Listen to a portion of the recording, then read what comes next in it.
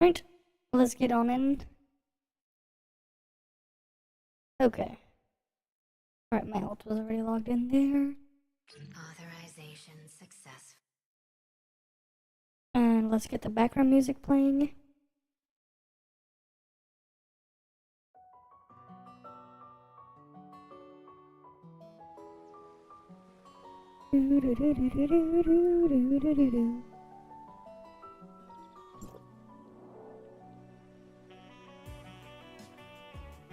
Alright, where's the thingy?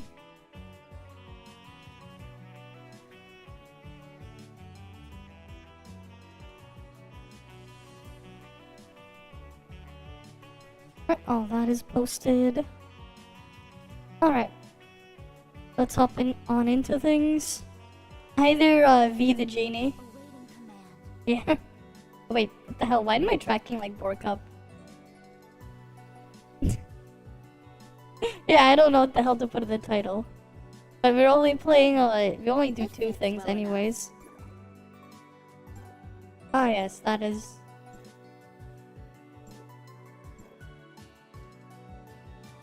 Wait, what the fuck?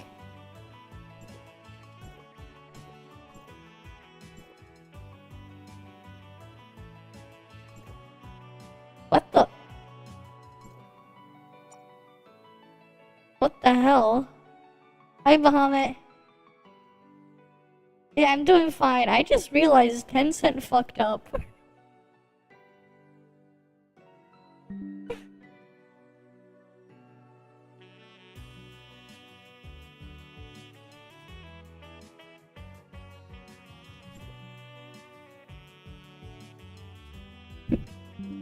Tencent, like, actually really fucked up.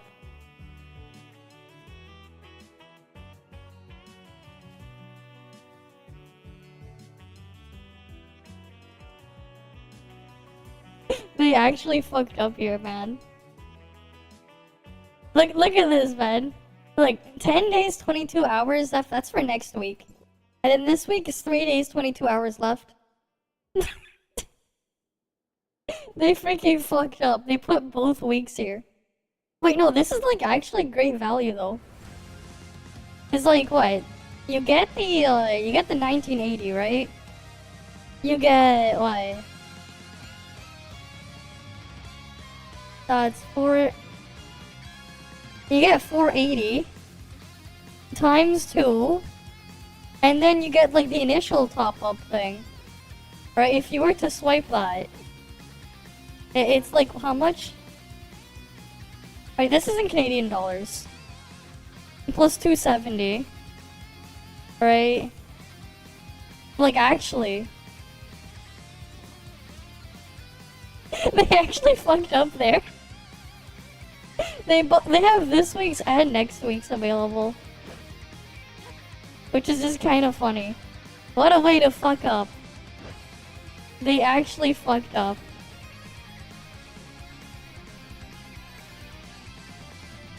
Because, yeah. Oh yeah, that's right. Next week we're gonna play Infinity Nikki. I think I think I can stream it on Monday night. Infinity Nikki. I did get beta access. So we can play that next week as well. We'll be messing around there for like a lot of next week in a bit. Right, we're definitely gonna give that stuff a look. But yeah, like it's just funny. They actually fucked up there. They fucked up the top-up thing. Oh yeah, that's right. We should have our thing now, right? Too bad it's the OG weapon box. Too bad it's the original one, and not an updated box. So this is all just useless.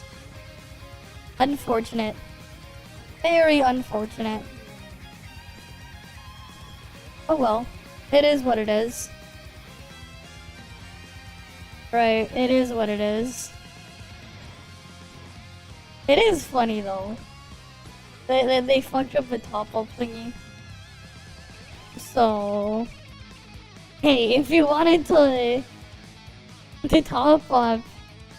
Right, I think it's like normally like $30 or something. Now's the time to do it. How much is it? Yeah, $30, right? Or if you use my link, you can get it discounted. Cause you'd basically be getting $12.80 or something. You'd be getting like $12.80 or something. Dark crystals. Not quite double bonus, but pretty close. You know. Oh wait, no, it's actually more because the other thing, right? Wait.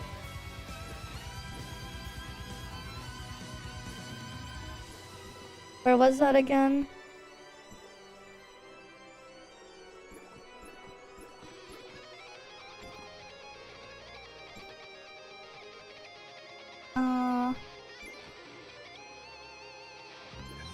Crap, I can't remember what the hell it was. Oh yeah, this one.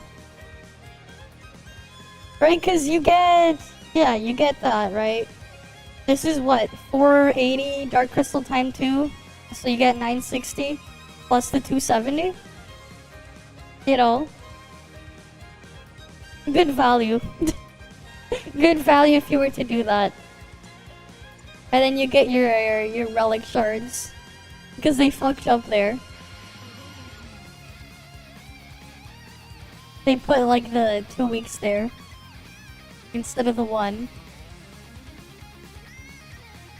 So like there you go, actual good value. All because they fucked up. They really fucked up there. Oh yeah, I need to get like a little bit more. And then I can just buy the pieces I need.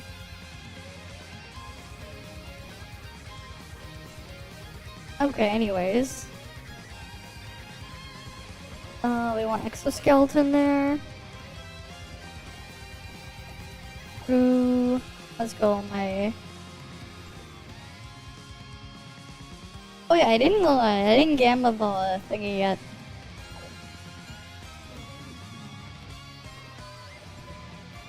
Casual, where is it? Alright, let's see. What mount will I get?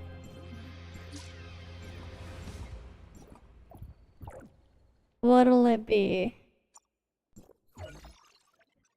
Do I have regular Archeagle yet? Let me see. Fuck, that's the 3rd time I got regular Archeagle. If only we could just sell the duplicate mounts. It's like, I can't do anything with it. It's just stuck in my inventory. Rip. Rip, rip, rip. And this one's like an extra 2.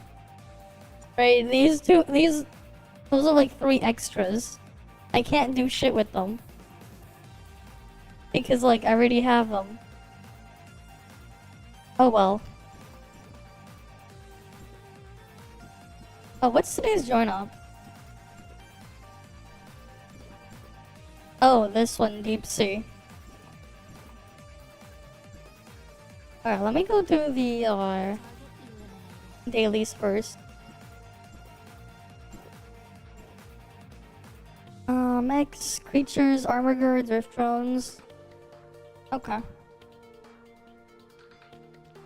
And then I have to go claim. Oh, I'll accept them on my ult.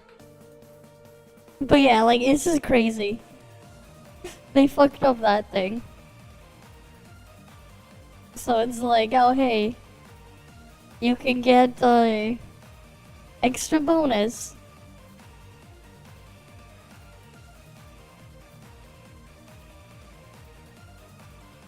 Funny stuff.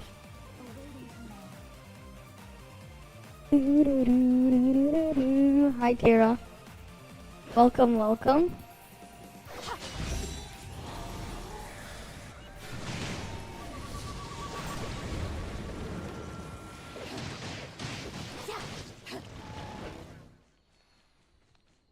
Alright, what else do we need to kill?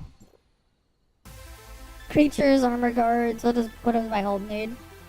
Hi Grimjaw. Welcome, welcome. Oh yeah, yeah, this will make you laugh. I don't know if you noticed this, but they fucked up. Oh, here, look. Notice something strange here? Why is there 2 of them? And one of them is dated for next week. Like, they definitely fucked up here. Because, like, they do this, like, every weekend, right? For 4 days, right? Starting on Thursday night to end on Monday or something. But, like, we got next week's here as well. For some reason. So you can, like, swipe for one of them and you get credit for both. I'm pretty sure. Which is kind of crazy. Oh, there's nothing there. Yeah, someone forgot to patch it or something. My turn couldn't fucked up. Oh, what's on the... Oh, nothing else on the calendar. Alright, we already had that thing. Lift me up, we have to slowly work through that. Okay, that's just all the usual shit.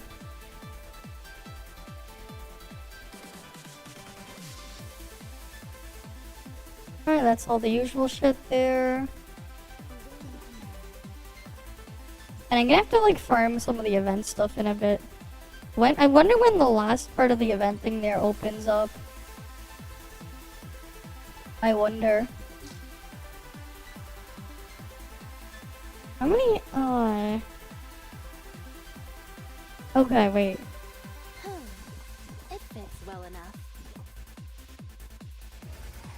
Alright, so after I kill the things for my dailies, I'm gonna do the race. I gotta do the race a couple times. Obviously.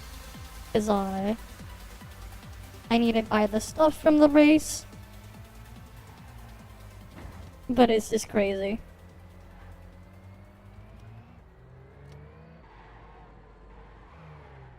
And we got a bunch more stuff to react to again. So we'll be doing that later. And then next week as well, we'll be playing Infinity Nikki on Monday night. We do the Gacha slaving during the day and then Infinity Nikki at night on Monday. I think that's like when they open the server. Because I did get into the Infinity Nikki test. So we'll see what that game's about. The test is supposed to last for like 2 weeks or something. If I'm not mistaken. So that's like another thing to look forward to, I guess.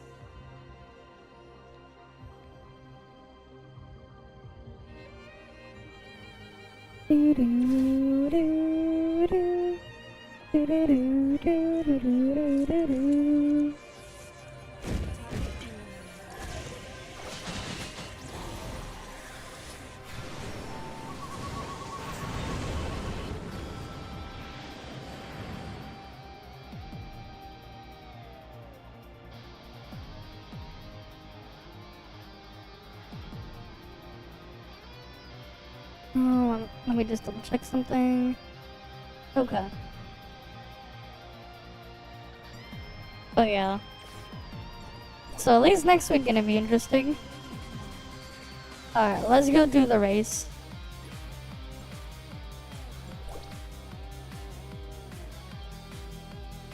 And then I have to get there on my ult as well.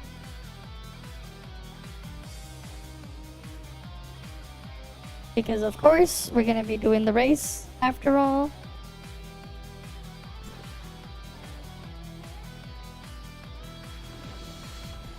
Too bad I can't have Meryl ride with me. Oh wait, no I can, wait. The fuck? Wait. Why is Meryl riding with me?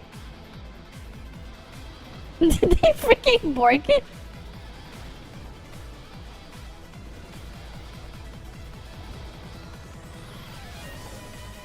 Is this shit Borg? Because I don't see it and you couldn't do the thing that way.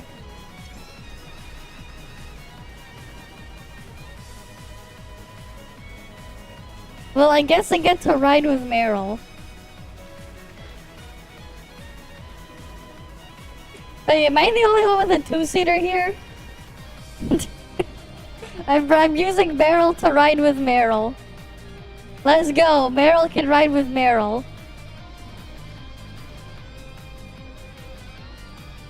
Let's go. I think that means I actually do get the speed benefit. Because we have Meryl here. We got Meryl to ride with Meryl.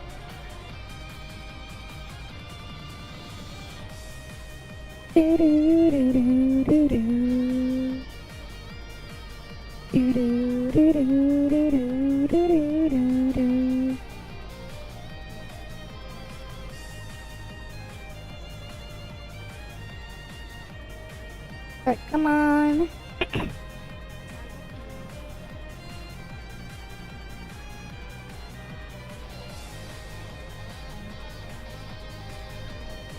Come on. I just need to wait for it to start. 13, 11, 10, 9, 8, 7, 6, 5, 4, 3, 2, 1, go!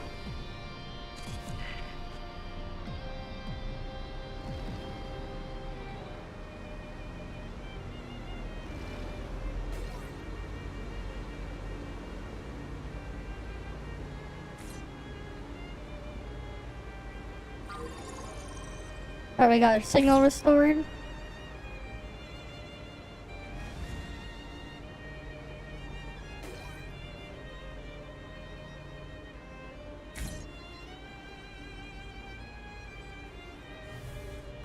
Oh, god damn it.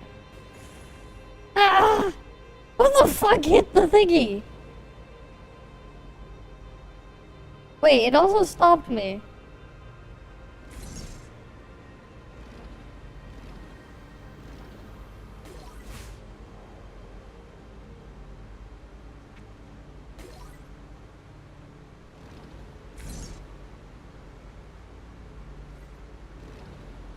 Wait, why is my turning speed a bit fucked?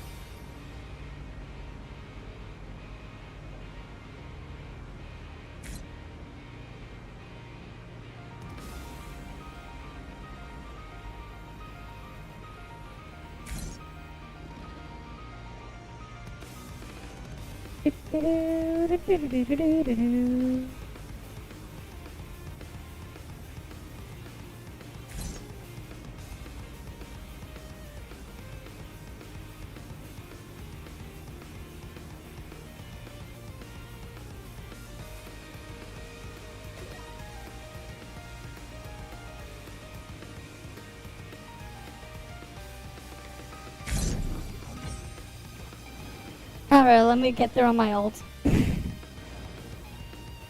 I need to get the points on my ult as well.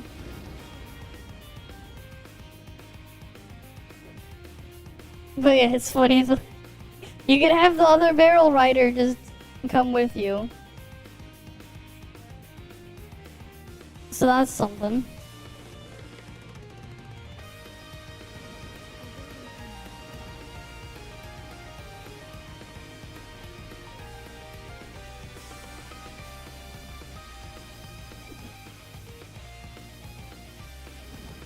And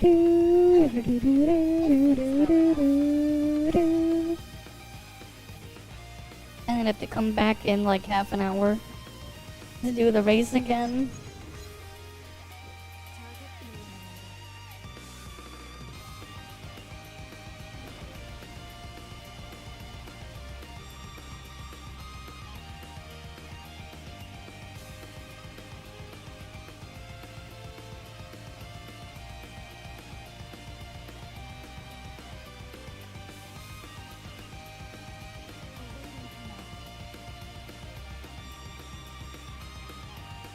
Oh, my ult is gonna get like 47th place. Oh well. Still fine. Alright.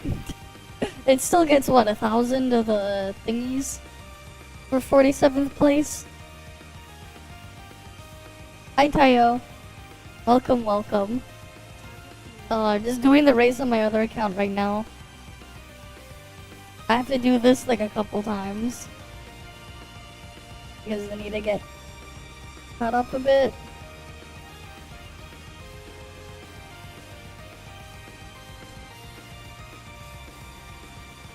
But yeah, they freaking borked something. Look at this.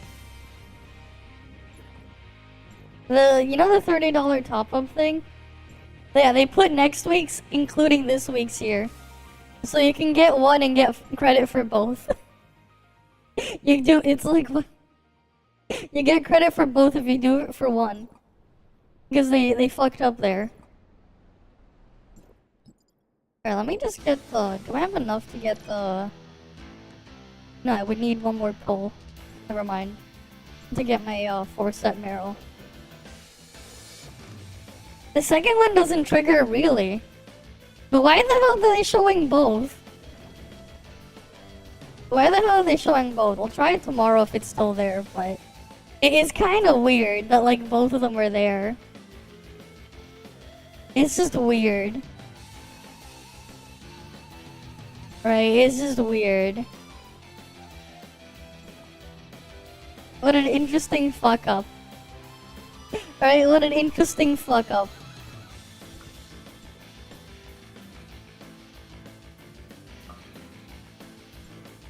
Alright, what a way to fuck up. Yeah, classic 10 cent, of course. I mean, it's 10 cent, their budget was 10 cents.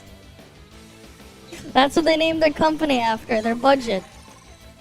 10 cent. Right, that's their budget size, it's 10 cent. And that's why it's like that, because their budget is 10 cent. Oh, what else would it be? Right? Their budget is, it matches their name, 10 cent.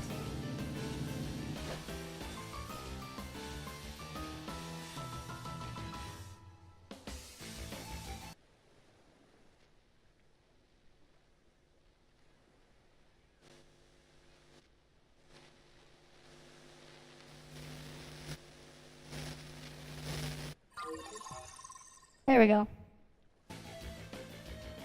Yeah, true to its name, never disappoints. Exactly. Right? 10 cent never disappoint. Their budget was 10 cents, so their name is 10 cent. Clearly. Clearly. Right? They're doing their job, right? 10 cent budget, it's all they have.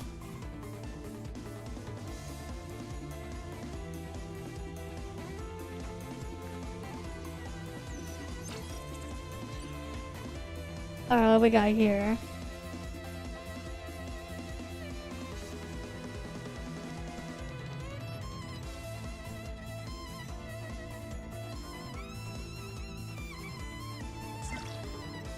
Free data sources, nice.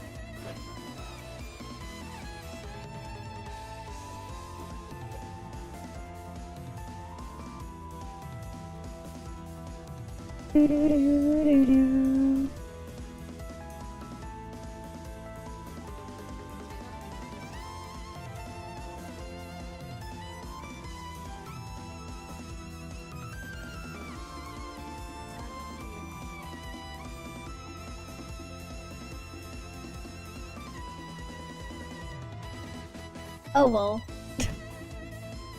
Oh yeah, that's right. We got another update to the. Remember the guy we saw the other day, right?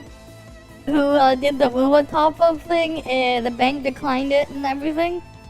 There's more. There's more to it. Let me see if we can pull it up for you guys. Alright, so we saw this first, right? Dear, like when the guy from Jason here, dear Rover, please know that you will need to log in for 30 days so you can fully reimburse the deducted amount of asteroids. Thank you for your understanding and support. Thank you for consulting us, whatever. And then this is like the other one with Brenda. After verification by relevant departments, you don't have to worry. As long as you log in every day, the deducted 27 asteroids and 300 lunalite will be fully issued to you. Thank you for your support. Please note that within the 30-day validity period of Moonlight subscription, the deduction will be credited to your account for each day you log in. Right, so basically some guy bought the monthly card in MOBA, a day later or something, the bank declined it, and instead of just getting rid of the thing from him, they're like, no, you get negative balance instead. And then now to go back to positive, he has to log in for 30 days. Oh, and it gets even deeper. It goes even deeper.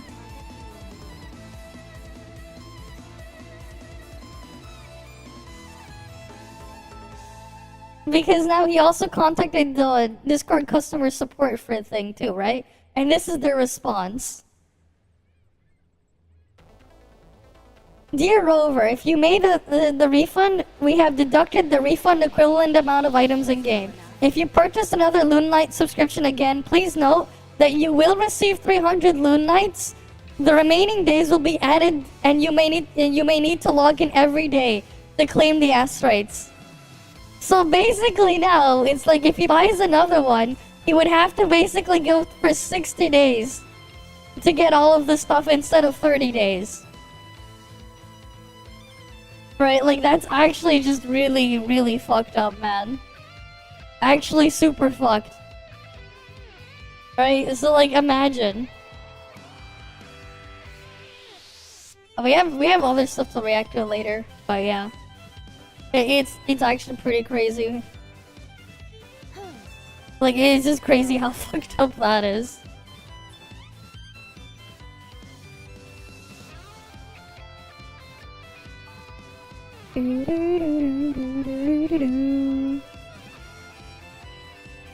Right, like, it is actually just crazy. Yeah, they're deliberately bricking it. And here's the thing though, like, this is some guy who spent money. That's for someone actually paying. Alright, actually super fucked.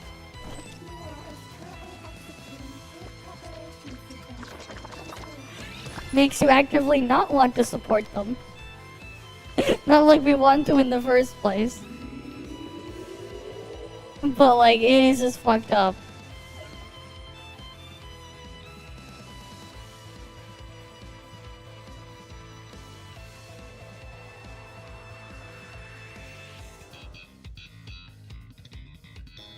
I mean, what you do if you want to really just make them lose money is like you swipe even more and then get your bank to charge all of it back.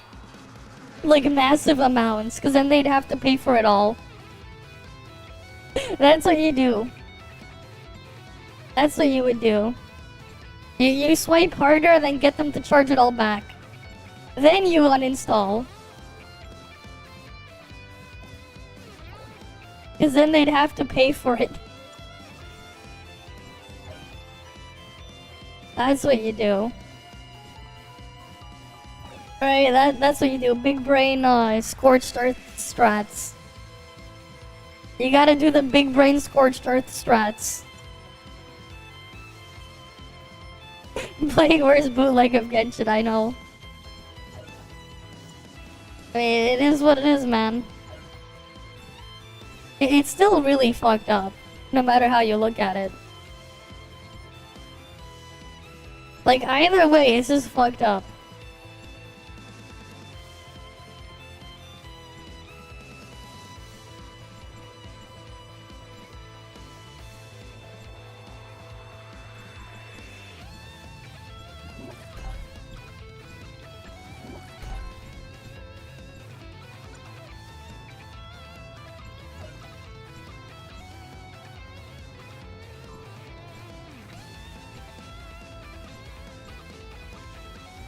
Oh, I need a little bit more. Okay.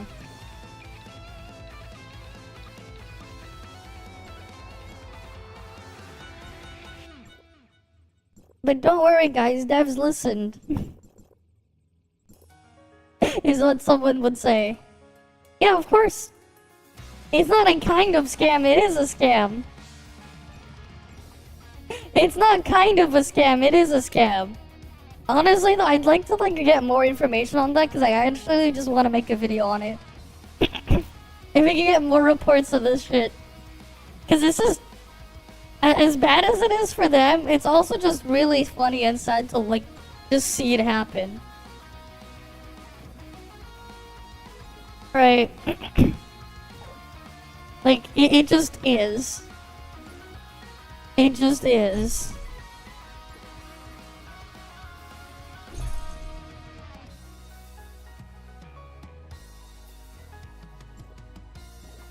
Okay.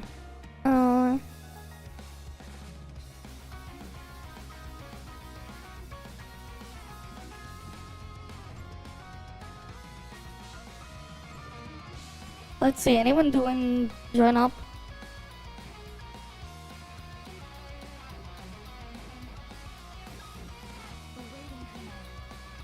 I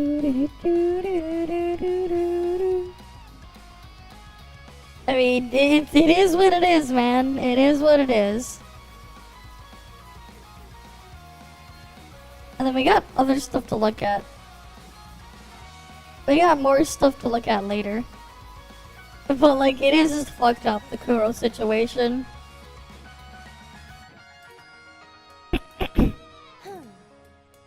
It is just extremely fucked up.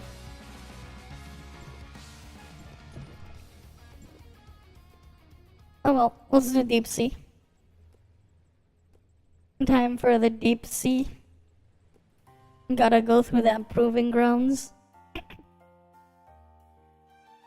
If only they would give us... I miss the space-time one. I'd rather have space-time than deep sea. Because space-time is faster.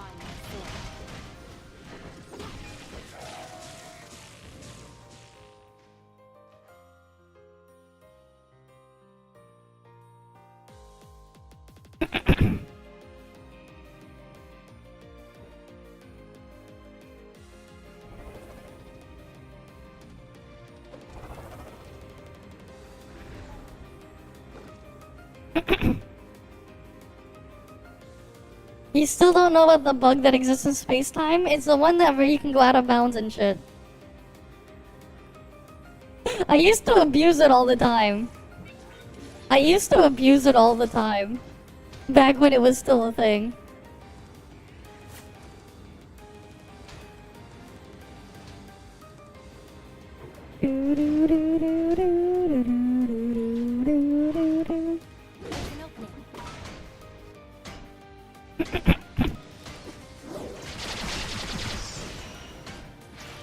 Adapt to the situation.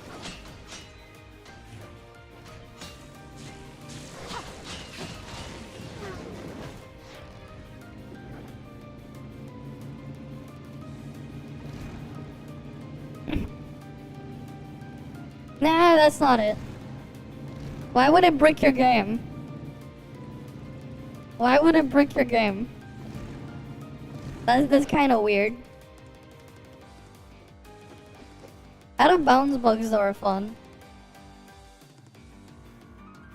Right, out of bounds bugs can be fun. They can be. Anyways.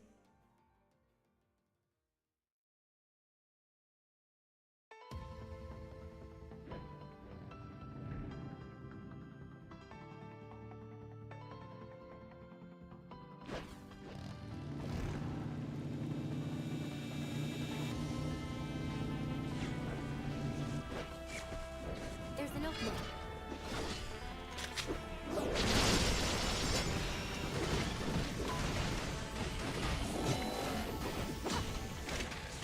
Where the fuck is this thing?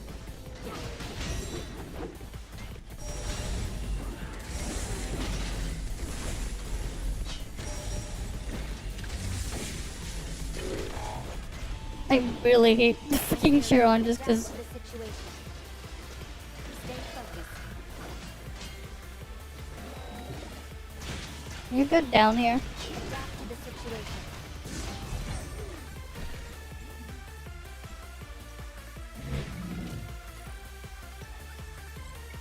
Sharon's just annoying because he just does that. Sharon just loves to run away.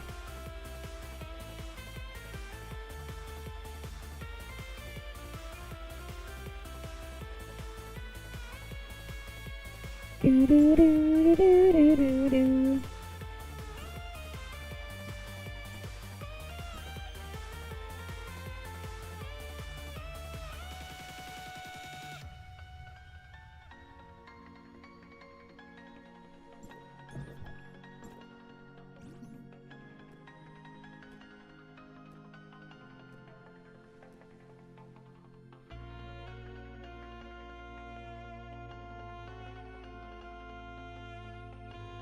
Not as much as the Ripper, I mean, I guess.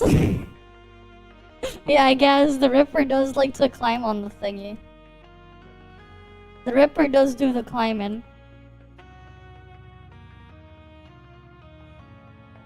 It'll climb on these nuts. I don't know.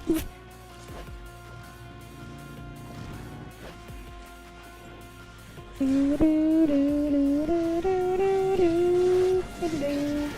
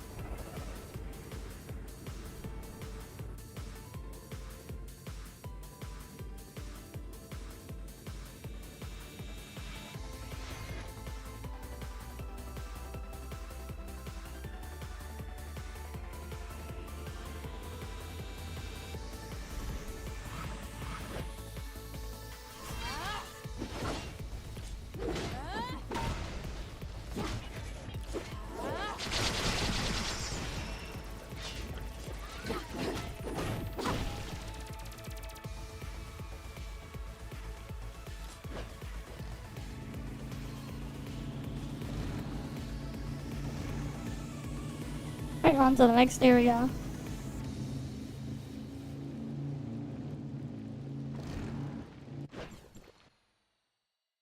Alright, let me get my ult over now.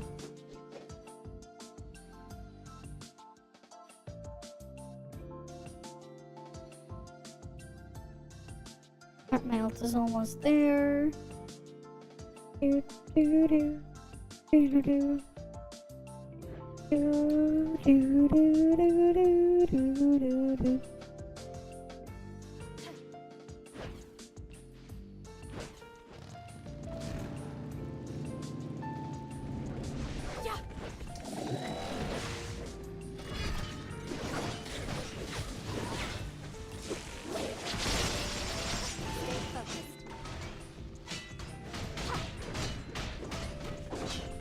Oh no. It's doing the thingy.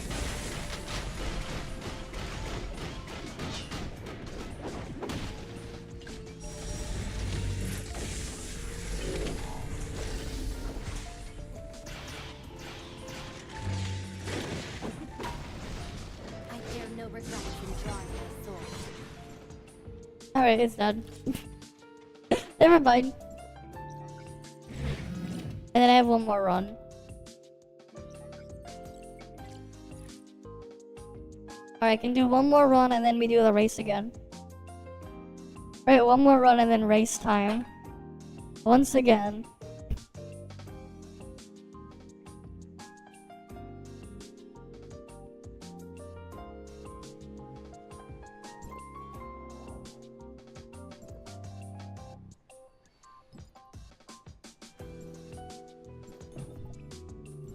Do, do, do, do, do, do, do.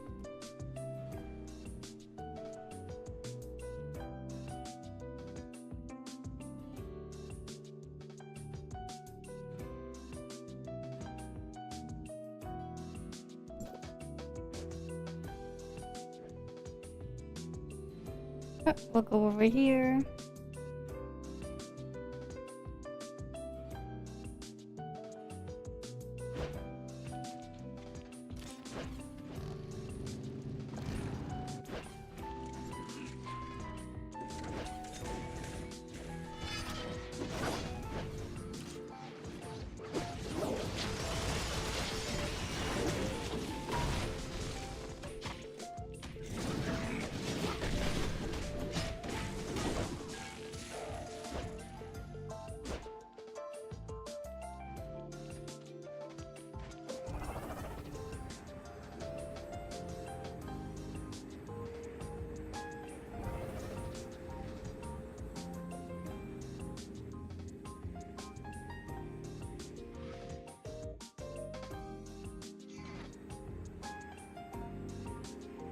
They may all move to Wiggly.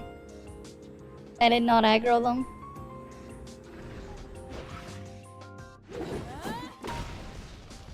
Stay focused. Adapt to the situation.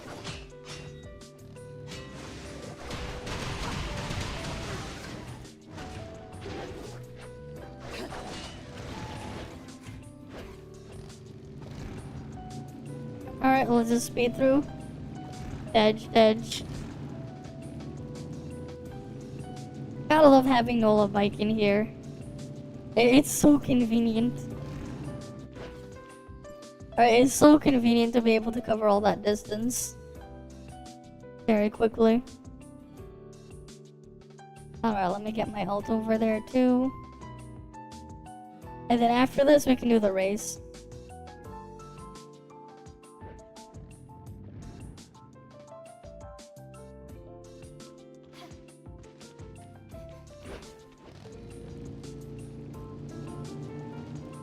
There's an opening.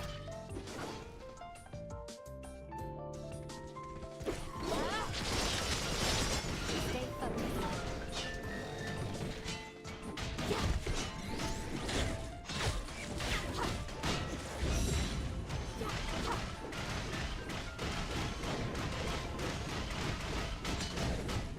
I dare stay focused. There's an opening. Annihilation image. There we go. He didn't get to... he didn't get to go up. Nice. And there's my vitality spent. And then now we can do the race again. Very, very nice.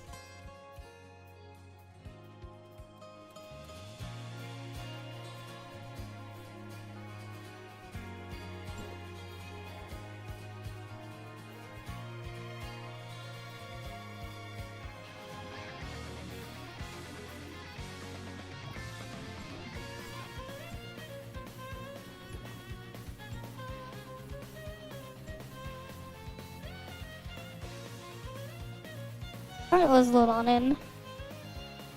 We gotta make sure we get our heal traits and everything.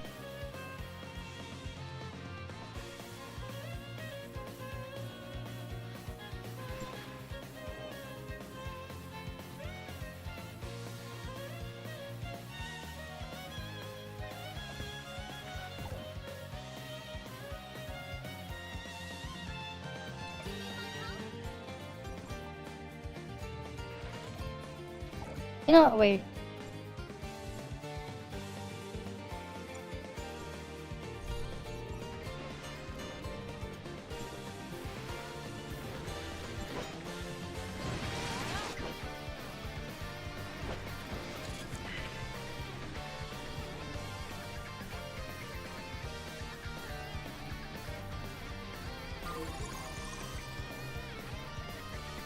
We can wait right there.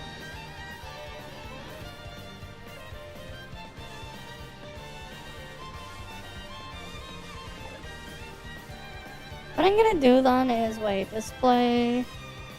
We're gonna limit the amount of people we can see because it's gonna lag if we can see them all. There's like too many people. Game is too alive. So we said it's only 5. Because the game is too alive.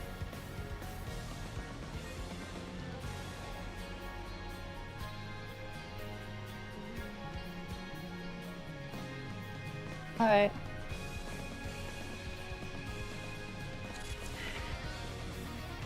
Wait, the first checkpoint's like around here somewhere, right?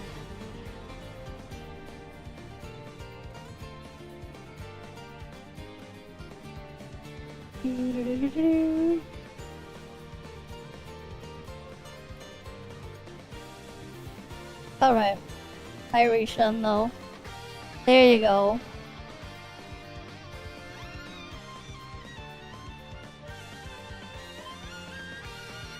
Alright, in 40 something seconds we'll be ready.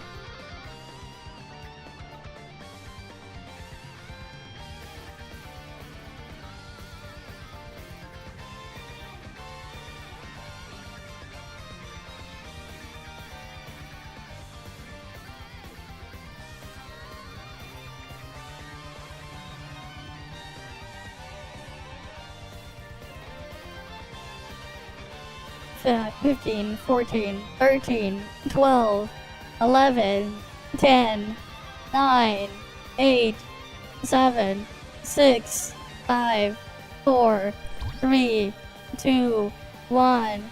Let's go.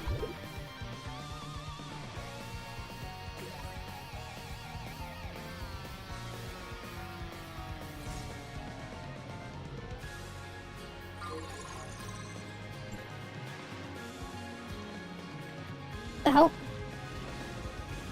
Let me get back on. Why does that thing like freaking dismount you? The stupid event challenge they have at that spot. Why is that thing still just bugged to do that?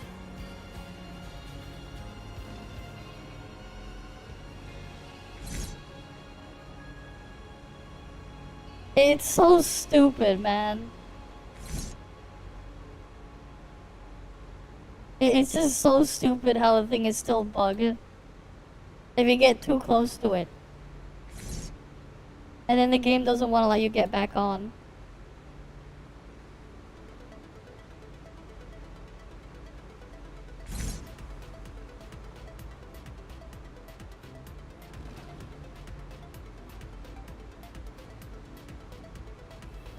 My mount. Oh shit. The fuck? I think freaking glitched. Yeah, why do those things dismount you? What the fuck do those things dismount you, man?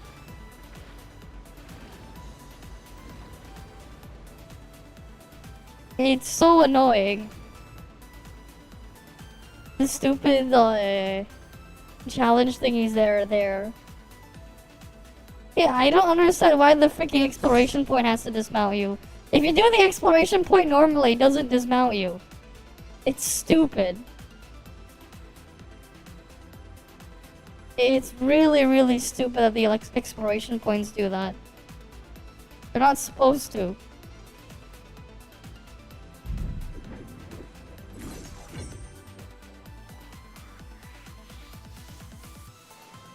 Whatever.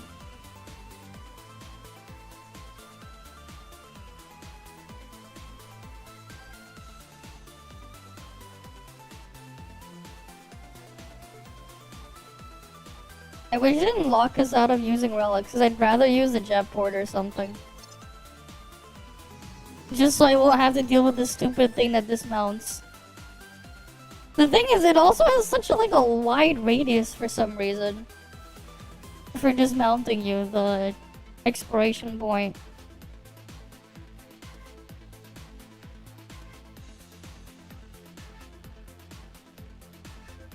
Yeah, it is dumb that they do it here instead of an open one.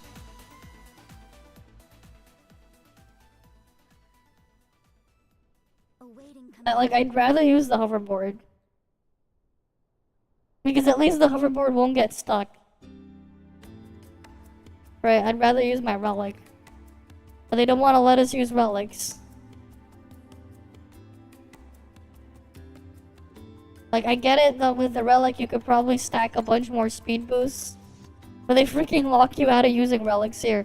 And the thing is, it's like everyone has a jet port anyways. Jet port is fine in the water. No cooldown in the water, everyone has that. So I really don't get it. Because the previous times they gave us water races, they let us use relics. So we could have just used jet port.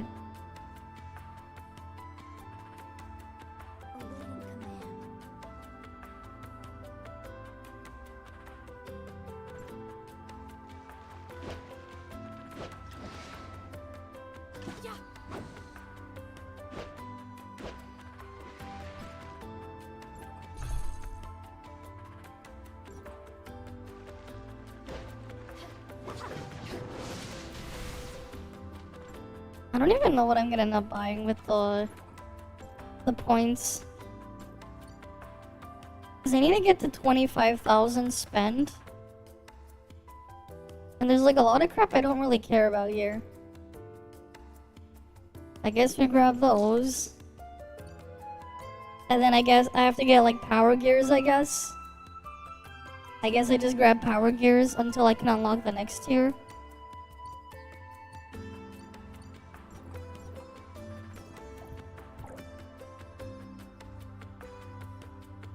Cause it's not like there's anything else to grab. Right, it's not like there's anything else.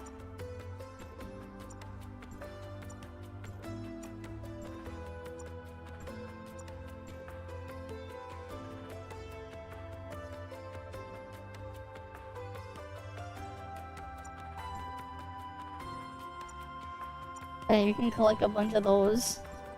Experience mats? Not really. I have too many. I don't need the experience materials. You eventually end up with too many. You can't get rid of these. You can't destroy these. So once you have too many of these, like, it's a slow ticking thing till your inventory gets fucked. Once you have too many of these. They need to give us a way to, like, actually get rid of these experience materials.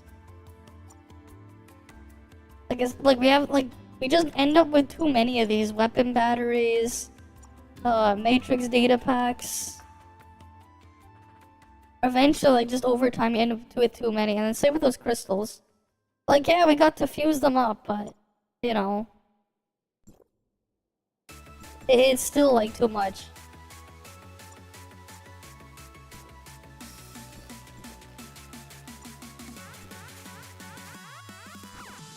Right.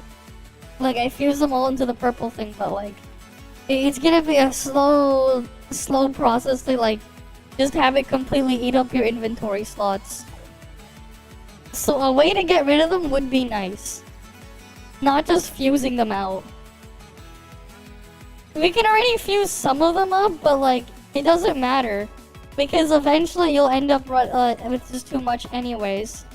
No matter how you look at it. Fusing it isn't really a solution either.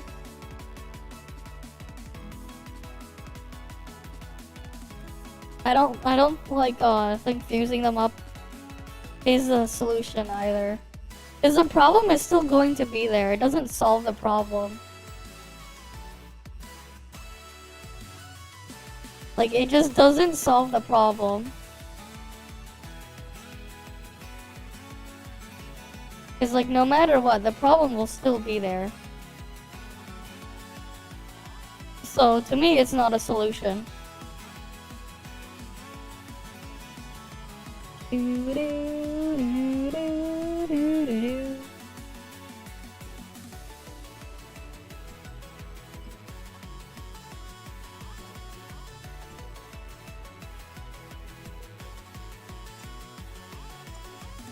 I don't even know what I really want to do for VA this season. All I know is I want to do like mixed element stuff.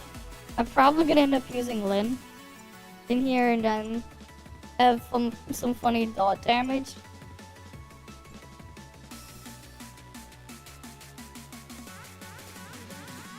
Less damage taken. Is there anything like 10% chance to eliminate the target? I might take elemental fusion stacking as well. Well enough.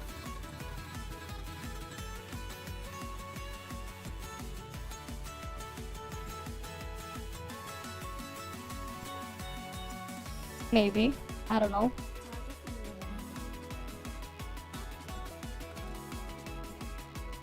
Cause like I feel like we could probably do something funny with some of the buffs now.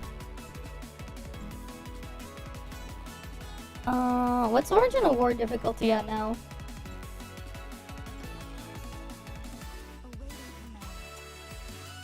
Oh, that's a 600. Okay.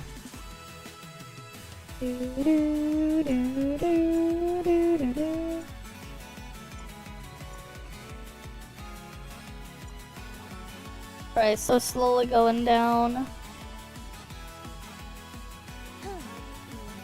What are people up to in World Chat here?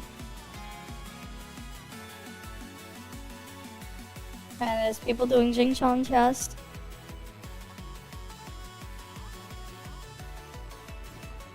Or maybe just get rid of them and just not have to deal with the freaking items in those slots.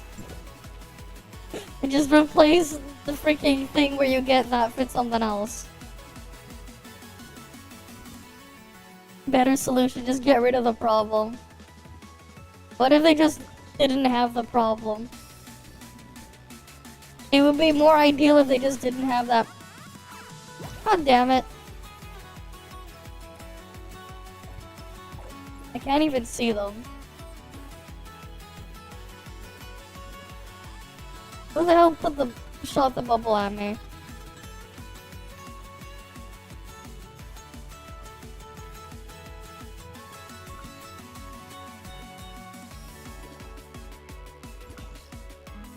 Time to check the domain 9 market.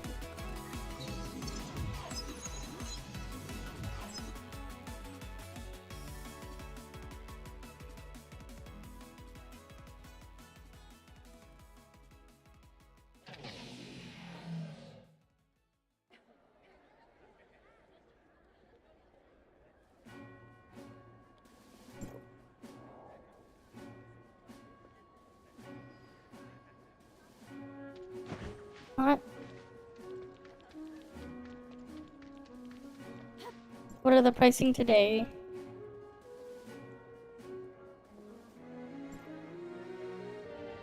Alright, let's see. Hammer not good. Is this good pricing?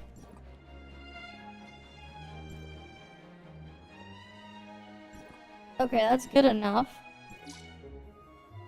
Spirit Beast Fleece. Alright, we'll sell that. Awaiting command. Oh, this is very good pricing. We'll sell that too.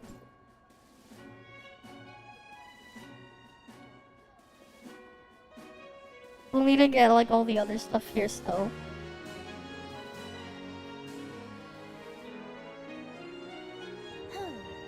It fits well enough. Eliminated. I'm just gonna take a quick screenshot of this so I know what to exchange for. Right, always good to know what I need. And the amounts I need them.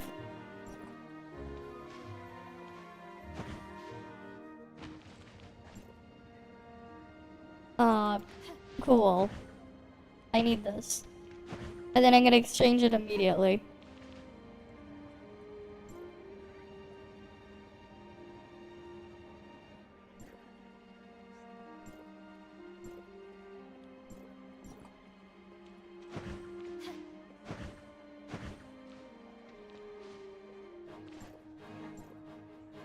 I don't need any of these. Refresh. I don't need any more of these.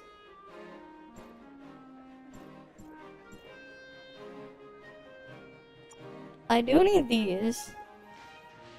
I just won't be selling those today.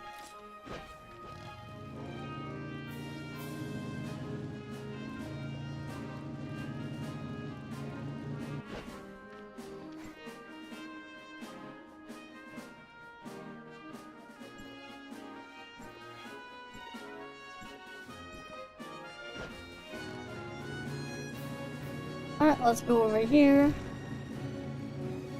And dump them. I don't need any of those. Next. I don't need any of these either. Nor do I need any of these.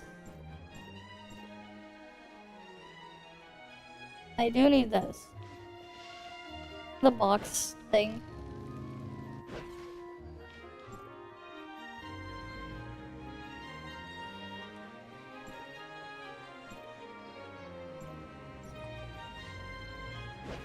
Alright, what do we get next? Don't need them. Where do I even get medicinal herbs?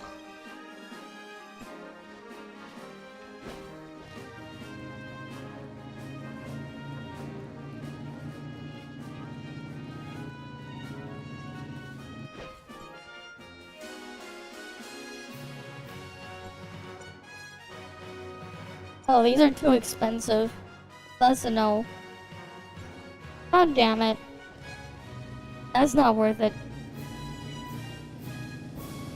He's asking for too much to get those medicinal herbs. And I'm pretty sure you turned them into this brother. His freaking brother's scamming. They're like, oh, you go buy medicinal herbs from my brother, then I'll still give you these things. But they want too much for it. No. I need another wang. Awaiting command.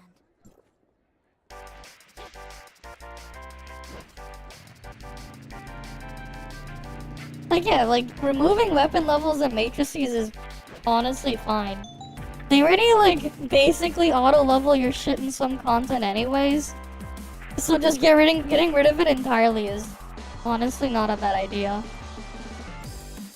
A lot of content already treats it as, if they're maxed out anyways. Right, like, it, like, have it replaced with something else.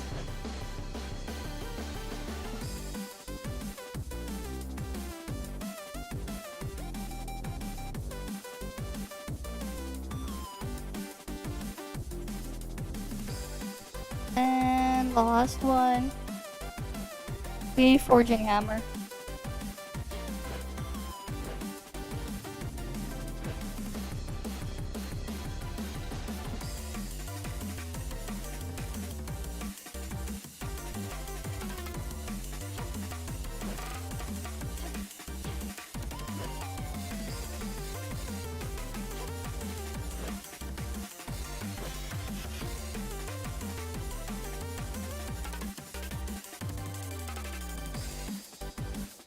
Alright.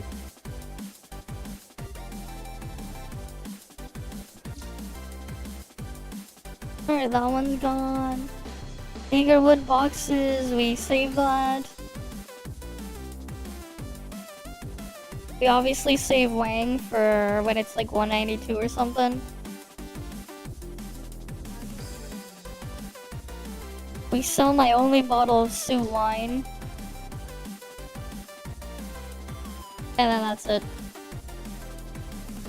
Right, that's all I can do with the thingy there. It fits well enough.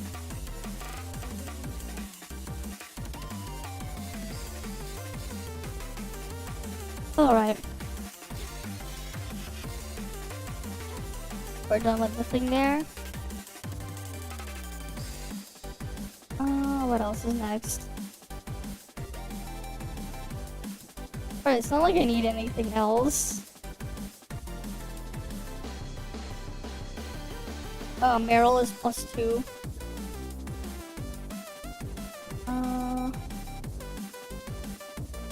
What the hell is this bygone? I'm gonna like make up that difference in points.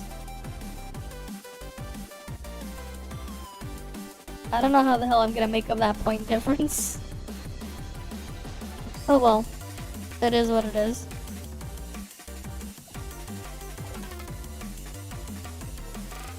Can I upgrade any mount? Oh yeah, let's see the car. Okay, cool. Now my car is all 13. I do wonder though, when are they gonna rerun Thunder Roar? Right? Surely they'll rerun Thunder Roar again. Eventually, right? They've rerun the monster truck once. Right?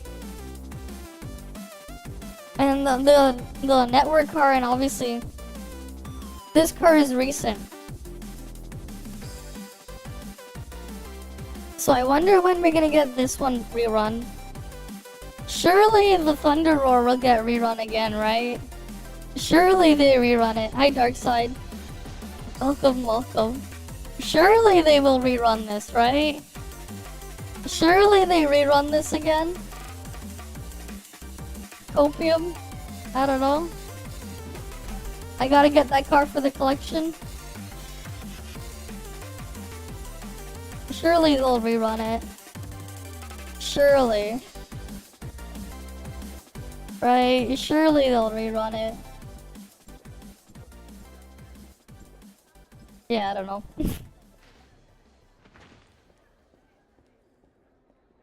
I think we'll just move on to the next thing.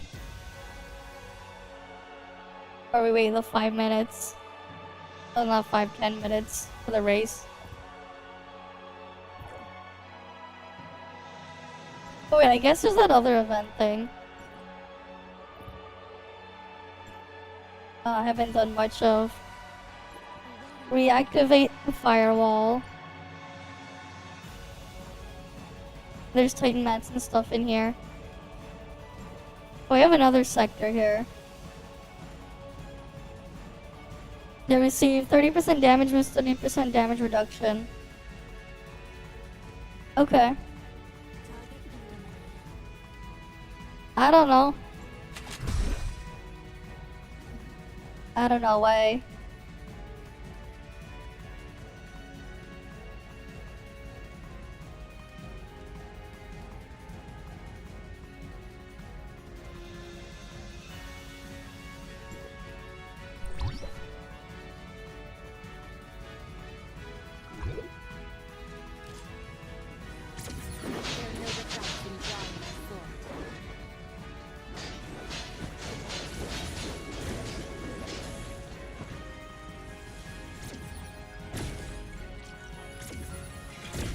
God damn it, let me freaking activate the defenses.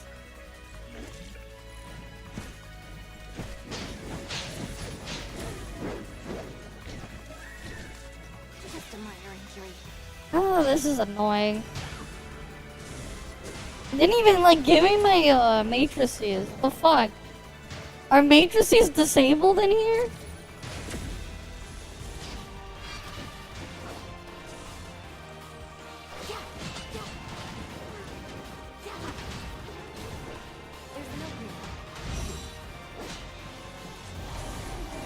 Cause this is just annoying. I'm trying to activate this thing. Finally! It's activated.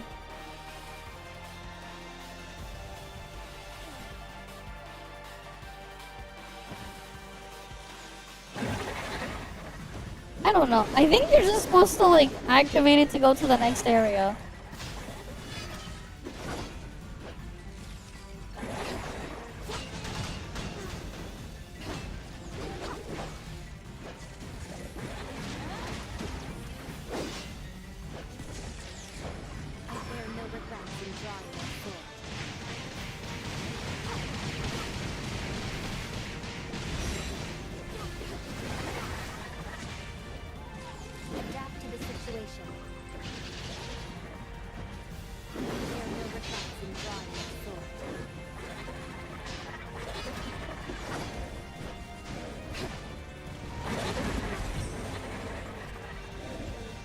Okay, that gives 500.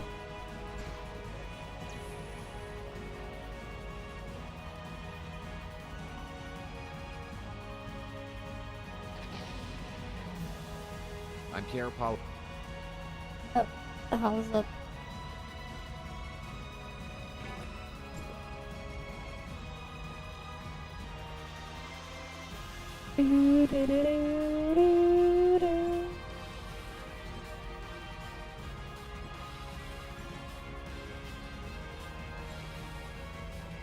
And how many points do I need to grab? Oh wait, we're not even at 8,000 thing yet. It's not even at 8,000 cap yet. God damn it.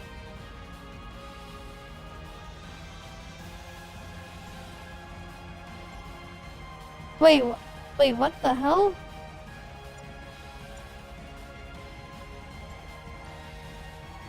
Huh? It fits well enough. Wait.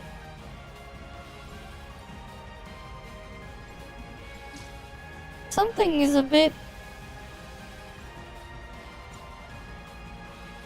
This thing is like actually bugged.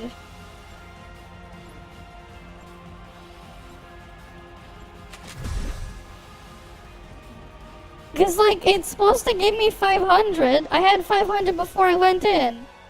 And now it said I got 1,000 in total, but I didn't get anything. What the fuck is up with this event?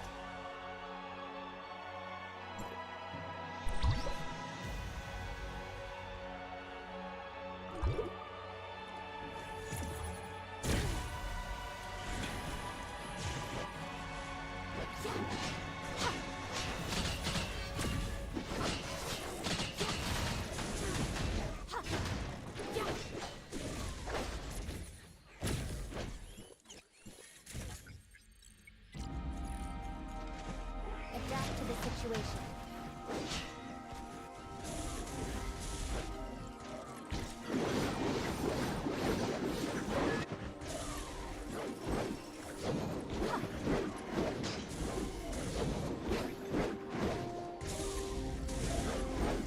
The event is bugged.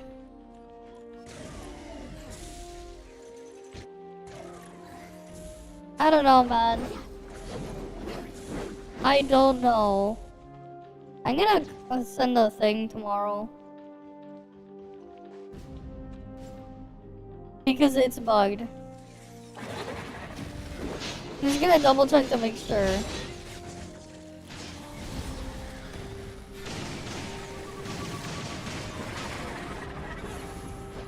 There's an opening.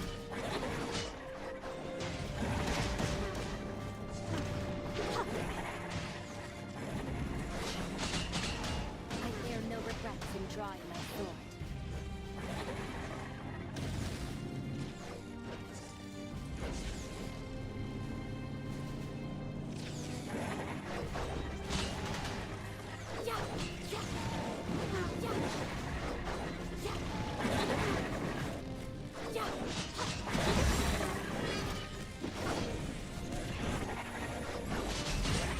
Right?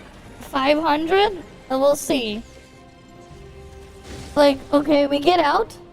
Let's look at the event currency.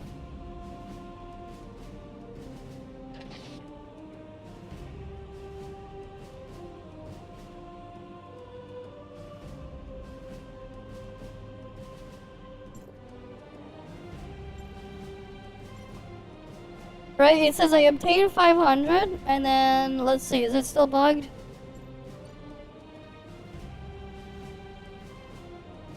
It's not awarding the currency correctly. That is so unusual. It's like, I'm still missing 500 from before. And it said I got 500. I really don't understand this shit. I really don't understand what the fuck is going on here.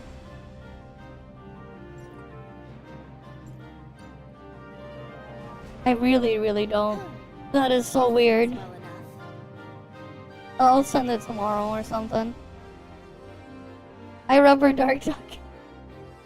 I mean, I guess. Oh yeah, we gotta do the race again. I need to get caught up with some of the event stuff. Right, we gotta do the event stuff. We need to farm some points. And then we'll do Snowbreak and stuff later.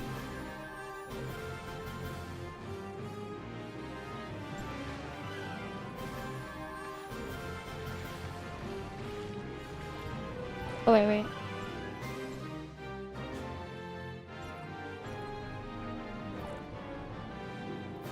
Where is the trait?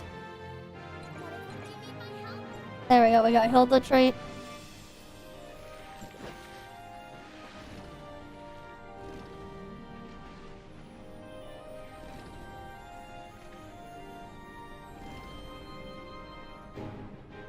Alright, let me make sure my ult is riding on the thingy.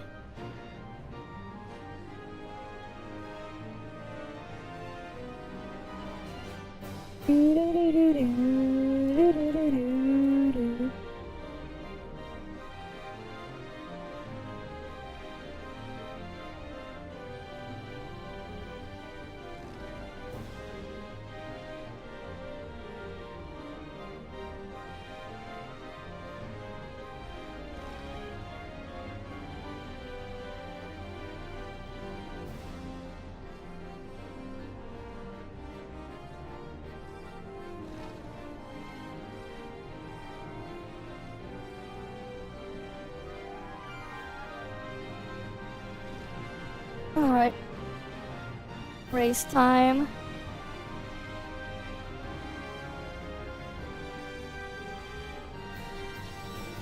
Hey, wait, why is it 0 now?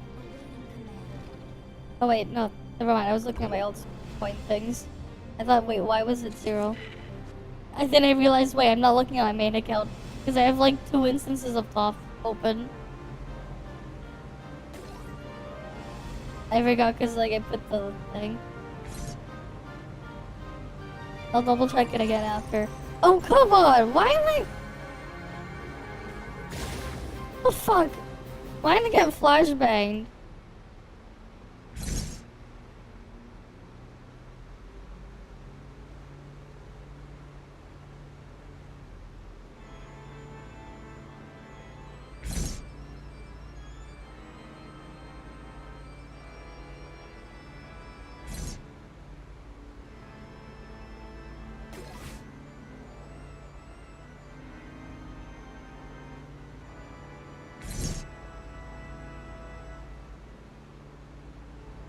Yeah, it's very rude.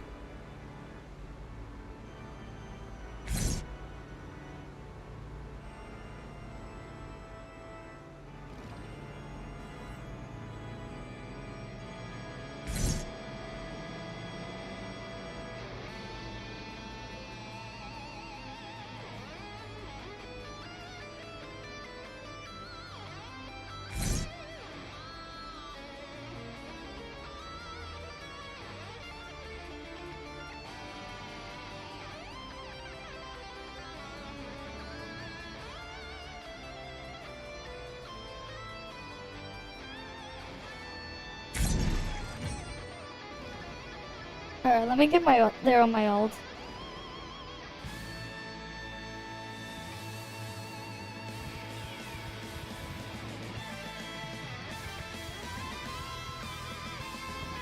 Alright,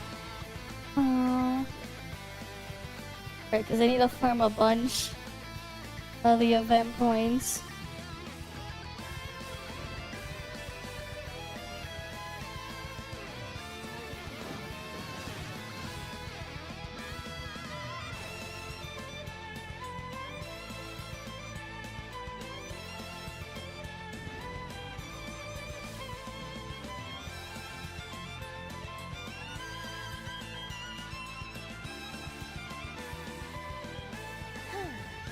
It fits well enough.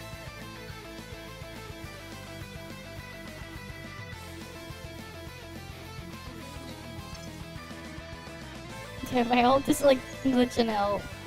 Where it just has the... Oh, someone went on their car. Right, I think we just saw the car go through. But yeah, I'm controlling 2 accounts at once. So I have to like do the race in the other one now. Kind of annoying to do it manually there. But I gotta get the points somehow. It fits well enough.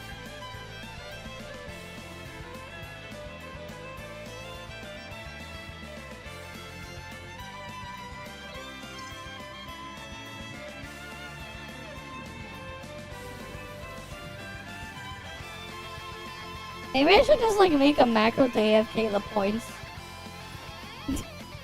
to AFK the race stuff. Alright, what are the rewards anyways? Participation is still 100. Right, because if that was the macro, I'd still get a bunch over a day. Even when I'm not playing. That could be nice. Well enough. If I just made a macro instead.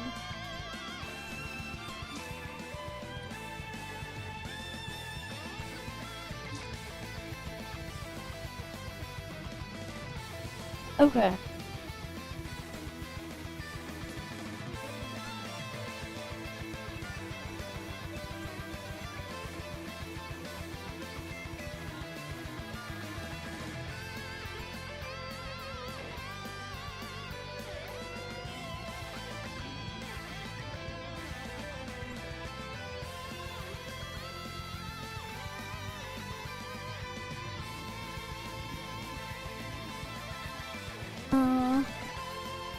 What the hell's the difference between these? It fits well enough.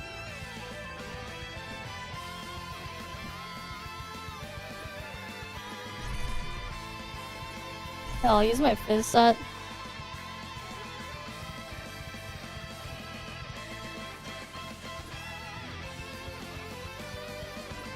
Alright, let's go in here.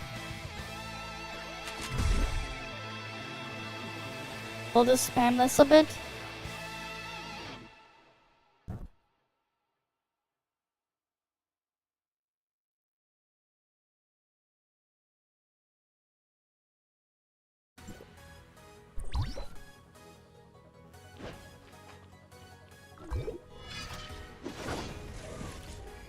Adapt to the situation. There's an opening.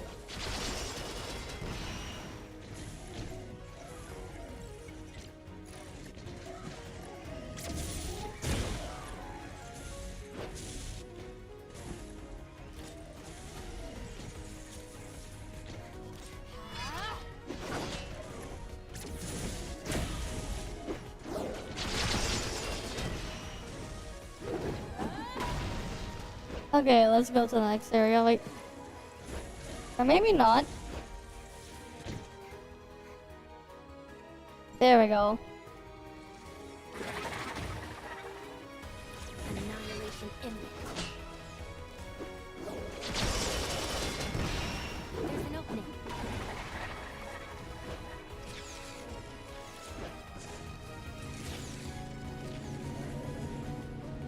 Yeah, I just drive around. Have the things die.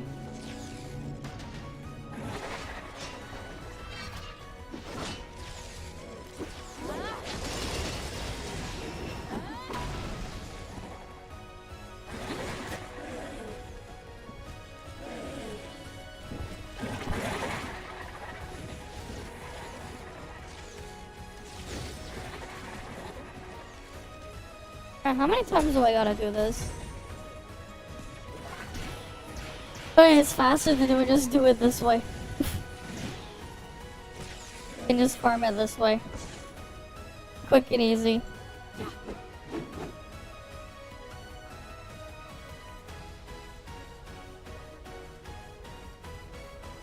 Can also use it to get the Titan mats, I guess.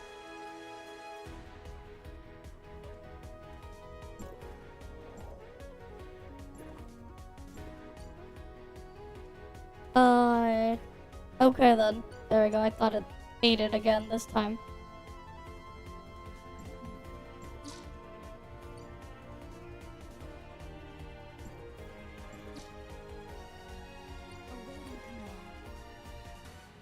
Right, then I have to grab all of these.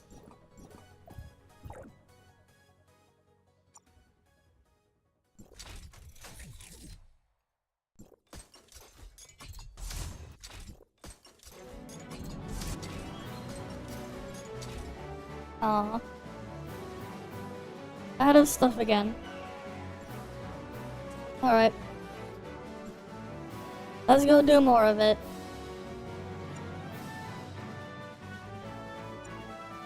Oh, there's like more card stickers and stuff in here, I guess. What's this? Oh, so that's where that's from. Okay. Oh, let's go do it again. Easier to just spam this thingy. And let's head on in.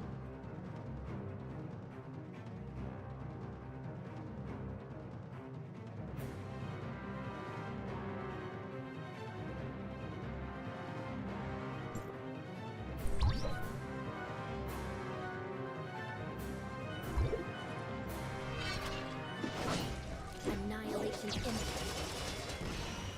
Adapt to the situation.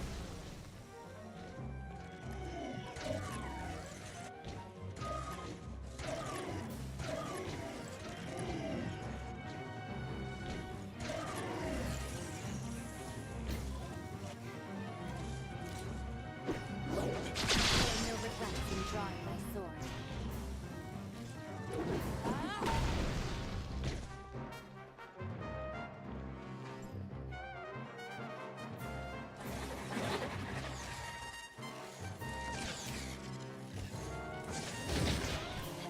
Alright, it's nice just walking around and them just instantly dying. There's an opening.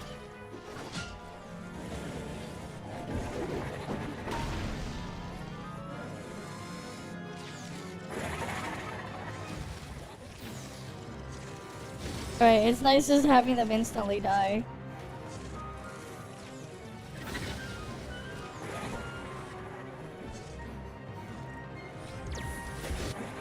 Adapt to the situation. Annihilation imminent.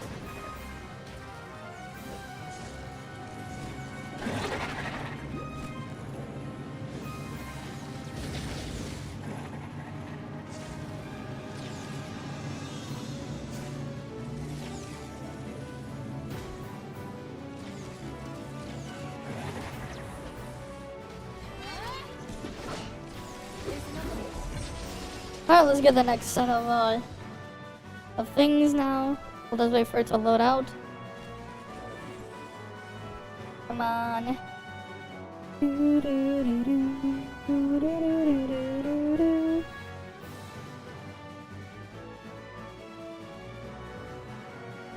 Alright then, yeah,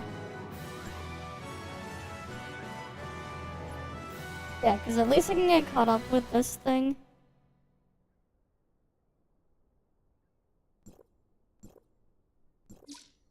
Alright, there's 2 more there, then I need to grab these ones and grab these things.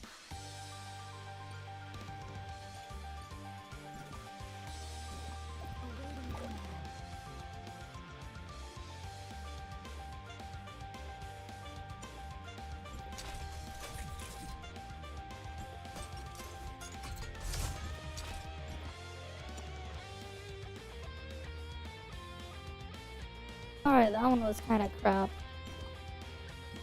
Do I not have like a better exoskeleton?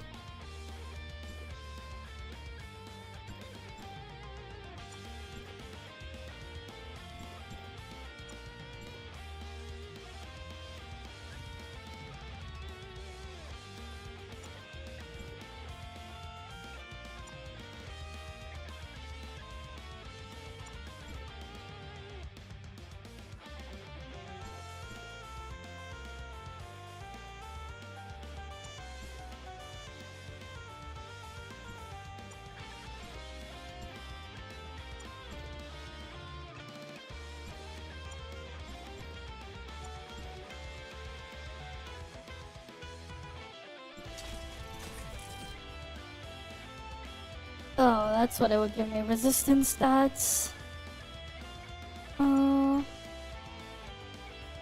Right. Eventually I have to figure out what the hell would be optimal for those things. Wait, no, let's go to another one.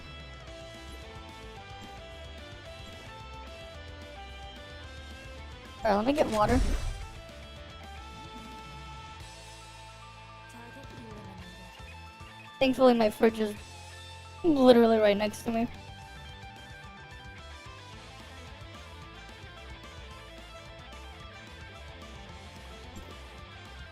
Right, hi Kusanagi. Welcome, welcome. Alright, we toss that over there. And how you doing? Oh, that's right. Monday night, right? I believe that's when the Infinity Nikki test starts, and I'm pretty sure I'm allowed to stream it. So we're gonna be playing that on Monday. Cause I did get an invite to the test, Adapt to the situation. so that'll be nice. And there's like a bunch more stuff we're gonna have to look at later.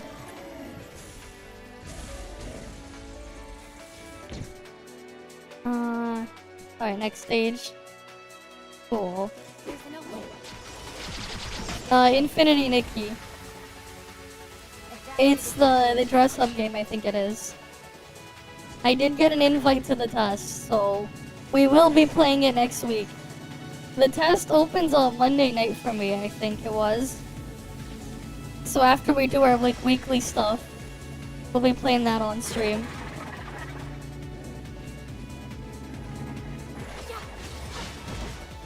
There's an opening. Adapt to the situation. Right, but yeah, we will be playing that Infinity Nikki.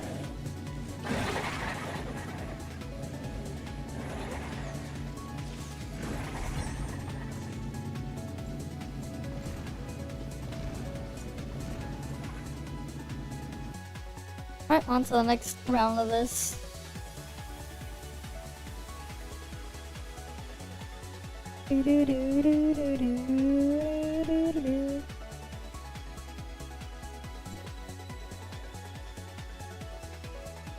Yeah, cause like, I am gonna be playing on stream next week.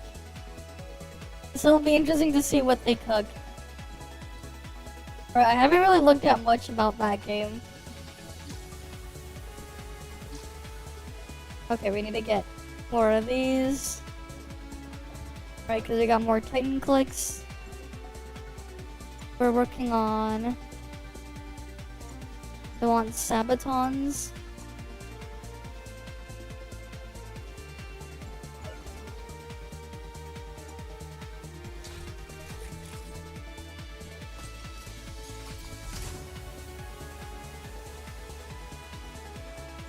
I don't know.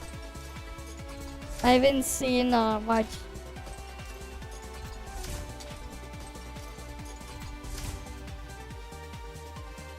God damn it, that's normal 3. I mean, like, I obviously want to save normal 3, but my priority is to get skill. I value skill over normal. I'll have to try to get the skill thing after. We're gonna have to keep rolling for skill plus 3 again after.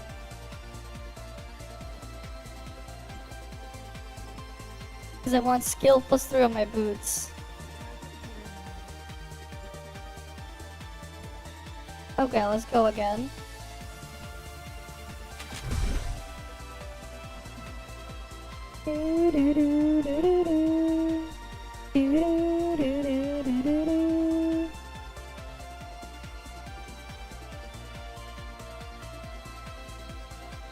Oh.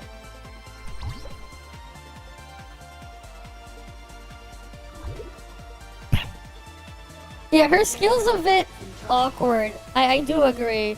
Her damage is okay, but I think you need a lot of dupes to actually make her actually do her damage, unlike the older one, where the older one was just strong out the gate.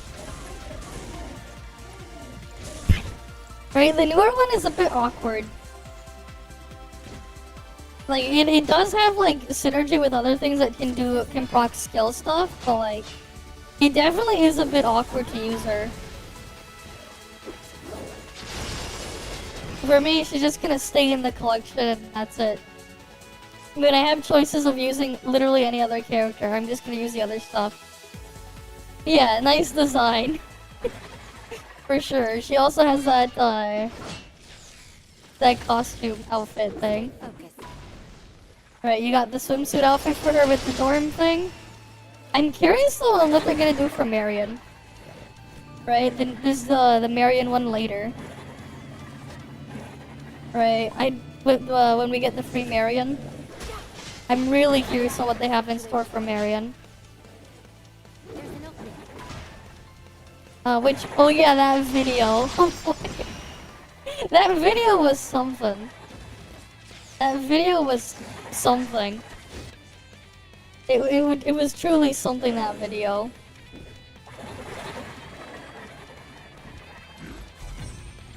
Right, that video was something. That said, some of the ASMR sounds... It just... I don't know. It just makes me feel uncomfortable with, like, some of, like, the weird noises on the mic. Where, like, it's, like, hitting the thing. I don't know. It just reminds me of what happens, it's like, after I go swimming or whatever, when water gets in my ear. Yeah, it sounded way too real. It definitely did.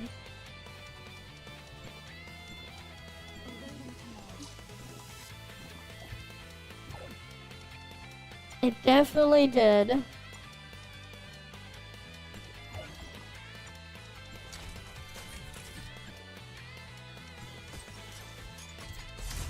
Well, now I have skill +2 again. So that's nice. I just need to work towards getting skill +3 again.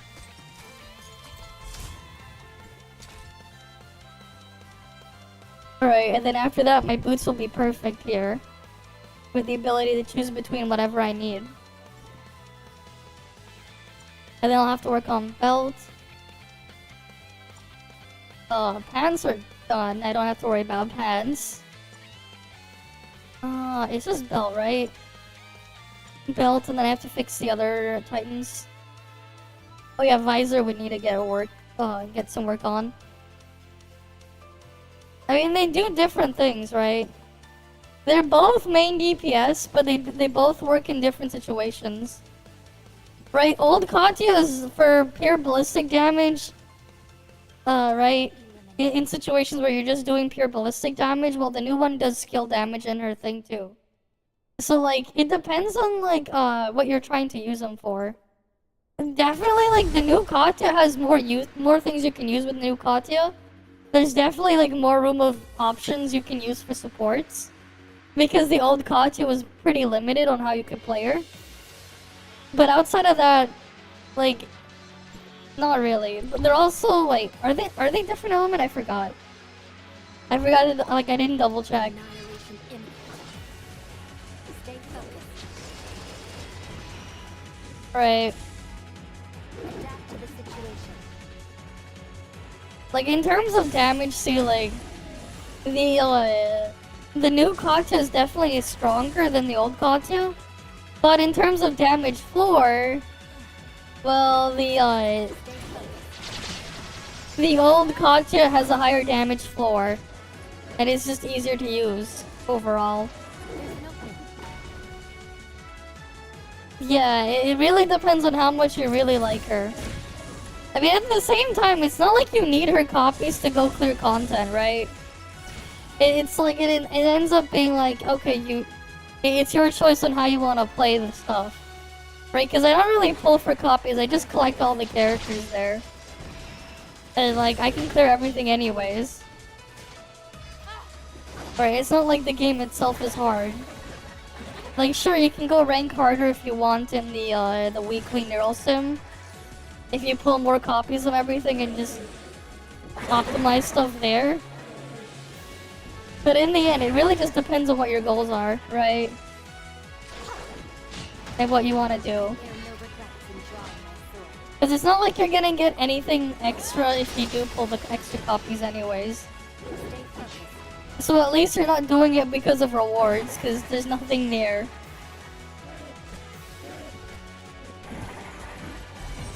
Right. In the end, it depends on what you really want. That's all that matters. All that matters in the end is what you want. Like right now, that's the only reason to get hard,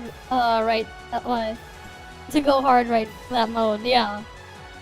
And even then, it's like, you're only trying to shave a couple seconds off your time. Whether or not you value it or not, it's up to you.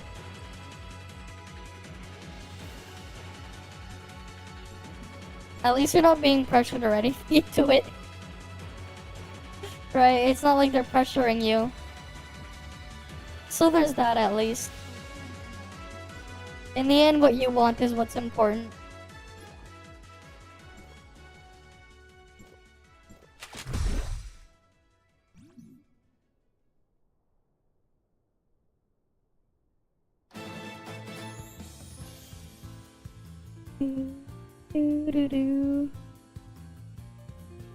Alright, let's go on in here.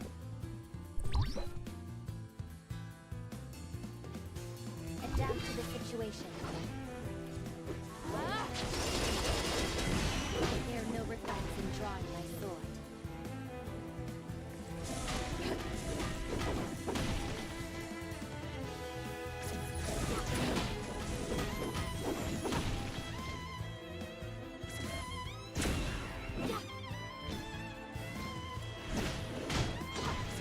Annihilation imminent. There's an opening.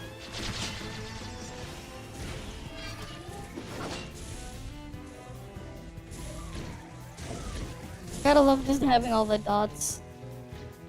Alright, next room.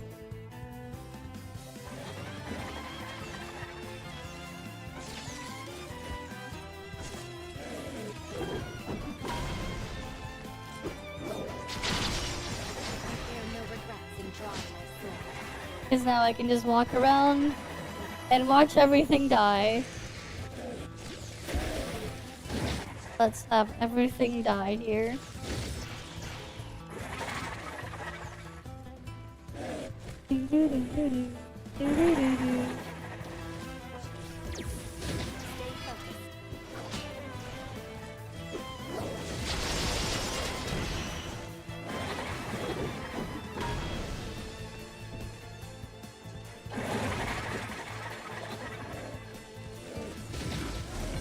Alright, there we go.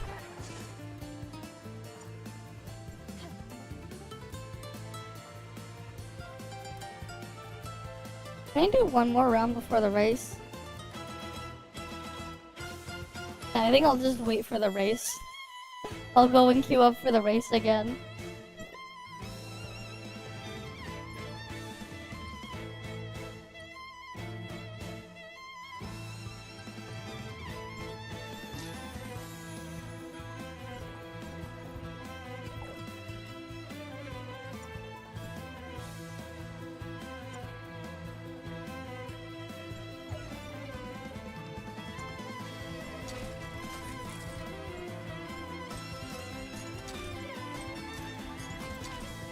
I need more augment factors. God damn it, I need more augment factors. They don't give enough augment factors.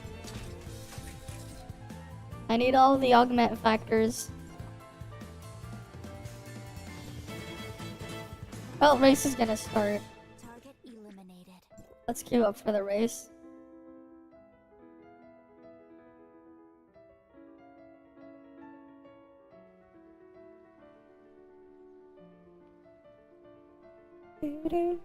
The first Ascendant is also going crazy with the skins. Ah, nice. Nice, nice, nice.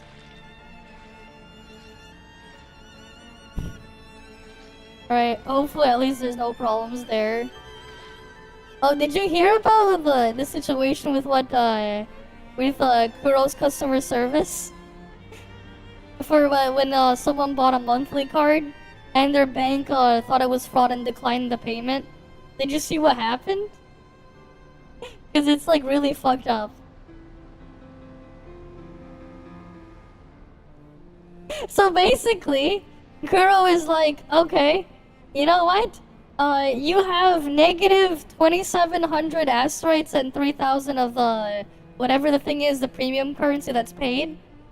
And then it's like, they're like, yeah, so log in for 30 days, and then you'll be back to zero from the negative balance. And then what happens is if the guy buys the thing again, they're like, no, now you have to then do another 30 days on top. If he buys it again. Instead of just getting rid of the card from him. The monthly card. Yeah, like actually scamming the guy. Like their customer service is just really fucked, man. You know, I kind of want to make a funny video in the clickbait, with the clickbait title, like those are the ones we looked at, but instead it's like, Boomer ruined customer service. And then it'd be like, yeah, so this is what they're doing. Right? It would be funny. But like, yeah, I posted like some screenshots of what the guy sent on my own Discord server. I put it under, I think it was under the PGR tab. I'm probably gonna end up renaming that tab to something else at some point.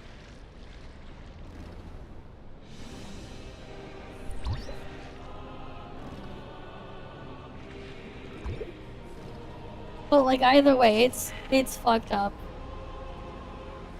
It's pretty fucked up.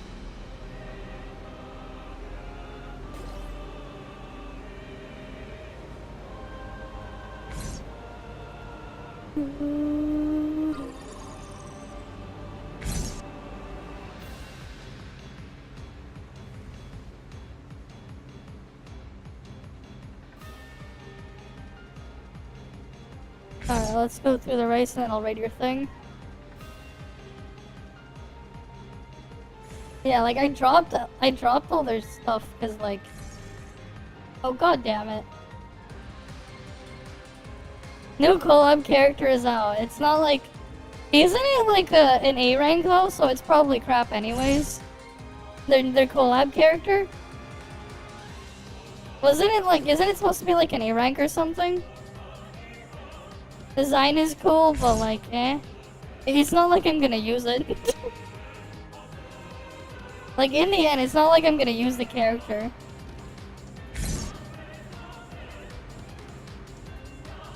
Then again, it's like I don't really play it. Yeah, A rank, whatever.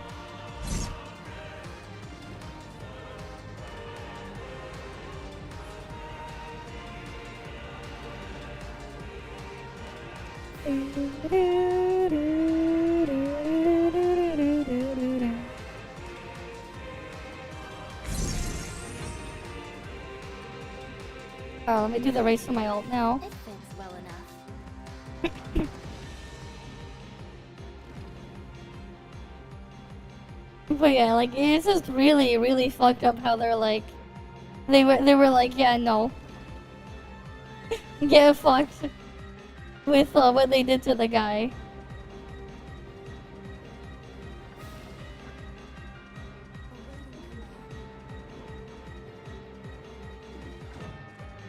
You drop PGR because story kind of boring. I mean, yeah, like after a while it's like that.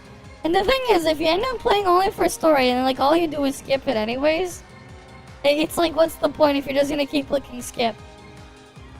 And you feel lazy. Yeah, I eventually just felt super lazy to do it. And then I ended up just logging in to do the Pepega chores every week. Right, because I would just go in, click the thing, auto clear, then log off. Right, for the day or whatever. And then later on, it was just thing. Right, then I just refight the same crap again in the whatever it was called, the war zone. I would do the war zone every week, and then the other thingy, and then like Norman, which got just really annoying. It just got really tiring and annoying. So I'm just like, yeah, I'm done.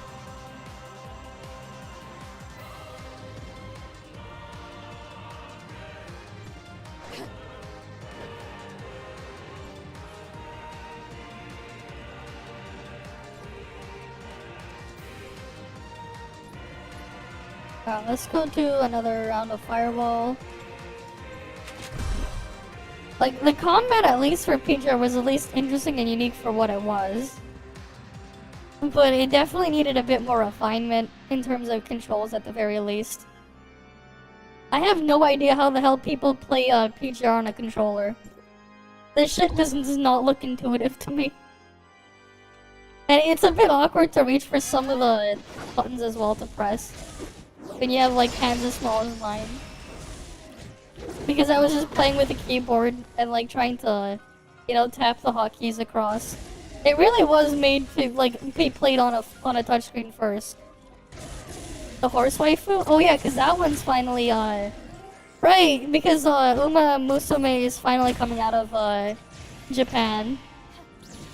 Need room for those. Yeah. Right, if you play mostly on phone, right? Or your tablet or something. Stay focused. Right, because like I know the horse one is really big in Japan. It's really, really big.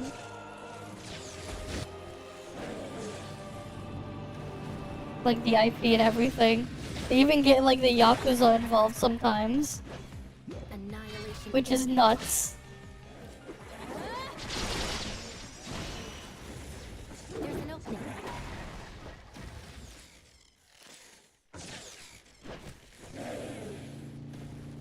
But people like their horse betting, their horse girls and everything.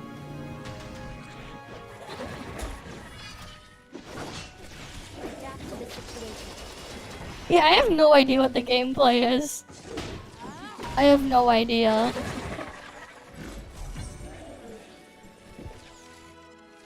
Yeah, imagine a game with more than 30 hotkeys.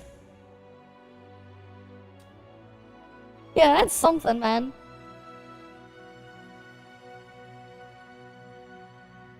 The most amount of hotkeys I've ever needed to press at once, like, and keep in mind was like 15 to 20. When I played healers back when I used to play World of Warcraft. That's why, like, I started buying mice with like 20 buttons on them. Because it was just a lot more convenient to just put a bunch of hotkeys there. Because, like, I would have, like, a bunch of spells that were situational that I would use under certain circumstances and, like, swap between them when playing a healer, because there's, like, a lot of utility stuff. But some of the utility is very specific. But, like, when you get into a situation where you need to use them, like, it's obviously really helpful. But, yeah.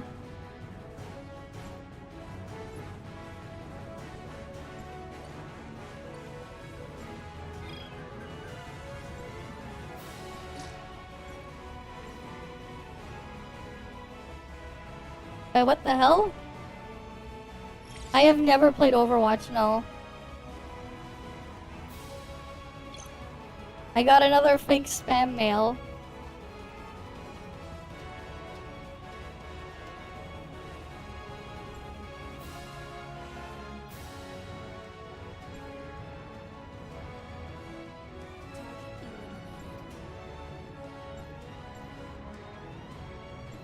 You gotta love these. Gotta love how you like just randomly get spam mails. What a way to add immersion. Give people random spam mails. What a way to add immersion, man. You add immersion by having it so you get random spam mails in your fake mail client. You actually like when you get the quick cast ops in the hotbar? Fair enough. I haven't played World of Warcraft in forever though. I quit after Legion, man. Well, I quit during Legion, it just became too much. It became too much, so I ended up quitting. As if you don't get enough in real life. Yeah.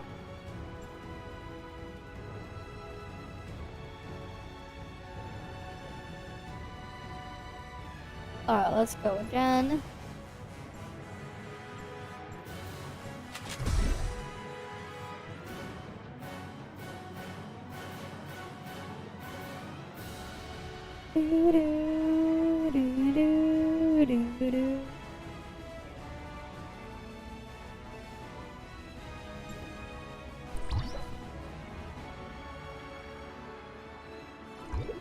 Apparently another game is going EOS. I've never heard of, but There's an opening. so I quickly saw on Discord. Situation. Someone posted some sort of EOS announcement. You ordered your Pro? Oh, your Pro what? Oh, the PS5? Okay then, well, it's your money. I would have waited to see reviews first There's an opening. before buying a bunch of stuff, but Adapt to the situation. he ordered the scam. Draw sword.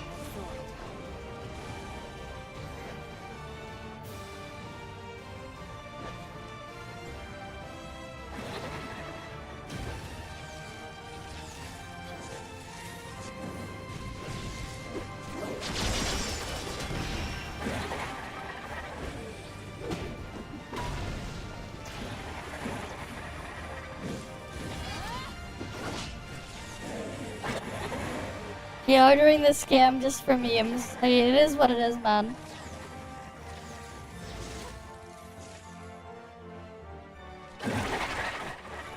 You make 40 inputs on a hotbar, like, yeah, 1 to 0 keys and shift. Oh, I know. I know. He also had like mods back then. You're gonna hold off your PC build until Stellar Blade? Fair enough. There's an opening. I mean, you're better off anyways. Wait for 50 series. Right, you might as well wait for 50 series, right? 50 series I think is gonna be shown off at what? Probably CES next year, so like... It's like not until next year, early next year anyways for 50 series. So you might as well wait. Maybe by then you'll have the Ryzen 9000 X3D stuff as well. So it's like, yeah, I might as well wait. Right, might as well wait. There'll be newer stuff out anyways.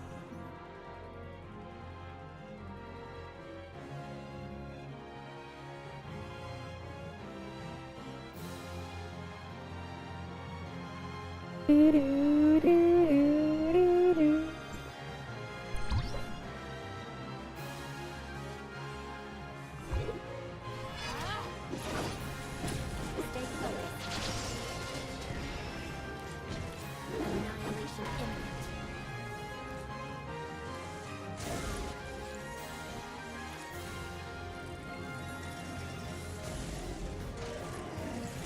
How much I think? I have no idea. I have no idea how much the freaking 5000 series is gonna cost. I bear no regrets in drawing my sword. And he starts gaining sentience, oh boy.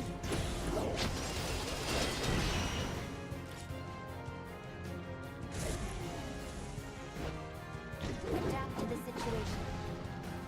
Maybe 5,000? 5,000? I think 5,000 is a bit much. Annihilation. You're gonna get a freaking custom water cooled system? Which isn't even worth doing. For the most part, I mean, with 5,000 you're probably gonna be able to like fully custom loop it. My guess is like if you're gonna get like the 5090 and stuff, 3,000. Like realistically. If you're gonna get like a 5090 and then like a 9950 X3D or something. If you want it to be super overkill. Unless you want to like just shove it with as much storage as you can. Which is a thing that you could also do. Right.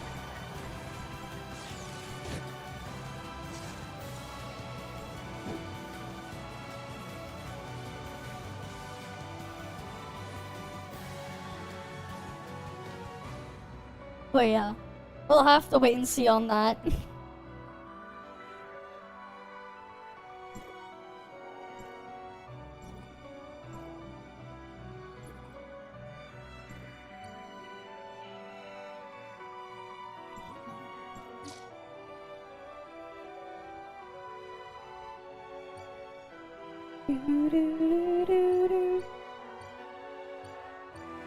Oh, that's 3,000. These are 500 each. And then little spirit icon stickers. Okay.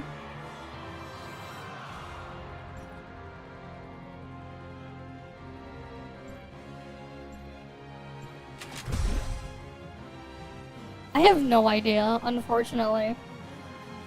I actually have no idea how to download Bilibili in 4K. Like the way I like the thing I used to download, it's like super scuffed. I have no idea how to download 4K Bilibili.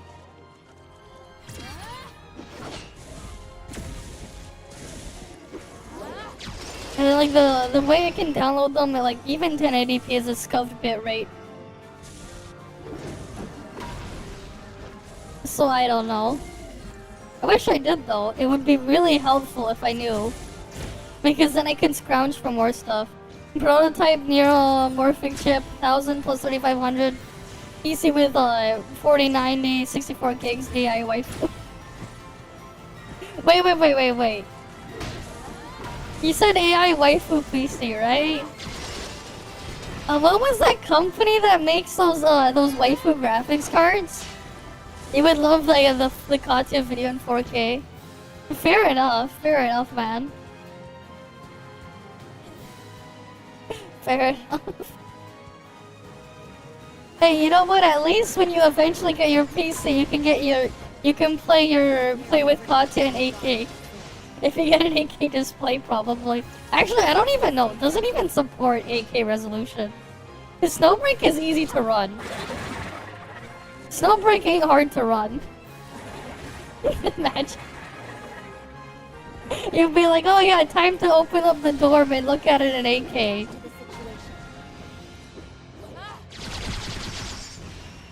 There's an opening.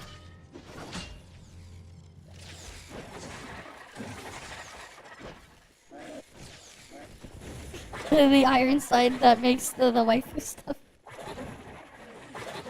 I see. At least what we do know though is the Hada's basically targeting 4070 to play max settings at 4K on their NTE game, right?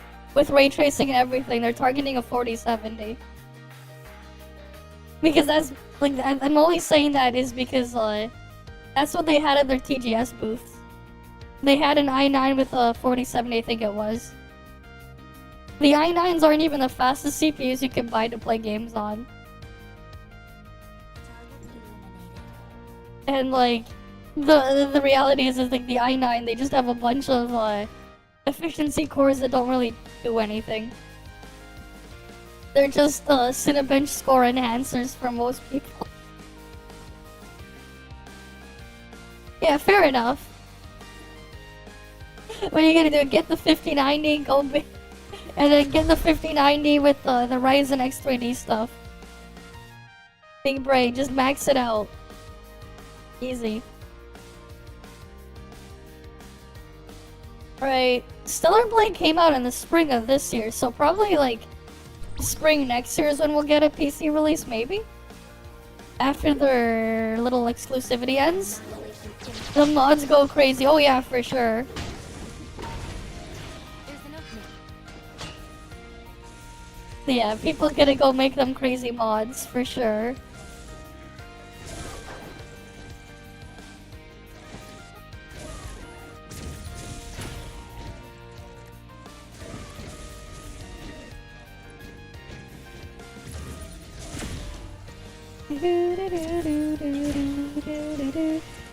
And you buy the game once, I see.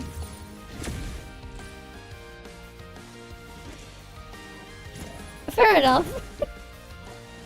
It'll be cool to see what's going on there, cause I heard it's good. Stay focused. Oh, here's the best part too, right? With the mods, people will restore. People can just make a mod to restore the uncensored version. Big brain, right? Remember how like there was that controversy with the outfit? There are no regrets in There was that controversy. At least with the PC version, people are gonna probably mod that original outfit back that they removed from the day one patch on PlayStation.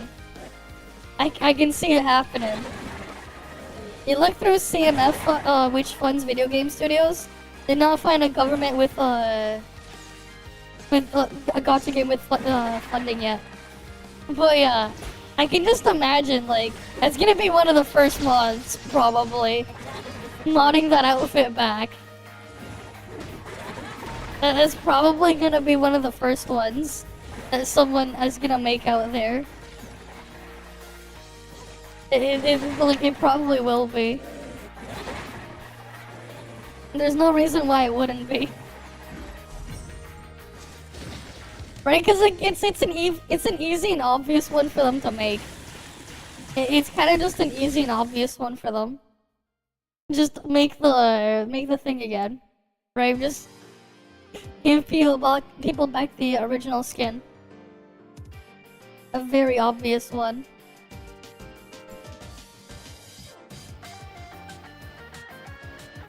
I haven't actually. I'll have to like look around through it at some point then. I don't really look at Reddit too much. It's mostly just when we're looking at the drama stuff going on. The crazy Pepega drama stuff.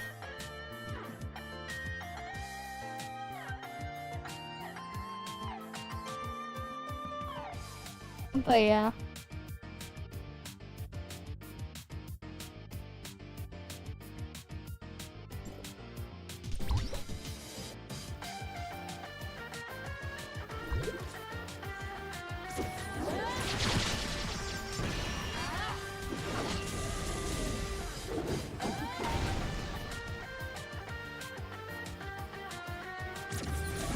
Let's have all those things die.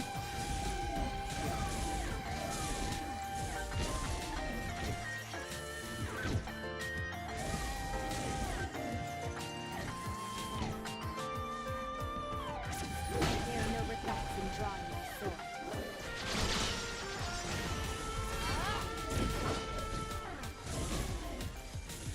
Sometimes I feel like modders become a game's life support with bionic prosthetics. Oh yeah, for sure. For sure, man. For sure. Right? They help it live for, like, help make all these things live for a lot longer than they normally would.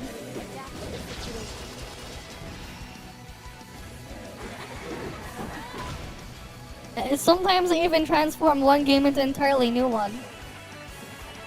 But yeah, like a lot of games would just turn invisible without that mod support, for sure.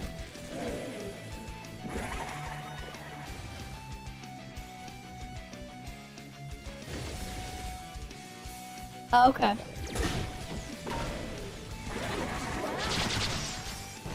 There's an opening.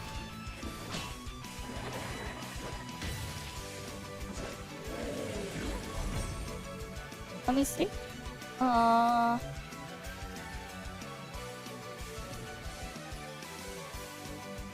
Visual performance optimization. Oh, these are like the game setting stuff. I see.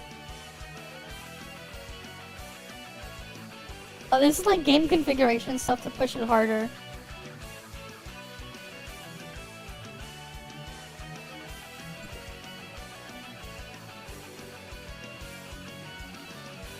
The thing is, I can't really increase the frame rate anyways. I still use a 60Hz monitor. I'm still using the same old 60Hz 4K monitor I bought like 8 years ago. 9 years ago. I'm still using the same monitor I bought like 9 years ago. Like, my main display is 4K. But 4K 60 though. It doesn't have like G-Sync, FreeSync support on it or a lot of that stuff. It's just an old 4K 60Hz monitor.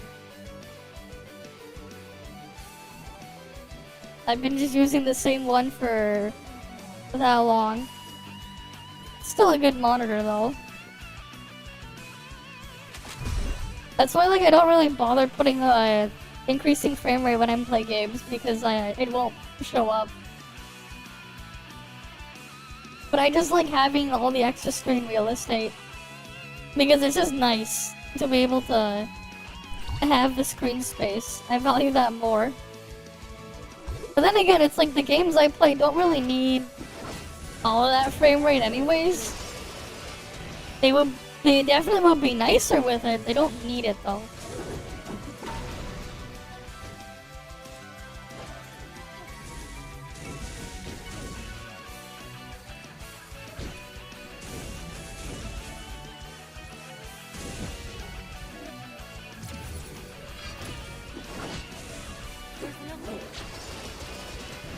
Right, in the end, it just depends on what you're trying to do, right?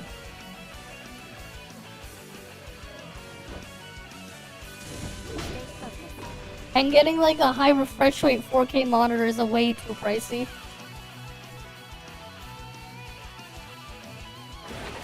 There's an opening. I bear no regrets in drawing my sword. Like, yeah, like a higher refresh rate monitor is way more responsive. It's just 4K displays at that refresh rate are a bit too pricey still.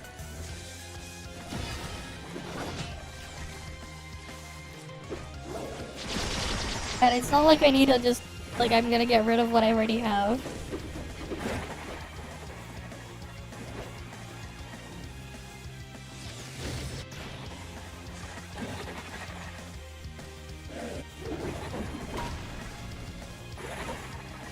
I bear no regrets in drawing my sword.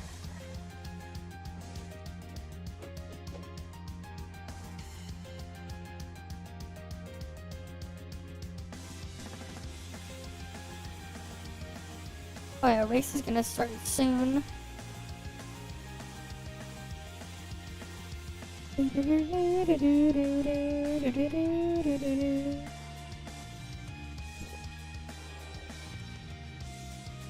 Like, if I played more stuff like that's actually competitive, then I would see like a bigger need for a higher refresh rate display, but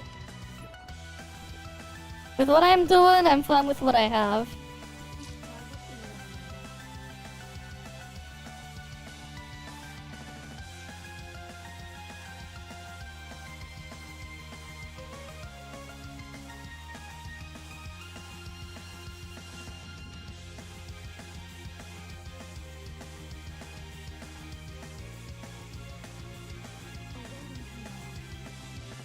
Okay, there's like nothing there. It fits well enough. Oh, I hit the cap of that. Nice. Alright, we wait for the race.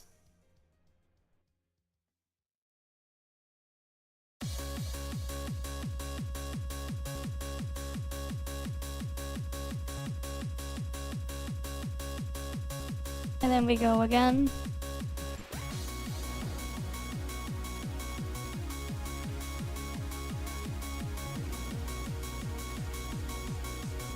Ah, yes, your song.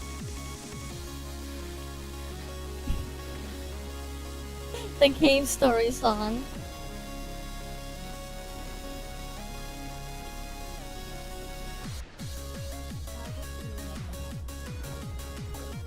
Alright, let's put on a hill Detroit.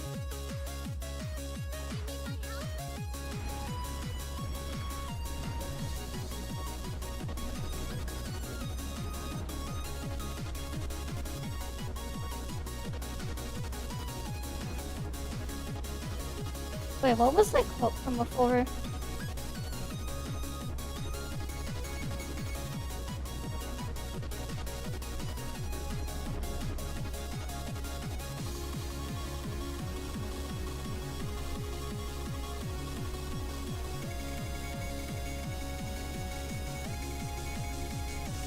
I haven't looked at the list yet.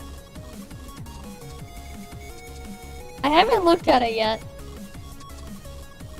But we'll look at the list of anime this season in a bit. I have to see. I still haven't like gotten fully caught up with some of the stuff last season. Or like in a while. I have to see. We'll look at it after. Or after the race. This is funny though, like we got Meryl riding with herself. Okay, let me get the camera here. Wait. The fuck? Oh, there we go.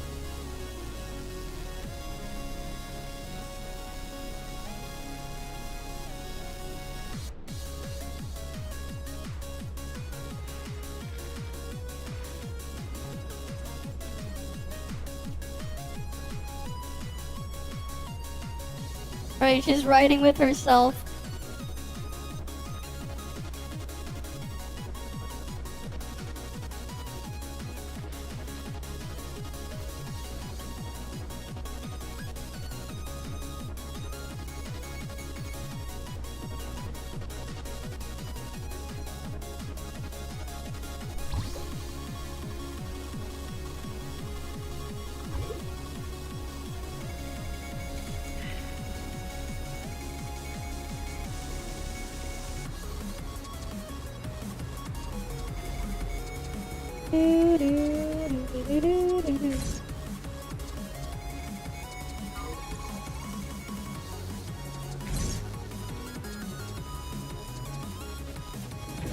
Oh, come on! I got trapped by something.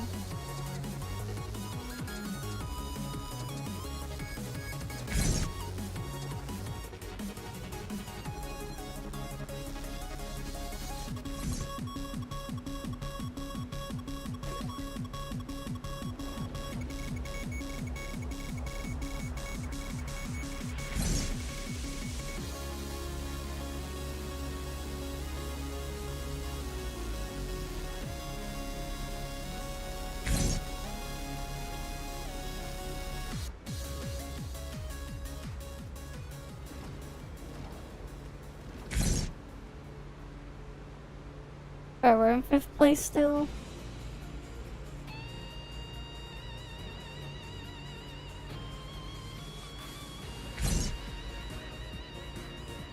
Alright, we gotta pick up all the speed.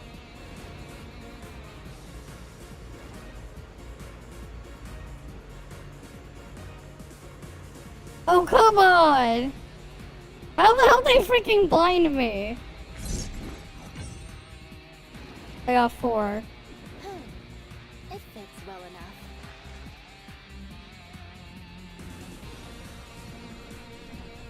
Alright, let me get there with my ult now. Even if I get like last or whatever, I still get like 1,000 event points.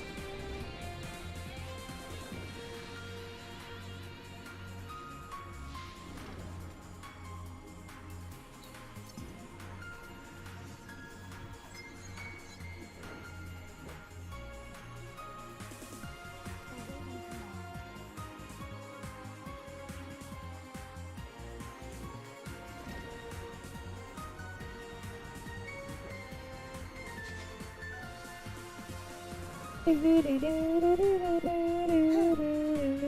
enough.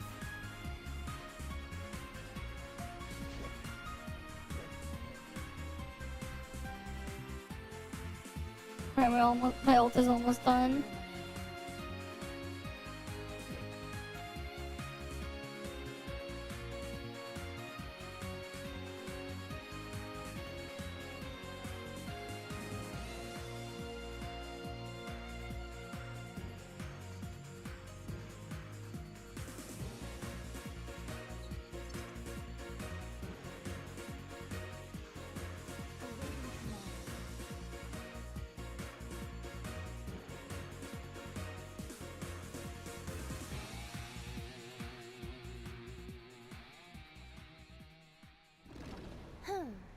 It fits well enough. Oh well, the freaking person using the ice thing to troll people. Of course they are.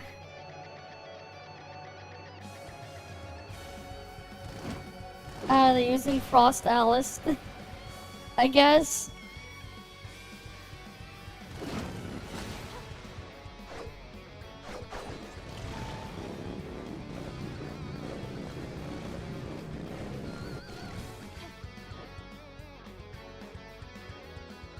Well, that's definitely one way to troll people in the race. Right? They definitely can, I guess. They definitely can troll people.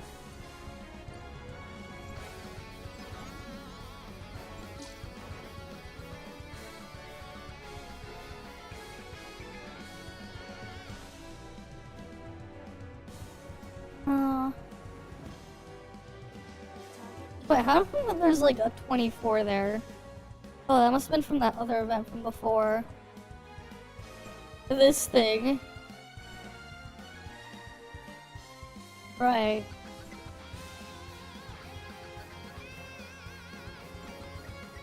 The music still sounds good at 8-bit. Which one? Which one? It fits well enough. Okay. But yeah, here's the wait. Oh, that one. I don't know why, like, I randomly looked up that funny old meme article when the RTX stuff came out. But, like, the freaking Tom's Hardware thing. Then just to buy it. This was back when the RTX 2000 series came out. It was, like, really Pepega. This is a lie, by the way, the RTX 2080 being that twice as fast. That's like the original DLSS 1.0 thingy. That was like scuffed. I don't remember like the full thing. They were like, just buy it. You need to have that ray tracing in your life, or something. Or it was like the funny meme quote.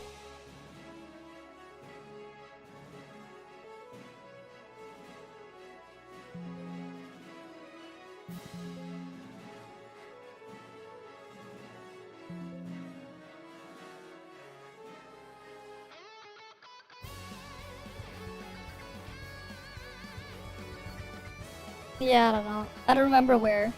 It was an old funny one. But anyways, we got a bunch of videos to look at. We got the Good Play Lied and a couple other things. Do we do this first and then we'll do the Snowbreak?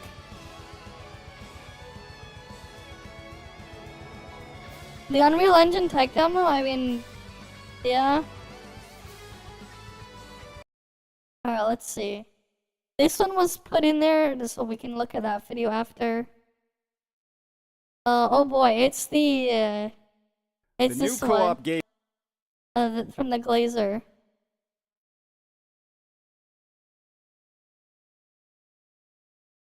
Oh wait, there's more stuff from Kektone as well. Okay, we'll look at the Glazer thing here first. Game mode is everything players asked for, and more. Oh, I got a There's something notification here. incredibly reassuring about a developer that takes highly requested features and implements them almost instantaneously. And Wait, when it there's comes to another- that implementation, it's absolute. Wait, Gacha Door has another.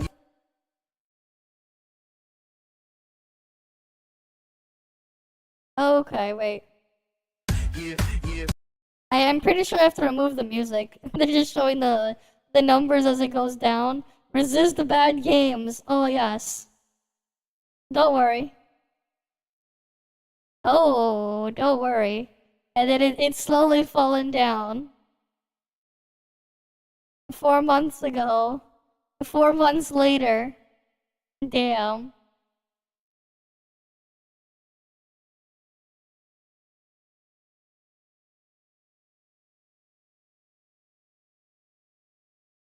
Yeah, this is funny. When Gacha revenue is doing well, we're winning. Who said it's gonna fail? When Gacha revenue doing poorly, the number is not important. The duality of man. The duality there. But the dev listened. Listen to what?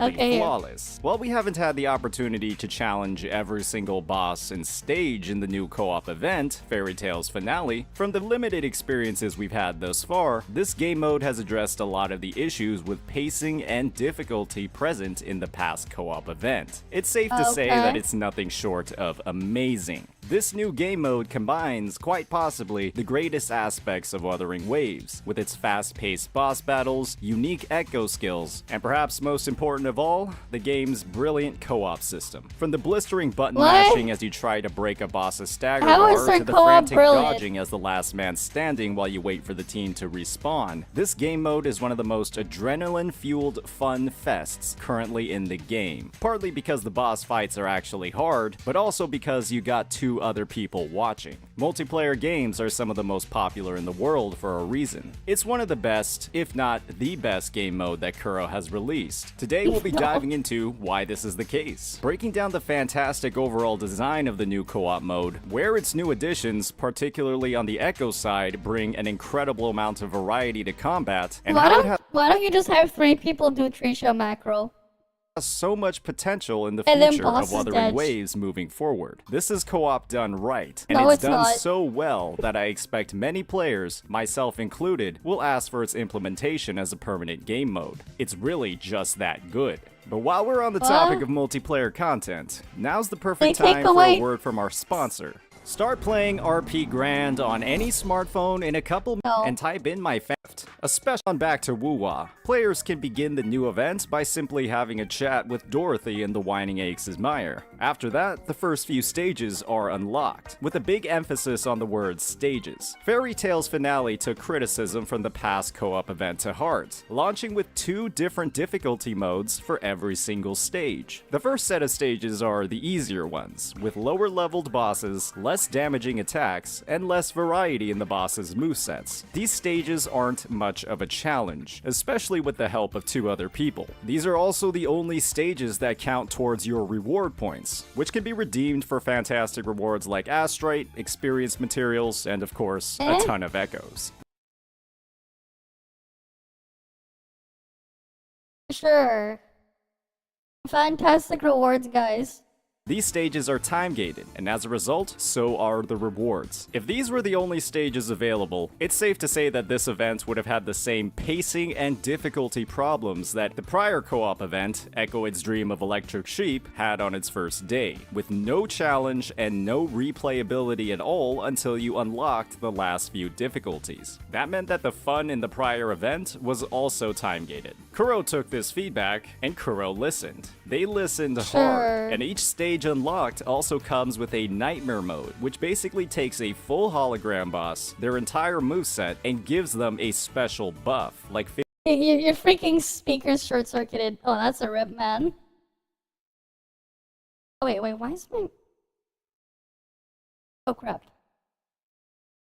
I pushed the These button stages are time-gated, and as a result, so are the rewards. If these were the only stages available, it's safe to say that this event would have had the same pacing and difficulty problems that the prior co-op event, Echoid's Dream of Electric Sheep, had on its first day, with no challenge and no replayability at all until you unlocked the last few difficulties. That meant that the fun in the prior event was also time-gated. Kuro took this feedback, and Kuro listened. They listened hard, and each stage unlocked also comes with a nightmare mode, which basically takes a full hologram boss, their entire moveset, and gives them a special buff, like 50% damage reduction until they're staggered for the first time, or a massive shield once the boss reaches 50% health. And this nightmare game mode, it's legitimately hard, and even though the stages give no rewards other than random echoes and a small amount of credits, and don't contribute to your point total, they're so much fun that it's hard not to go back and play a few more rounds. This is because there's actual risk from the enemy attacks and rewards for skilled gameplay. This is because of how the game mode is designed, and with its implementation, Kuro might have to be crowned the kings of co-op. Once in a stage, players square off against a boss until one side is wiped out. Should we give them If a player the gets original knocked war out, stage they're with sent like on a 10-second respawn timer, eventually bunch of spawning next to a stalkers? teammate. If all three players get knocked out at the same time, back when the we had party like is early completely original war? wiped. When No, you know what'd be hilarious? Imagine if you gave them the what was it, the first original war season, that stage, the floor with all the stalkers. Imagine putting that in front of a Woo player. And then you just give them a random boss in there. Oh, you dodged too close to a stalker. Get fucked. bosses in the enhanced stages can That'd be quite literally hilarious. one-shot you. This creates Right. an insane amount of value for healers and shielders, while the design of the respawn system allows for the Let me move classic for triple bragging rights. DPS teams to still get the job done, albeit with a lot more risk. But there's no way to deal damage if you're dead. It's an incredible design that plays incredibly well, and it's one of the most addictive features Kuro has added to the game. This game mode shines Give due to him what a rewaves its combat original war. mechanics, but the devs spiced up this game mode even further with the return of another feature from the past co-op event, the Echoids. When selecting a character, players will also select a unique Echoid skill that provides a wide array of different abilities and team buffs. The variety here is absolutely insane, with some Echoes providing a shield, others increasing ability damage and reducing cooldowns, while others provide damage reduction buffs, time stop, or even complete You played the damage latest one? invulnerability. Depending on much your do they wanna character and suck your you team off? lineup, there's an optimal Echo for every scenario, and a huge amount of the fun and replayability You sure it is, but is it actually good, or is it just... Because what I've been hearing is, not the same. is experimenting to see what works best for your playstyle. And when it came to the implementation here, Kuro listened as well. Another critique from the past co-op event was the limited availability of Echoid skills in the earlier stages, with the majority of them locked until the last few days of the event. When a huge portion of the fun in this game mode is just trying out all the different combinations across characters and Echoids, that was again time gating the fun. While there is still time gating on the Echoid skills in the easier stages, the Nightmare stages have all of them available immediately from the very first one. And that means there is an insane amount of replayability, and in turn, an insane amount of fun. And all of it is unlocked Two on the pens are first made day public? of the event. Kuro has proven themselves at every single opportunity. They're a developer But they're supposed to infringe, but they have been dismissed.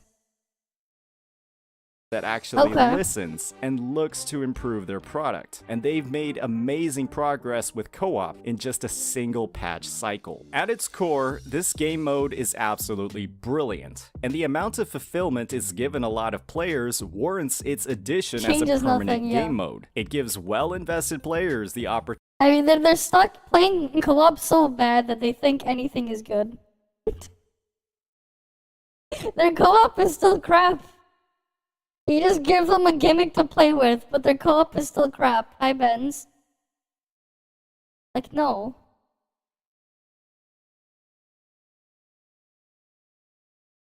And you have people who obviously don't care for it. Yeah, Nintendo's just gonna be big pieces of shit no matter what, man. They're still gonna be big pieces of shit no matter what. But what is his like random thumbnails? What's his average thumbnails?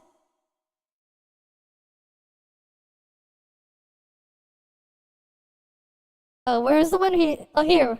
Yeah, you know, we gotta make a video, right? Will ruin customer service? And we make a video about this, and then we gotta make a clickbait video with these. Oh, and then the last one. Oh wait, I accidentally oh wait, no. This one.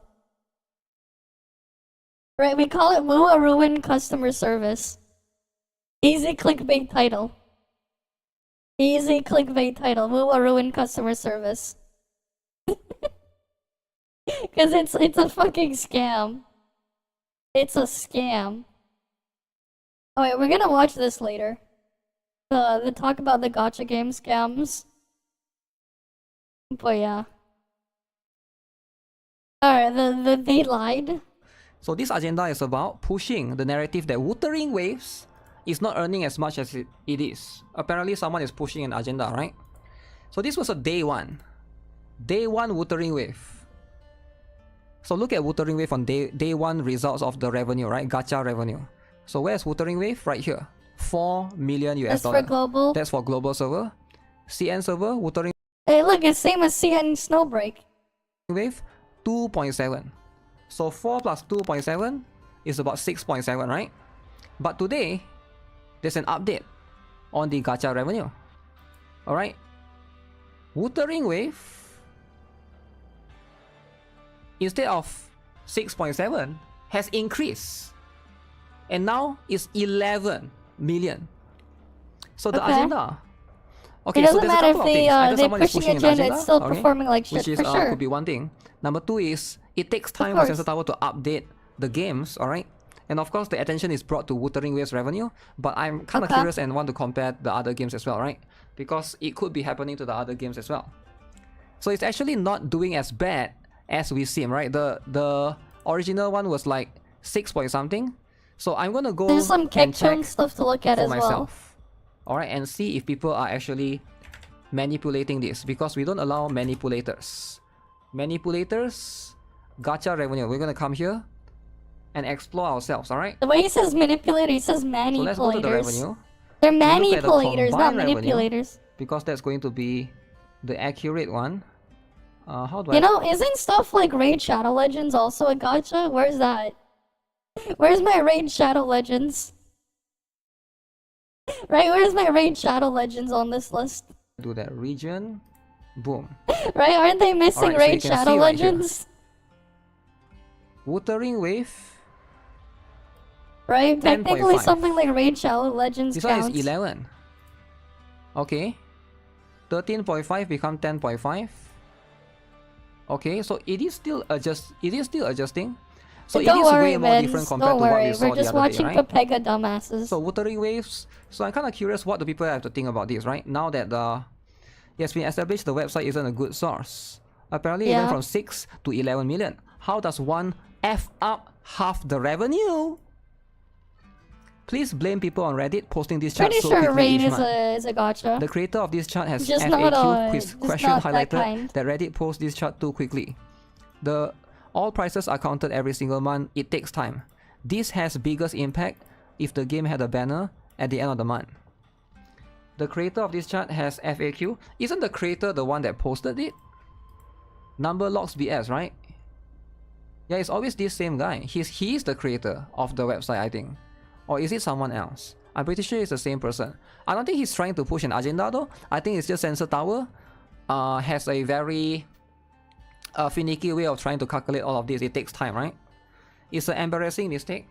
I don't think it's an embarrassing mistake at all. It's just a mistake, right? Mistakes happens when you post stuff like that, right? Okay. It takes time for it to calculate. Unpaid Shadow So Legends is not listed maybe yet. this is not even finalized. No Maybe more we're gonna wait raid 1 week ads. for us to actually know Oh the actual boy. revenue.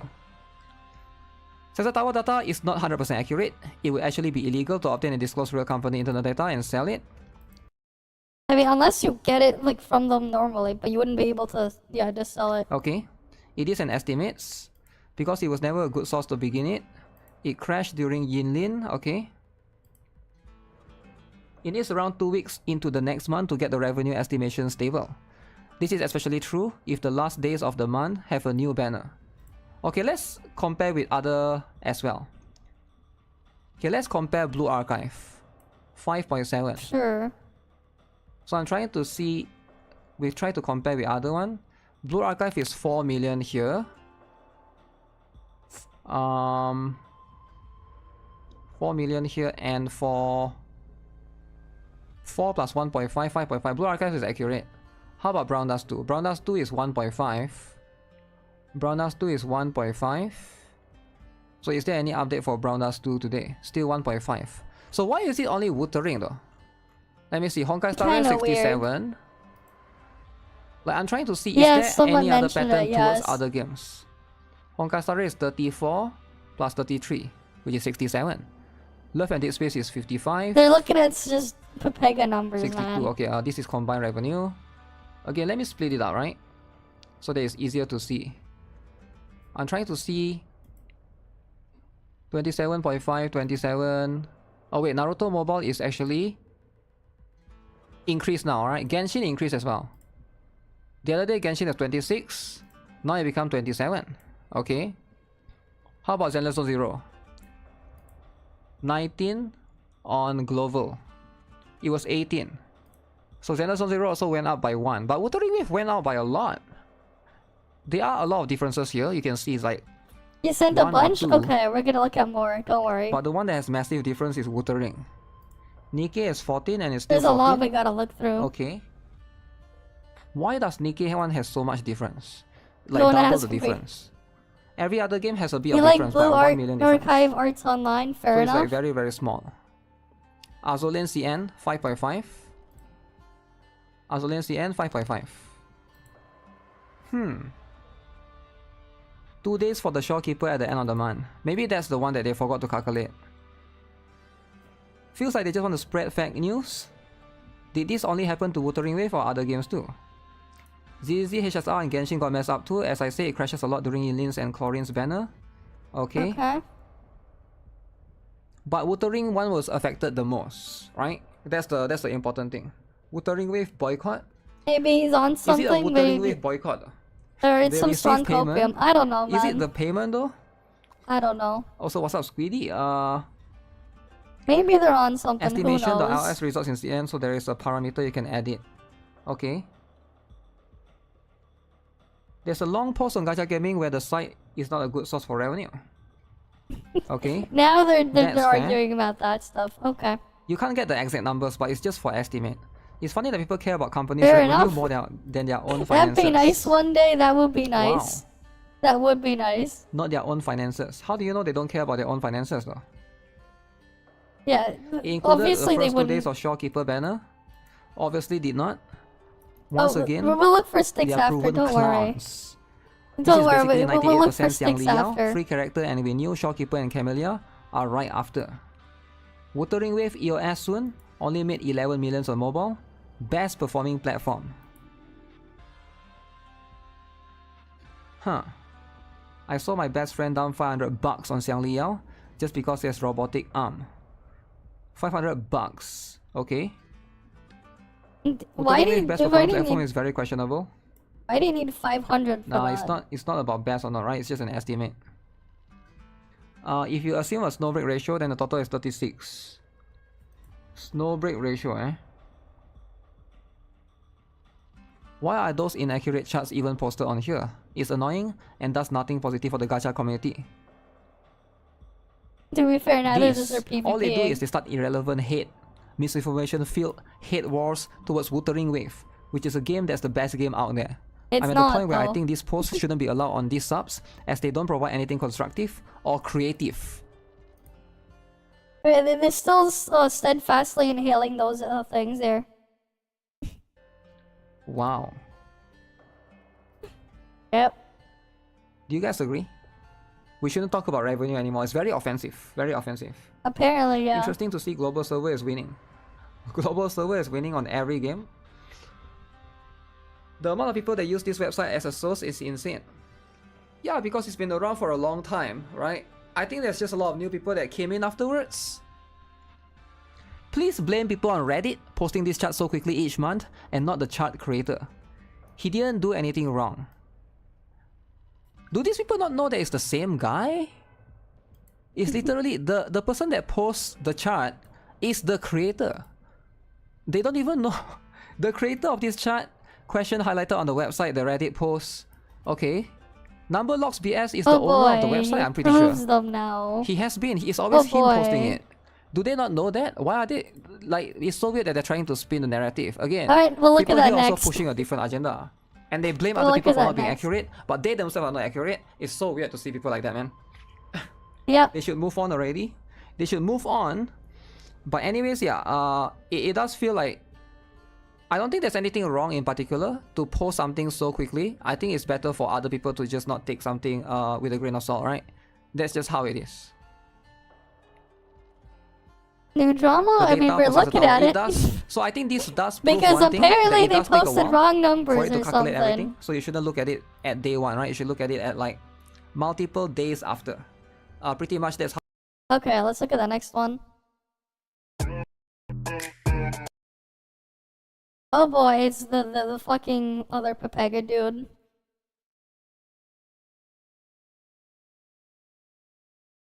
Hello YouTube, what's going on? AJ here, and normally I would do my normal intro, but today I want to Okay. talk about how the devs of Wuthering Waves are changing Gacha forever. I have a Wow. couple of tabs on the top side, and we're going to talk about everything, including the revenue stuff and some interesting developments and news. And it's not just with the revenue stuff, guys. We're going to talk about Sure. stuff that's happened about these recent patches, all the hate. So yes, there's certain hate from WUA, from a certain community, not completely the Hoyoverse community, but a certain community that we're gonna address, aka the Genshin community, and we're gonna unpack everything that's been happening Oh, recently boy. and how the Wuthering Waves devs are changing Gacha forever.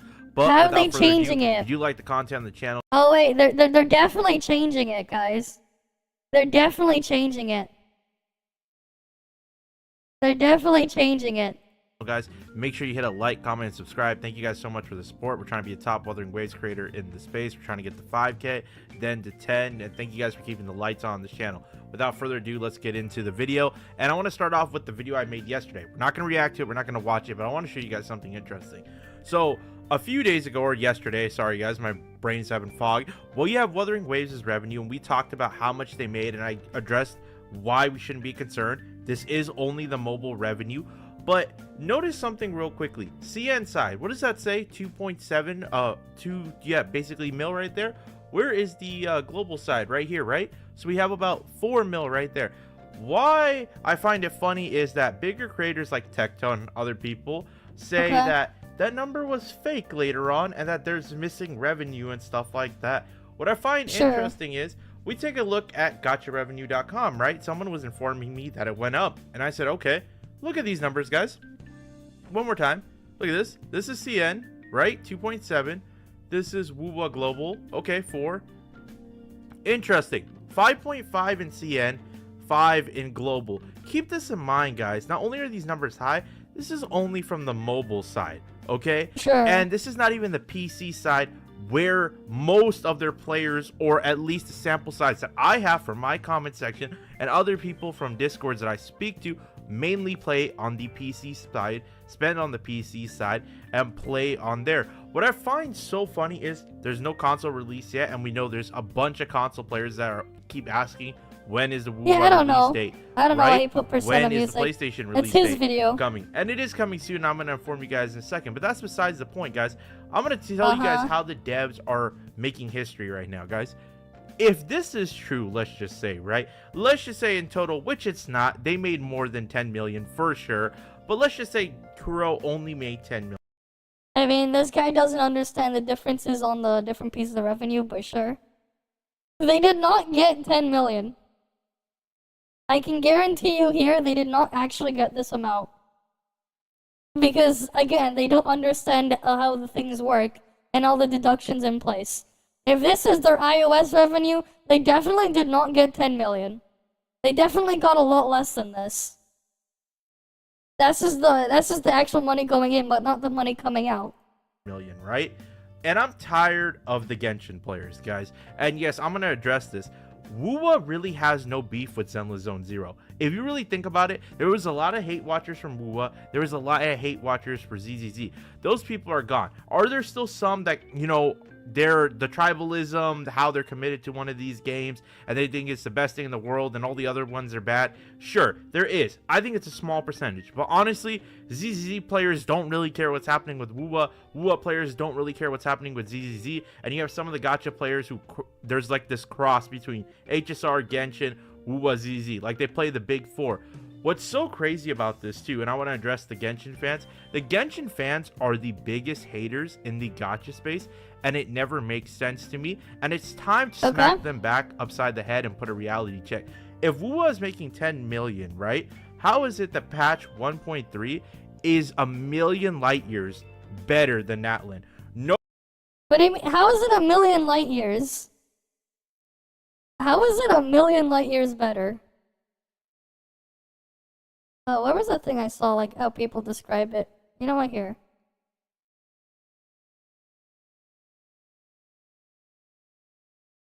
Let me see if I can get that comment for you guys to see. Yeah, me too. Feels like these people said the people that said Spider-Man 2 deserved Game of the Year. When you see then you see the game and it feels like a bunch of nonsense QTE. But in Woowa, it's even less polished. MC looks like it's just levitating while moving. In the Spanish community, we call these games Pelejugo, the combination of two words, movie and game. A game that's basically a bunch of cinematics or cutscenes with unnecessary QTEs, barely has gameplay. That's about right.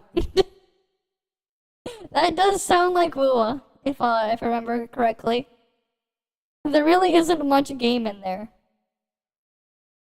Oh yeah, apparently this game went EOS, whatever that is. Alright, let's go back to the video. No disrespect to Natlin. Natlin releases, cool, there's hype behind it, right? Everything looks nice. Oh, look at these cute animals. What's happening in the next patch of Natlin?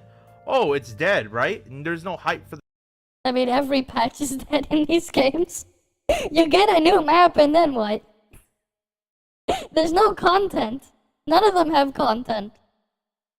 What are they talking about? the game. Everyone, it's just gone downhill ever since. Nothing interesting is happening. It's same thing with Woowa. Okay, they add a new map and then what? You listen to another NPC that'll just talk about wanting to suck you off for the next 5 hours. 10 million minus operation costs, actual profit. No, it's not 10 million minus operation costs. It's a lot lower than that. 10 million minus the App Store fee, minus taxes that are also included in that number, right? Minus taxes, minus App Store fee, minus transaction fees, right, from the payment processor being Visa or MasterCard when people are swiping from their card. And then another one, like bank transfer fees. Right? Like, you combine all of those, that 10 million goes down by a lot. There's also things where you have to consider regional pricing differences as well. It's not that simple. Right? It's not even 10 million minus that.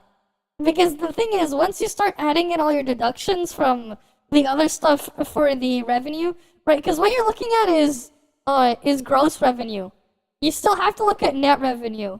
And then after that, you go factor in your operating expenses, and then you can get to profit. But what you're looking at first is gross revenue. There's like multiple different layers of looking at the finances. It's a lot lower than you thought. No, if you want to go like sell something, oh wait, there's also another thing. Refunds. Refunds as well in failed transactions. Is the other thing too, right? If you ever wanted to be an asshole, when you go buy something, right, when you pay with your card, what will happen is, if you don't pay the transaction fee, usually the actual vendor will pay it, right?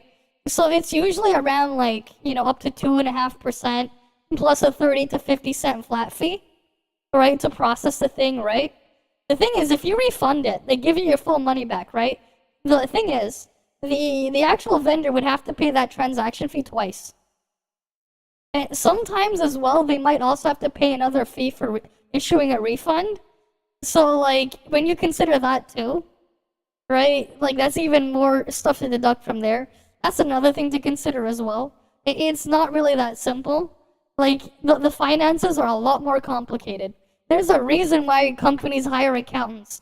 There's a reason why that's a job, despite having like easy enough to use spreadsheets and stuff being a thing for a long ass time, right? Despite having computers and calculators for a long ass time, there's a reason why they still have accountants and they hire them and they have them look through all this stuff. Because managing the finances is a lot more complicated than you'd think. It's a lot more complicated, right? And then like this is just, we're only looking at the money coming in, right? And there's still all the deductions you have to put on there before you even go to the operating, dealing with operating costs and your previous R&D costs and everything. It's a lot more there's a lot more going on. Yeah, on market products you pay standard retail price. Flat, you're a jackass. I mean, it depends on where you live, right? Because in some countries, the actual tax is built into the price. Right, you go to a lot of European countries and stuff, the actual listed price is what you pay.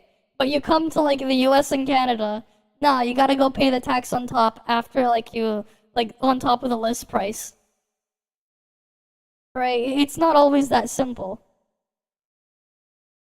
Yeah, with Wuwa, we get 1.1, that was a banger. We get 1.2, that was a filler slow patch, but everybody still enjoyed Zhangliao and Jay-Z's stories, and we're like, okay, this is kind of nice. We're getting a bunch of free rewards. And then they dropped one of the best patches that even bigger creators are coming back to and enjoying. Another thing, let's get into this, right, guys, real quick. Wuwa got a free Zhangliao, correct, guys? This is very, very interesting. This is gonna make some Genshin players mad.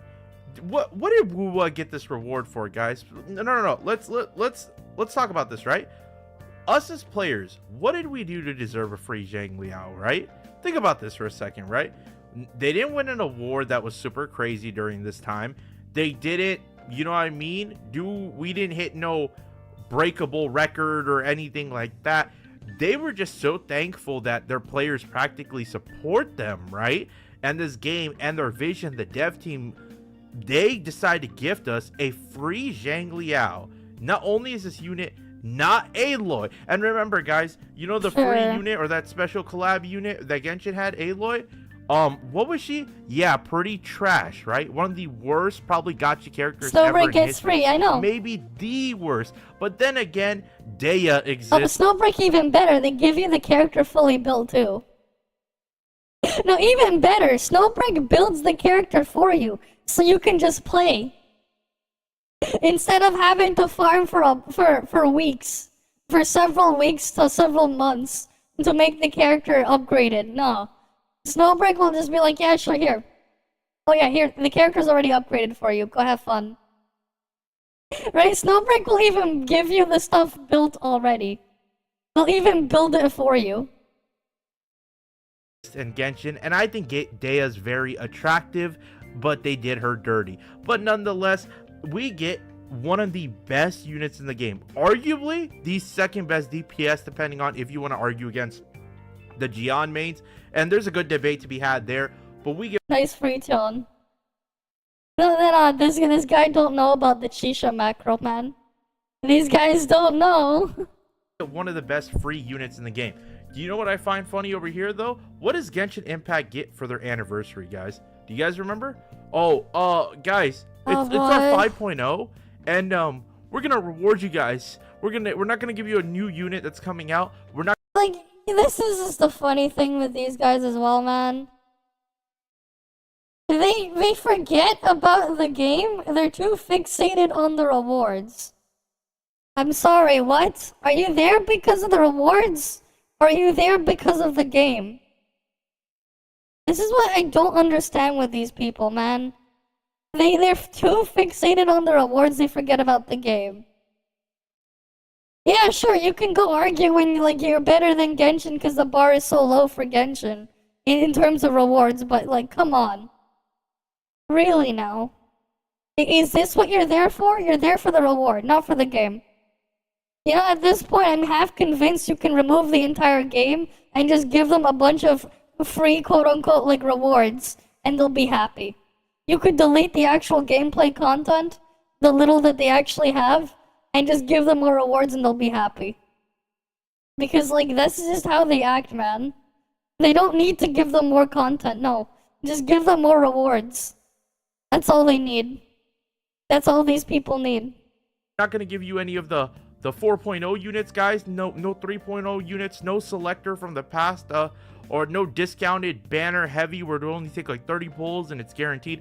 Nothing like that, right? Not even 30 pulls. They give you guys, the Genshin players who are slopping this trash down, one of these old standard units after 4 years, 5 years, whatever patch you guys are on. It doesn't matter. Wait 10 years, you guys might get a 1 like 5 character or something like that, and you guys will be like, yeah, they we suck, finally but got God, another copy of a first year character. Yeah, guys, like, do you understand how bad this is? It's crazy that no, what's bad is it's crazy is how much they care more about the reward than they talk about the game. They talk so much about rewards, they forget about the game. Here's the thing, man. Sure, they give you the rewards, and then what? The rewards aren't even worth it. Bigger mentality, but they forget about the game. Right? They forget about the game, they're too fixated on the reward. And then, like, okay, you get the reward, and then what? There's no content. The only content is building the characters you pull here that'll take too fucking long. That's your only content. There is no content. It's premium grade pure copium. But you know, what do you do? You play single player games, go naked runs and fight bosses on crap weapons. Yeah, the thing is, at least that's actually doable on your game, on your regular single player games. You can't do that shit in these ones. Right? It's impossible to do it in this crap. You can't do it in this crap. You can do it in your single player game, sure, but you can't do it in here. The freaking timer in that stupid circle will stop you. if we're just taking that sensory tower, that revenue into account, right? Genshin or whatever makes more money and delivers. Yeah, it can't do much. Wuwa Exactly. makes less money and delivers 10 times whatever Genshin. This is not 10 times. They did not give 10 times the reward. If they're talking 10 times the reward, man, they better have given people a fully maxed out Zhang Liao. They did not give 10 times the reward Genshin give. Genshin give you what you happen when you lose the 50-50. Alright? What they will give, they gave you one character. Okay, well that's not 10 times, that's only twice. That's only 2 times the reward, not 10. If they meant 10 times, they should be giving you what? 5 selectors from standard and 5 copies of that dude?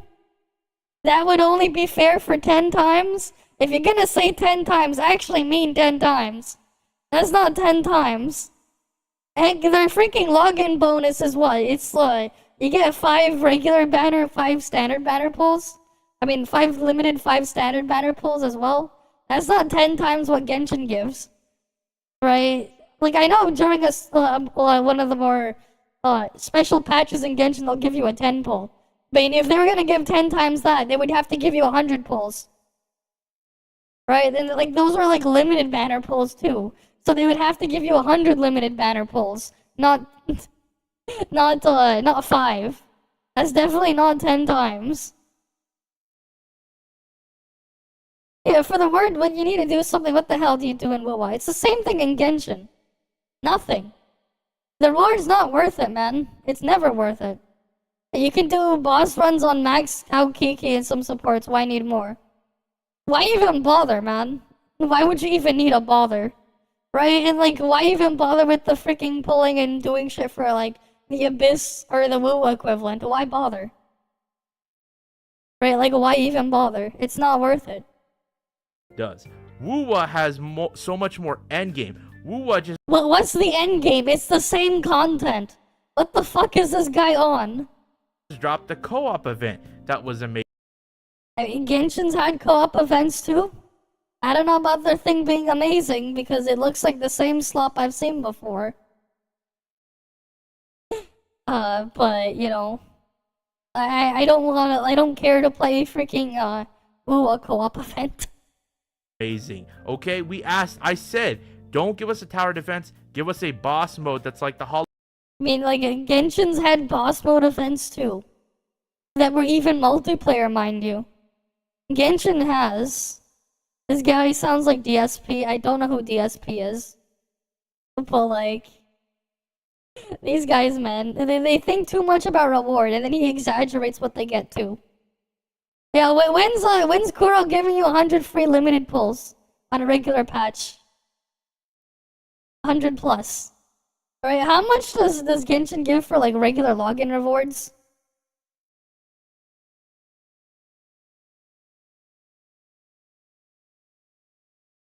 From event. Let's look at 5.0 events.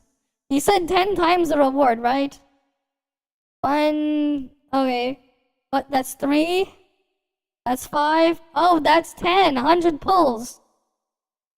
Right? They're supposed to give you 100 pulls for logging in. And instead of 1 5-star selector, they're supposed to give you 10 5-stars. What is this 10 times reward? It don't make sense. They never had a real game experience, probably. Not even just RPG experience. Follow bosses, you can do it with your homies. The first stage, it's not as difficult, but it definitely wasn't easy either. It was fun, and I'm excited for the second, third, fourth, fifth, and even the harder challenge stages towards the end. Sure. It's so goofy to me, guys, that you have this little argument, and I stay out of these things, like especially with the stupid dramas and stuff like that between games, because these games don't pay our bills, guys, or anything like that. It's okay to be passionate about games. It's okay to say you don't like tourist, Genshin. exactly. It's okay to say you don't like WoW. It's okay to say you don't like HSR, although that's pretty hard because I love HSR too. It's okay to say you don't like ZZ. If you have a reason behind it, that's fine. The whack part about these situations, though, is when someone just talks out of their... And he can give the 100 pulls. There you go. There you go. Right, DSP's insufferable game streamer who is racist, rude, extremely toxic, scams his viewers, sucks at gaming. Every time he fails a game, he blames someone or something aside his own skill issue. Damn. Oh boy. That's definitely something. Right, but yeah, like, hey, Nikkei gave you the 100 pulls. There you go. Way to go, Nikkei. Right? They actually give that 10 times reward then. Right, this guy's saying they give 10 times more rewards than Genshin. I'd like to see them actually do 10 times the rewards. Right, you know what? Actually, wait, if they actually gave 10 times the reward of Genshin, then you know what? It would actually be worth doing their content. Then actually pulling for meta in WoW would actually have value. If they gave 10 times the reward, you'd actually have a reason to do it. You actually would have a reason. Not a great reason, but you would have a reason. Like an actual valid reason. Because otherwise you don't.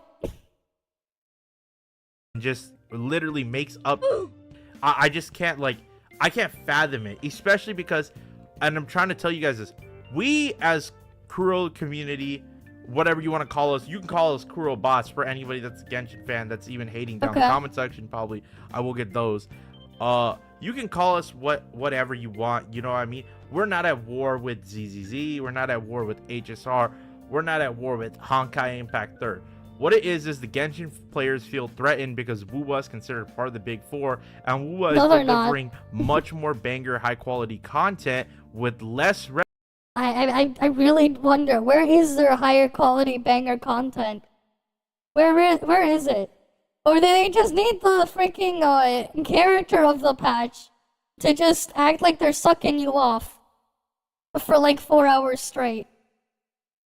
And then just get filled with a bunch of cutscenes with no gameplay.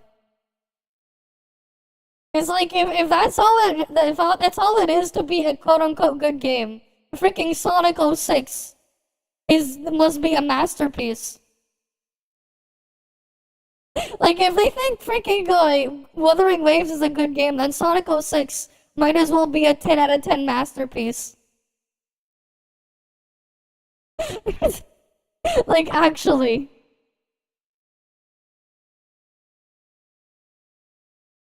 Yeah, Pokerogue, everyone hates Wuwa, I'm telling it's alpha, you. Yeah, the delusion is so pure, man. Revenue than Genshin is, because let's just call it what it is, guys. Genshin's devs are they just don't care. They really just don't. Yeah, neither this does is my the final Wuwa point, does. guys. If this is They're their pretending to anniversary care. and we got Zhangli out for free, what do you think we're gonna get for Wuthering Waves' anniversary?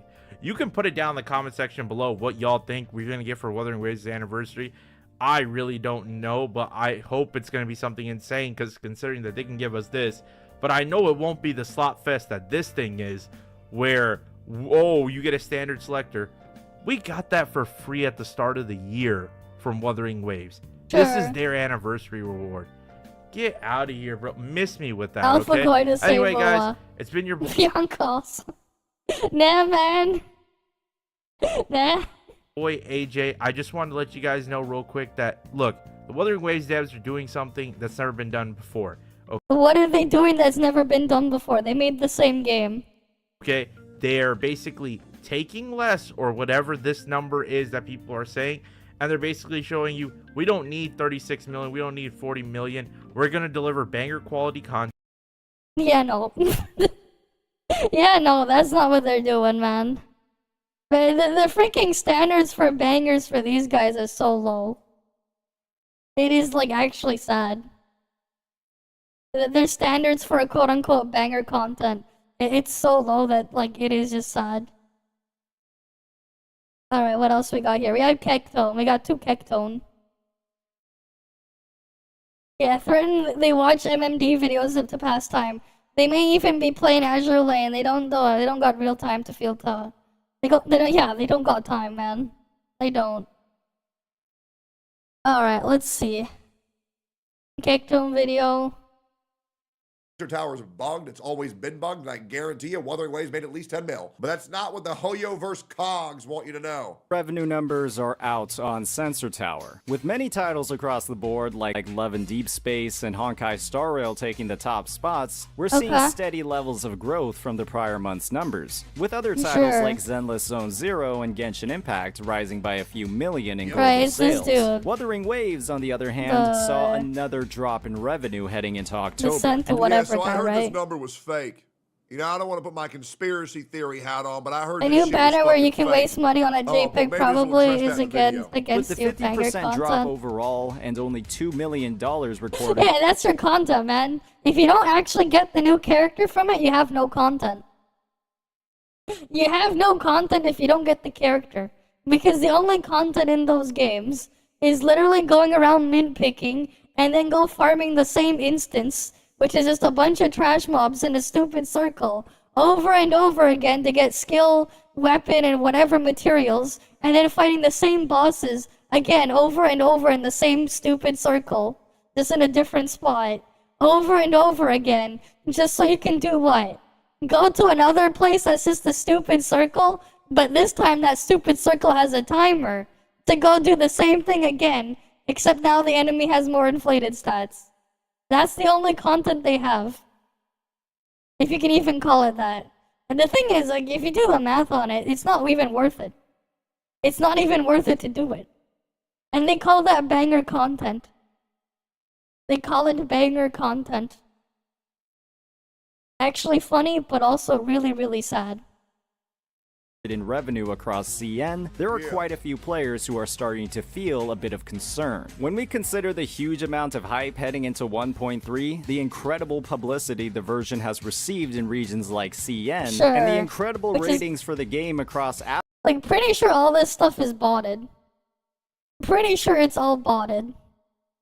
App stores as a result of the update, many are confused by the revenue Oh, results, sure, we'll look at 6 especially after. considering that the first 2 days of Shorekeeper's banner were supposed to be registered in this data. Yeah, what the hell's However, going on? one thing every person passing through this data should do is take it with a grain of salt. A big one, as there are Sure. numerous factors related to Wuthering Waves and not at play when it comes to these overall Oh numbers. boy, I Today- mean, the same excuse you can give to every single game on that list.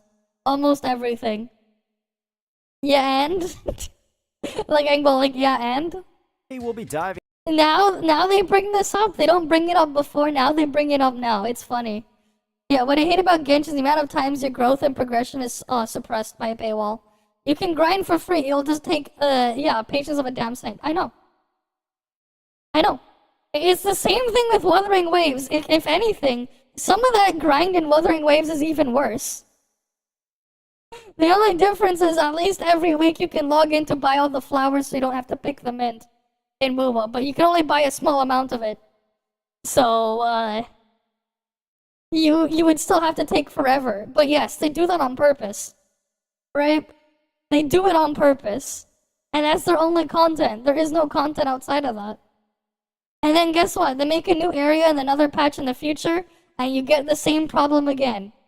Right? It's like, oh, you add new map, and then what's in the new map? Oh, it's the same thing again. And then the same thing again. And then the same thing again. They don't bother actually making actual real content. Instead, they just put more stuff to tick a marketing box.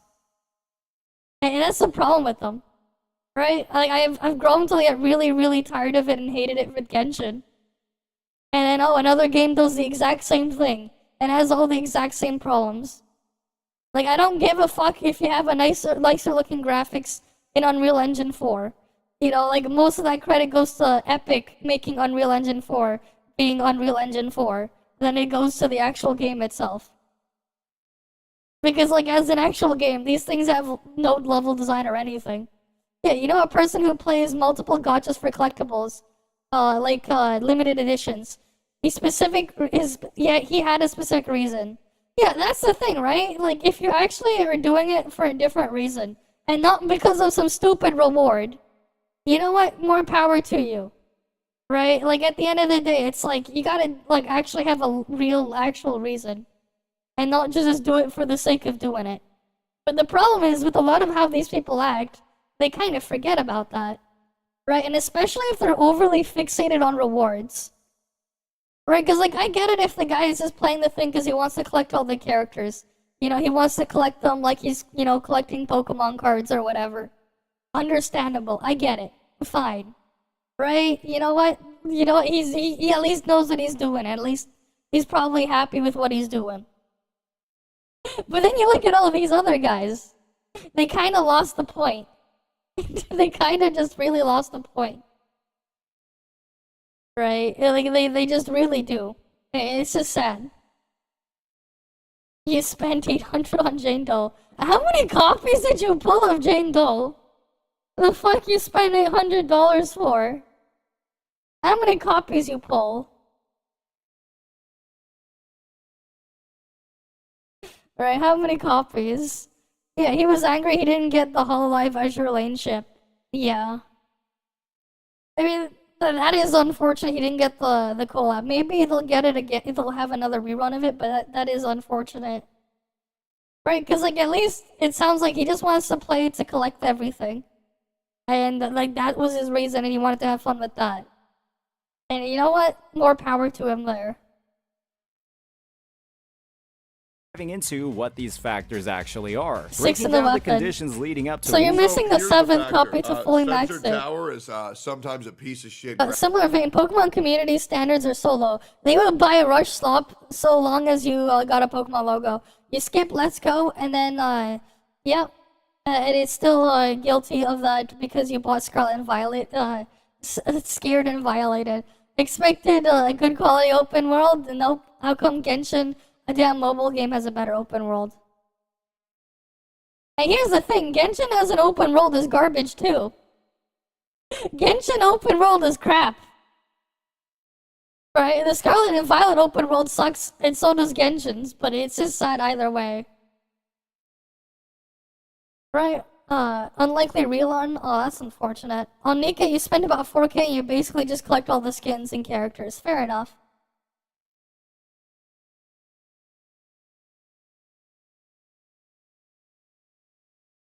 I see. Graphic and an indicator on what the numbers actually are. No, I actually have seen real I graphs mean, that say it that is what it is, Wuthering man. Waves made around 10.5 million. That being said, PGR is an indicator of anything. It's that these companies don't need as much money as they're telling you to run these games. Like the fact that DeWay went on stage and was crying when he had $36 million and delivered Natlin, which, by the way, one patch after Natlin, it's already a fucking dead patch and people don't like the fucking game. Yeah. Caesar's great solo defense. He acts like, okay. I don't play it, so I don't thing. But yeah, we got the DOA and Gridman rerun, so it's kind of nice. Genshin free-to-play Pokemon $60, made biggest franchise in the world. I know. I know. It is just sad how the things are, right? And that's why I'm like looking at I'm like not like. There's a reason why I don't really feel much excitement for any of the stuff from the big companies and everything. Heck, you know that new Zelda game that came out on the Switch recently? Yeah, this shit still has performance issues.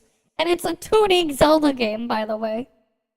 It's like running at like 40 FPS or something. You'd pick ZZZ over Wua? Fair enough. Fair enough. At least with ZZZ you can go straight into what you were there for. Link's Awakening but with summons. Okay. It's just Pepega, man. I played freaking Link's Awakening like, like 15, 16 years ago. Plus on the Game Boy. And then like freaking Nintendo remakes it on the Switch later. And then they're like, yeah, no. You gotta go fork over $70 or something. They need to get rid of the TV thing and it's good. Eh? Okay. It's pretty damn insane when the curtain's pulled back and you realize, wait, these companies need way less money than we thought to run their fucking games. Yeah, the game's fine regardless of whether it makes 6 million, 4 million, 3 million, 10 million. They still have enough to run their game. And I'll be real, I'm just waiting for Wuthering Waves 2.0. The biggest thing they need to do is revamp the beginner experience. They need to redo the entire game and actually make a game. That's what they need to do. They need to actually make a game. Right? It's funny how like they keep making these pointless open worlds. You make a fucking open world, you make a world, you don't even use it. Right? Like they don't even fucking use the world that they made. And I'm also like, yeah, no, we put a bunch of one-time loot chests and call it a day. Like, bro, why? We force you to mint pick and call it a day. Right, and it's like, okay, you go to where the quote-unquote world bosses are. They're just standing there. They're just standing there, waiting for you. Right? You have like a freaking boss on a motorcycle, he's just standing there. He's just standing there, he doesn't move. Until you come in, you come into his aggro radius. Right? Like, bruh. You're pissed Nintendo selling ports for 8-year-old game for 70? They'll do it for a 20-plus-year-old game for $70. Yeah, unrelated. At least Ubi never broke even with the $650 million spent on Skull and Bones. Talk about wasted expenses. Oh yeah, for sure. I mean, Mukuro is still not broken even on Wuthering Waves, but that's its own different thing too.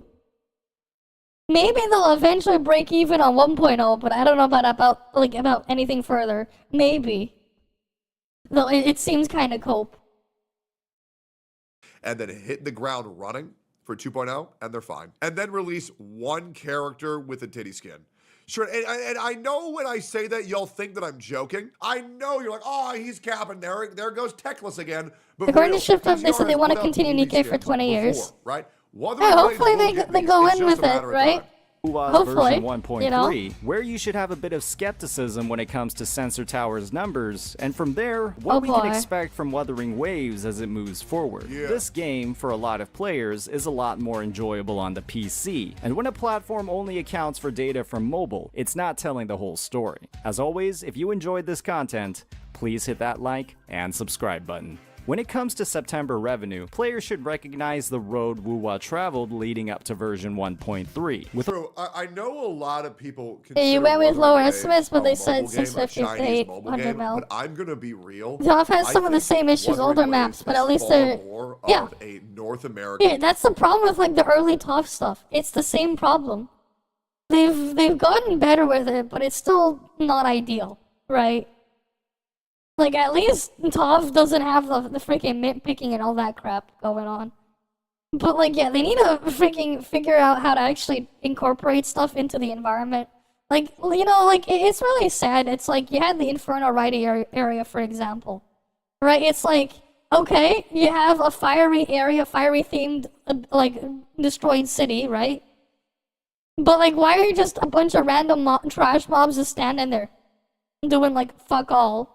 They're just standing there doing fuck all. You know, why aren't the freaking buildings falling apart and collapsing when like stuff goes on, right? Like wouldn't they be falling apart and collapsing if you had enough like crazy vibrations and shit going on?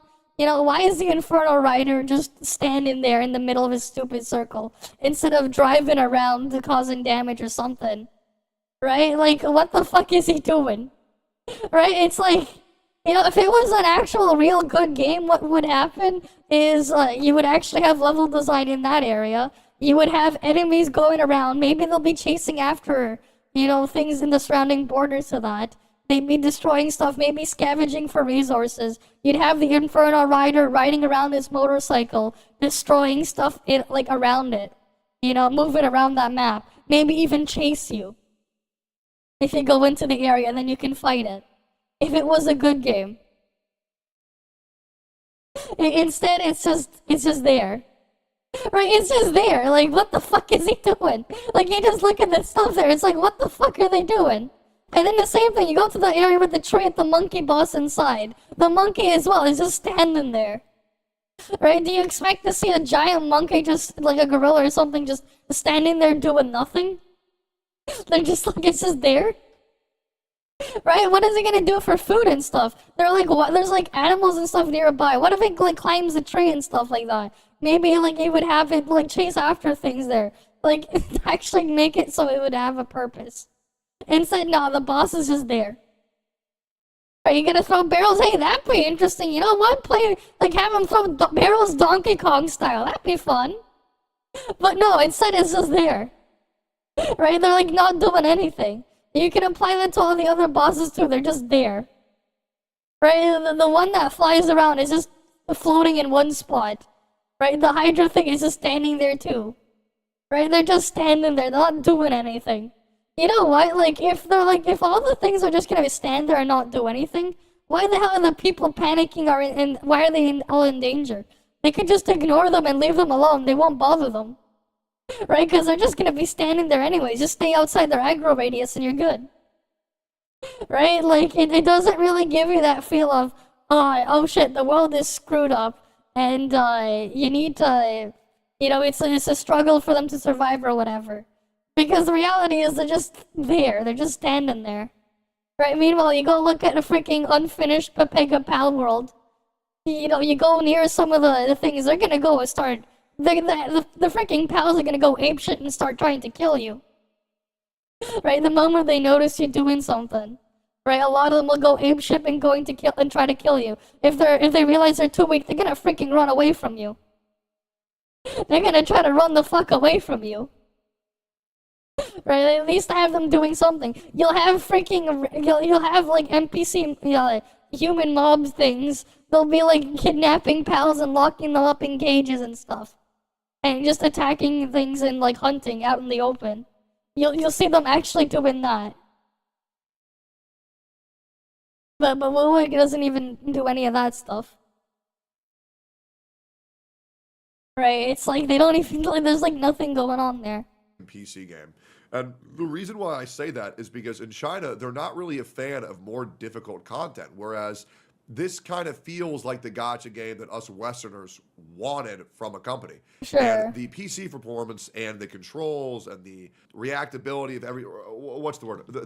The response of every button click that you do on PC is so satisfying, as well as the gameplay loops where it's not like an infinite grind, right? Like you can go online in like 2 days and get a new whole echo set for any character very easily. So, sure, as long as you ignore you have to get the tuners and everything and upgrade the echoes, sure. We'll ignore that part. I know this was supposed to be a Chinese mobile game, but it kind of feels like it was marketed for North America. With only the second update to the game, Kuro released what many considered a complete filler patch, with no meaningful story progression, limited appeal for one of their new releases, and what many consider to be one of the biggest factors in September's results, a 3-week banner for a character that was, quite literally, completely free. It's clear from the August numbers. Jeja was a character that didn't tick off a lot of boxes for players, as her... Sure. And the other thing is that people might be saying, oh, okay, well... what's his name? Zhang Liao, whatever the fuck his name is, Robot Boy. Robot's released, right? Okay, well, that would only prevent 3 weeks of revenue. But here's the other thing that you have to consider. Zhang Liao is so fucking broken. He's like one of the best characters in the entire game.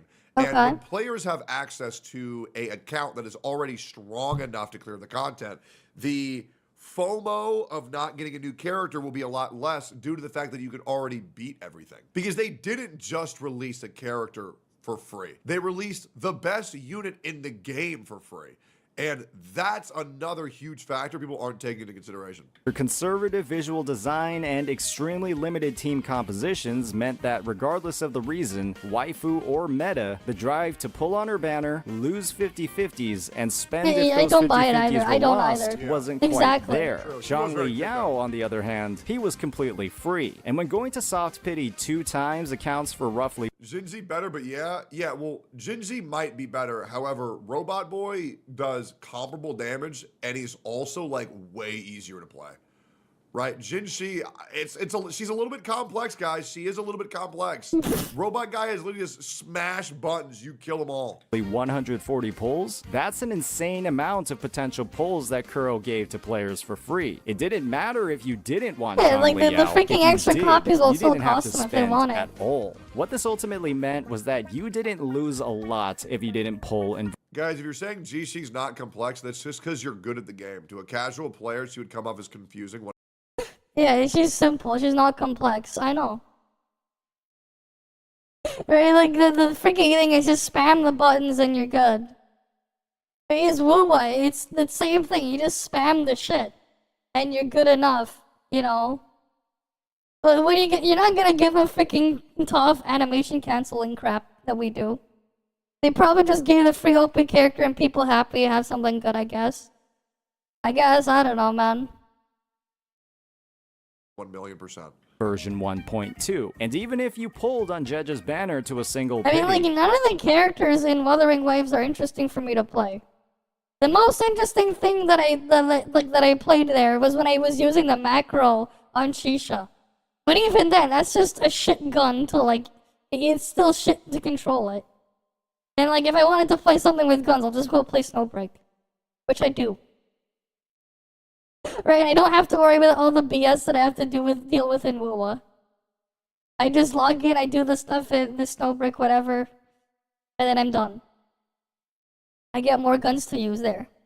Or if you pulled Zhang Liao's weapon, you weren't running out of pulls across the entire version unless you pulled on multiple banners, and there just wasn't a big reason to do that. What this meant was that players, heading into 1.3 and the incredible hype prepared for Shorekeeper, there were a massive number of people who were able to completely guarantee her without spending a single dime. This is a phenomenon we've seen before. I like to call it the Kafka effect, a circumstance where an incredibly popular character with widespread adoration across the fan base game, you would play them even if they're shit when it characters. comes to revenue. But you need something to keep your interest. Exactly.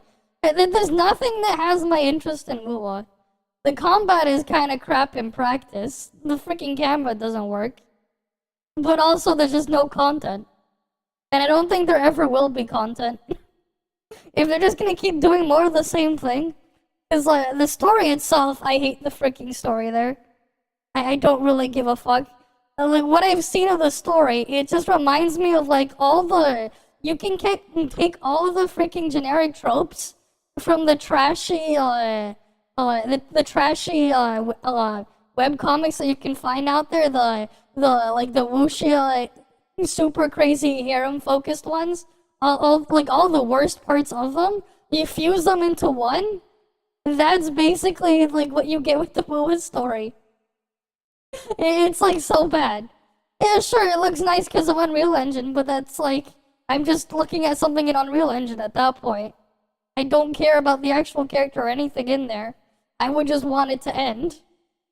And even then, it's not like I actually want to do this stuff in there. But that's just me personally. Doesn't help with the fact that like the game itself at its core is just Genshin. Patches for her, True. and it's the same case for Shorekeeper. Wuwa was a game that launched with very few sustainers, and the need for multiple to clear the most rewarding endgame content. And that reward is crap. These guys don't bother doing the math on what the value of the reward is. Yeah, Unreal Engine can go way further, that is true. It's not really super impressive for what thing is, but, you know. Both. All of it, man. It takes the worst parts of everything. It's just crap. Like, the thing overall is just crap. It's the harem protag mixed with the wuxia, and then you might have the edgy guy with, like, you give him amnesia. You just take all of it. You take all the bad parts from all of those generic stories that they put out, because they pump a fuck ton of them. You fuse them into one. Right? Like, here's the thing, right? You know, at this point, it's like you want, if you're gonna like, read webcomic at some point, it's like, at this point, you better pray and hope the main character is female, just so that you won't have some of the crap in there, if you're gonna go read. Like, everyone's glazing you without any rhyme or reason. I know, it's just, no. Like, what the fuck is going on? There's no development or anything. It's the worst kind of character to self-insert into, I know. It's just the worst. Right? Like, I read a lot of stuff where you self-insert yourself into. But that's a different thing, and they're not that. Then again, the stuff I read is a completely different genre anyways. It's a different genre anyways. So, like, obviously the stuff that I would read, it's like, it's not gonna, not even gonna fit there. Technically speaking, the Love and Deep Space stuff is technically in the genre that I do read a lot of. It technically fits in that genre, kind of, almost. But I would rather read than play a thing like that. That me personally. Yeah, Snowbreak protagonist does more. I mean, even if you ignore the protagonist, at least the characters are at least doing something. You can at least see the personality in the characters. They aren't just a one-dimensional character that's just there to suck you off.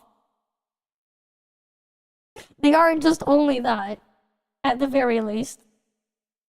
So, like, I'm okay with that. But, you know, at least there's something there. Meant that Shorekeeper, as the first limited one, was a top pick for many, and absolutely mandatory for others. When you need something, you save to make sure you can get it, and when you just want something, that's when you start spending. And a lot of players, they needed Shorekeeper. And with her incredibly early marketing, with drip starting all the way back to the first version update of the game, they don't need Shorekeeper, they don't. You could wish female, fair enough. Fair enough. Too bad they don't have that as an option. Players have had a lot of time to save. Shorekeeper. Yeah, I also don't think people remember 1.0's launch. People consider it one of the worst launches ever. Yep. I consider it one of the best. And let me tell you why. Because the game worked great for me. And so while Bro's actually just walking around without equipment into Warzone, I'm sitting here these getting bitches. 3 5 stars. I'm sitting here getting Yep. hundreds of free pulls. I'm sitting here getting thousands of free asterite. Everybody else is crying. I'm like, hey, man. Yeah, Kuro, this game blows. I need 100 more pulls, right? And like, even still, I believe every character in the game besides Dion. I didn't pull on him. I would get him if there's a rerun banner. And I've gotten every weapon for every limited 5-star character that I have. And I think I've maybe spent $100 on the game, which is fucking insane. Like, that truly is fucking insane. Like, they gave us so much free shit, it's nuts. And Okay. I think the best thing that they could do if they really need to put the revenue up is just start releasing 2 characters every single patch like they do in every other fucking game. If we really need money. Wait, ToF doesn't do that. They haven't done that in forever. Thing. Them hitting 6.7 million allegedly would be worrisome if they were actually doing all the proper monetization methods, but they're just not. They're being incredibly kind, incredibly considerate, a very like pro player right now. If they were to be releasing 2 characters every patch, if they were to release some cosmetics, and they're also like stifling rewards to players, and they're still not making money, okay, we're fucked. But they're really kind of just like, here's $1 They're way million. too fixated on rewards, man. How do we make money off this? I don't know yet. Wait a couple patches. Like, they're barely scratching the surface in how they could be making money. So I'm really not worried. Herself came really with not. incredible I want to value see them across just her EOS early because it'd be sequence nodes, hilarious. with a huge quality of life buff that gave her far more variety in team comps at S1, and of course, Hey, the funny part too is like it's just insane just how much the creep is in MUA. And, like if they freaking pulled this shit off in ToF Global, people would be screaming. Do you think Kuro could only be kind with the way their game is going? You know, the thing is, the way they've been acting and handling stuff, it doesn't really feel that way to me.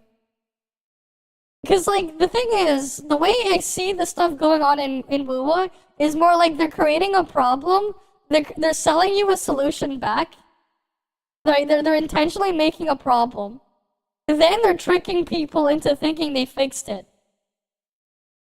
And that's where you have all these people going crazy over them are from. They're basically intentionally creating a problem and then selling the solution back. The rewards are not everything, no. Right? WoWa devs will get so pissy thinking everyone is ungrateful. It doesn't matter, man. It doesn't matter. The game itself is still crap at the end of the day. If the EOS would be great, it'd be funny. It'd be hilarious. course, her insane 40% attack boost to the entire team at S2. But the fact of the matter is that not a lot of players actively pull for sequence nodes for sustainers. There's a much bigger appeal to investing in DPS characters for more active and noticeable upgrades versus the entirely passive bonuses you'd get from a sustainer. Honkai Star Rail proved this to us, with characters like Luocha or Fu Xuan equipped with very powerful initial upgrades on their dupes, performing the worst out of all the game's limited characters on their release. People don't like investing in sustainers. And even if you were a person who wanted Shorekeeper sequence nodes, the chances are you likely claimed them from the Coral shop, where for the exchange of 45 pulls, you could redeem one whole copy. When comparing 45 pulls to the potential 160 you'd go on the character banner, you can imagine how that would have a big impact on revenue. And when we're nearly 5 months into the launch of the game, it's undeniable that there are many players who had the resources to do this. What this ultimately meant is that Shorekeeper's revenue had a lot of factors working against it, with her S0 sales impacted by the massive amount of savings players cultivated across 1.2, and the revenue from her whale bait early sequence nodes countered by the absurdly easy access many had to her dupes, costing a fraction of what they typically would in many of the top titles. All of these factors are tied to Kuro Games, from their patch schedule all the way to the generosity in their design of. I don't think it's generous. I don't. These guys, man. It doesn't sound generous to me. For sure. the Coral store. And when you consider that her weapon wasn't a very big upgrade over a 4-star option, there wasn't Yeah, but that weapon looked cool now. a lot of incentive to spend there Shine only got either. fucking However, 3, bro. there are other nuances at play, specifically when it comes to Sensor Tower itself. Sensor Tower only looks at mobile sales, and Yeah. Wuthering Waves Oh is a boy. game due to a poor initial mobile reception, True. fast-paced combat, and oftentimes difficult to handle camera controls. It doesn't have a huge mobile What do you mean player base. oftentimes? With the release Always. of controller support on all platforms, new in version 1.3, this is something we can expect to change, but it's still a large obstacle to get through. What this means is that there are a lot more players engaging with the game on PC, and one thing we've learned from I think this is speculation, but I would agree, like, this is something that a lot of people think. And this is what I also thought for Genshin Impact, is that people must be playing this shit on PC. However, Yeah. I would still say you would be shocked at how good Chinese players are at playing shit on the phone because Yeah. they're used to it. Now, we as Westerners are not used to this shit at all, right? This is a good point. However, it still is speculation. the past few months is that Yeah, PC it's like gaming stuff. in CN is on the rise, specifically due to the release of Black Myth Wukong. No, it's always been high in CN. Just nowhere near high as mobile. Console gaming is what doesn't exist in CN. This guy is a freaking clown. He doesn't understand the shit there either. And consoles in CN is like more of a new thing. Because eventually, like, they stopped, like, heavily banning them, like, to the way they used to before. But even then, the stuff there is handled differently. And it's, like, a very small market. That rise in PC gaming and Wuthering Waves' dramatically improved experience on that platform isn't accounted for at all in this revenue data. That's a huge part of the player base that's getting ignored, and there Yeah, no, this guy doesn't know what the fuck people play in CN. They got like a million different freaking MMOs and other shit that they play on PC in CN that they have there. They got a bunch of other stuff as well. And if they have the option to play some of the other things, I don't really see how likely it is they'll care that much about WoWa. There are some massive benefits to PC sales. That's because app stores, be it Apple or Google or third party, take a massive cut from any revenue generated. Yeah, so does Steam, so does the PlayStation Store, so does the Xbox Store. A lot of those do. And even then, there's still a lot more that you have to deal with too. Yes, they take this commission, but you still have to pay for like your actual card fees. That's still a thing that you still have to pay. Same time, even if they go with a different payment processor, they're going to ask for their own fee as well. Right? They're going to take their own fee as well. Like, you know what? Let's say you use PayPal. You have PayPal integration. Right? What's the PayPal fee? We can go find this out here. Merchant or business fees. Let's go look. Here we go. Here's PayPal commercial rates. Okay, commercial transactions. 2.9% plus a fixed fee for receiving it. This is domestic, by the way. Additional. If it's from an American one, you get another 0.8%. Other countries, an extra 1% fee. Okay? And then there's also another fee as well when you're doing currency-based conversions. Right? Like, this is just what you have to deal with. This is just to use PayPal as a payment processor. Right? This is what they have to deal with. And the thing is, like, I'm pretty sure they use, like, Xsola service, which then connects to PayPal as an option to pay, and they're going to have their own fees as well. Right, this is for, like, the global stuff.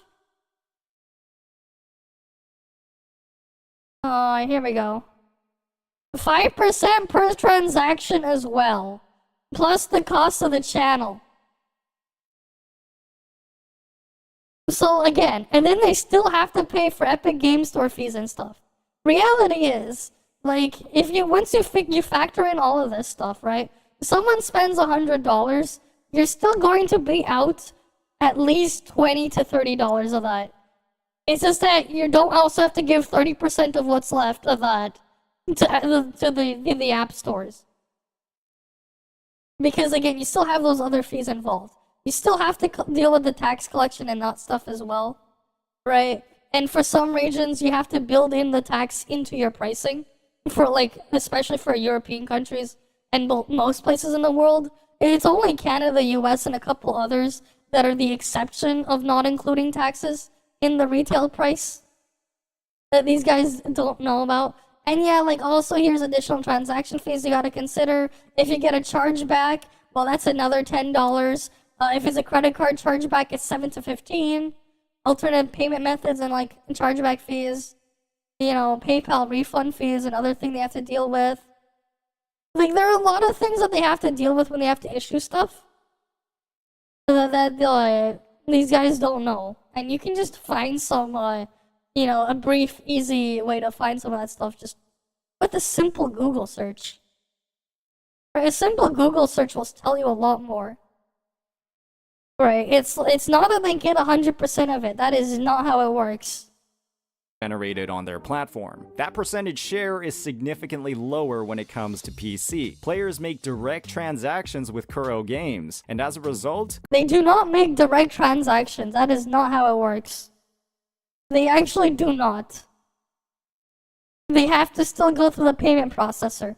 That said, you know, they'll put the name of the thing you bought on your bill, so at least you know what the fuck you bought. Kuro's slice of the pie is significantly higher. While we have absolutely no recorded data of PC revenue, when we factor in the rise of PC gaming in CN, the overwhelming support version 1.3 has seen on social media like Bilibili, and the massive increase in net revenue developers get from PC sales over the App Store, I do enjoy knowing that people seeing this video will have a guttural reaction because there's so many people, like Genshin Impact, that want Wuthering Waves to fail. Now, let me explain to you why. If you want Wuthering Waves to fail and you want Genshin Impact to succeed, you are quite literally just wrong.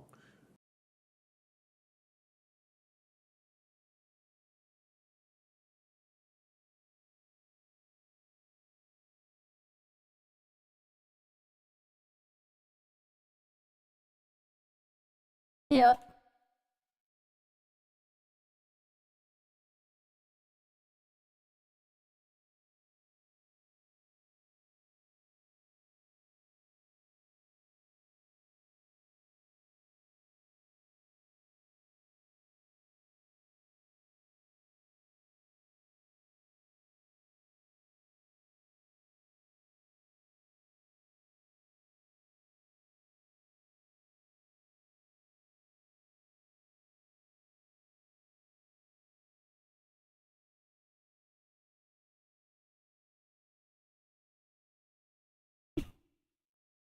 There we go. Yeah, I'll do you one better. I want both Genshin and Wuwa to fail. Don't need more crap open world games that don't actually make good use of it. And then where you have toxic communities fighting over rewards instead of playing their game with no content. There we go, that's mine. We don't need one. We don't need another one. Right, do you need another one? No. Now, you might like Genshin, and you might hate Wuthering Waves, and that's okay, right? But you have to understand that what Genshin represents is a monopoly, and what Wuthering Waves No, it's not a monopoly. is a new company that is going to break into the space in order to make these games more accessible and less vulturistic to their players by showing how generous game companies No, they're can not. be, whereas other They definitely are not showing how generous they can be. They definitely are not. They definitely are not. in a space full of greed and tight fistness.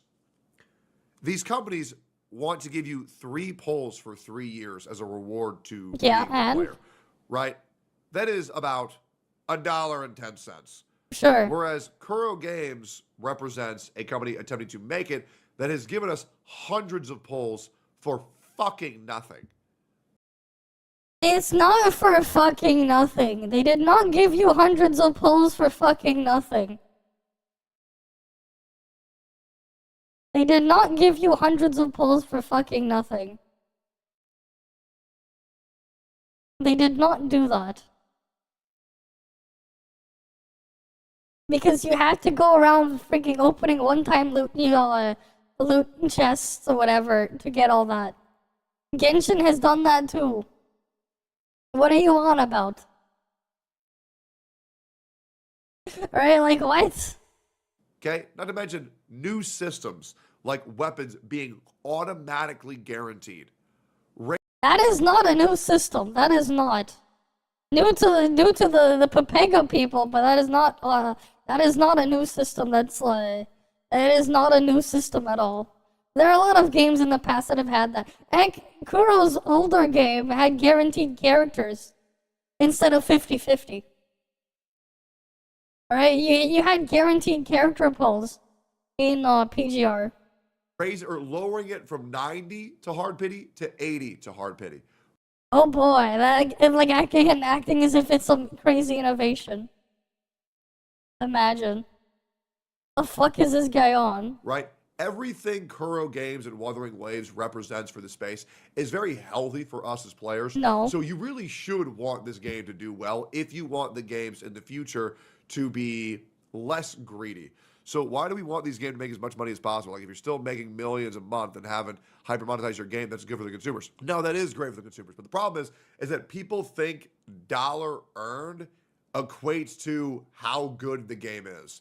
No, of course not. Very popular. You look at freaking Nintendo with Pokemon. Whatever game is making the most money must be the best game. TLDR, why the revenue report was changed. I noticed that from the previous months, Reddit posts different than one on the why is that? Reddit posts get posted on the first of the month when prices are not stabilized yet. They usually stabilize by the end of the second week of the month. I cannot replace images on Reddit, but the website gets updated 4 to 5 times a month. Yeah, because I know Wuthering Waves was reported to make 6.7 million, but in the end, actually made around 10.1 million, from what I heard. It wouldn't be surprising at all if Wuthering Waves is doing... Sensor Tower updated, look at WUA. Yeah, WUA went from 6.7 to 11 million. Yeah, so people were repaint it different color and call it innovation. I know. Better than I'll be real. Even these guys, man. Million, I was never worried about WUA, and I have a video proving that. But yeah, I wasn't worried about it at all. The Sensor Tower data shows. And of course, we always have to consider the fact that Sensor Tower is just wrong. They have had numerous incidents where days, if not weeks of revenue are simply not recorded, and they have no real data aside from iOS sales. Numbers from the Android store or any other third-party platforms are guesstimated. You always have to take these reports with a massive grain of salt. At the end of the day, there were a lot of factors leading up to September's numbers. But one thing for certain is that Camellia, a long-anticipated release, is launching after Shorekeepers drained us completely. Players had Why you say it like that? All of 1.2 to save, and now that those savings are gone, we should see some much bigger numbers in 1.4. As always, if you enjoyed this content, I really don't please think hit that so. like and subscribe button. Peace out. Nah, It sounds like Big Cope. It sounds like Big Cope. Right, it sounds like Big Cope. I think we saw the other video that was linked already the other day. Good morning. Yeah, we did. We already saw the other thingy. Genshin Impact is officially dead. Okay. the most honest devs in Gacha gaming.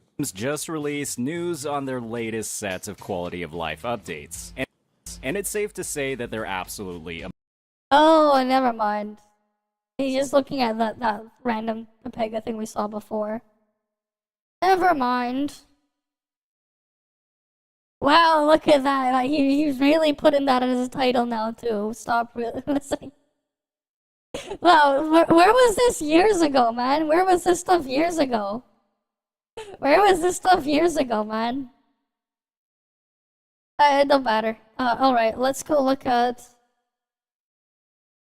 What the hell is up with this freaking random search stuff? Why isn't it giving me stuff I would actually search up? The fuck are you trying to do, YouTube?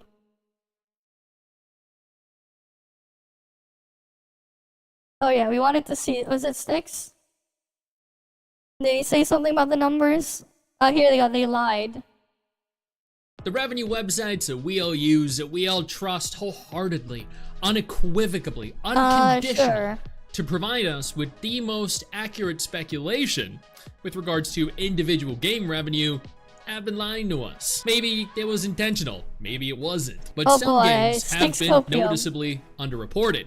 Guilong Chao and Wuthering Waves specifically. This isn't talking about the time that Wuwa's revenue was frozen or that other time that Wuwa's revenue was frozen, leading to inaccurate How about that other reports time on it got both reincarnated occasions. as a No, main those character? were just coincidences. This is concerning the revenue That's for my joke. September 2024, which saw a significant projected decline, but on the contrary, saw a small dip in a month that featured Shang Liao, a free character, and 2 days Oh boy, worth this of cult, Shorekeeper. man. We're gonna go ahead and take a look at this and see what the general consensus is around the community. Now, if this is your first time here, consider subscribing to the channel, hitting the little bell notification, that way you remain up to date with every single thing that I post, and I post daily. Do not miss out. On the 1st of September, or the 1st of every single month, rather, a thread is made Sure. over on the Gacha gaming subreddit that uses the gacharevenue.com website as a basis for revenue pertaining to each and every single game. No, Gacha it revenue doesn't. pulls directly from Sensor Tower, and Sensor Tower is more speculation rather than fact in terms of total revenue and downloads for each respective game. Okay. This spawns what is considered the monthly PvP between not only Gacha games, but also each respective community. The revenue that was reported over on the Gacha Gaming subreddit lists Wuthering Waves as having made $6.7 million. It also lists Guilong Chao, which is a brand new Chinese Gacha game, at $2.7 million. I said in the video I did on this, that was actually a pretty good opening given how long the game had been online and available within China. However, after being tagged over on Twitter concerning a tweet that Wuwa Universe made that went on to show Sensor Tower yesterday versus Sensor Tower now, misinformation spread successfully, still not a reliable source anyway. Okay. I decided to look a little bit deeper into this, especially given there were so many different comments here claiming that there was a drastic underreporting. Navigating on over to the gacharevenue.com website, which is where all of this is pulled from, today we see once again Wuthering Waves was at 6.75 million, and today Wuthering Waves is at 10.5 million.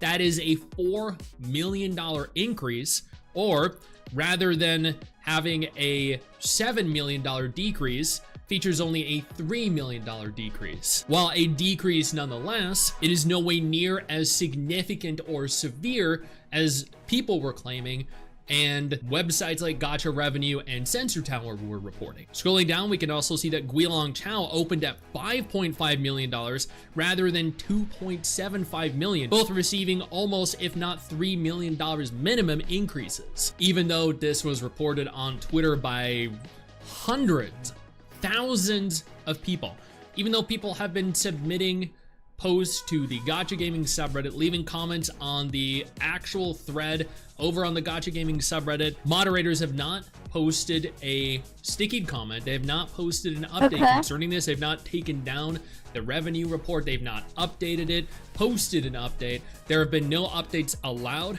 on the subreddit at all, but thankfully that's what Twitter is for. Let's take a look at some of what Twitter was saying. Before we go any further, let me take a moment here to thank my incredible patrons over on Patreon and my like this, and it was overwhelmingly 65 to 75% of the people that voted were all PC players out of 30 to 40,000 people that participated. The whole You're watching a guy who used to be known as the MMO bite man, right? Sticks is also MMO bite.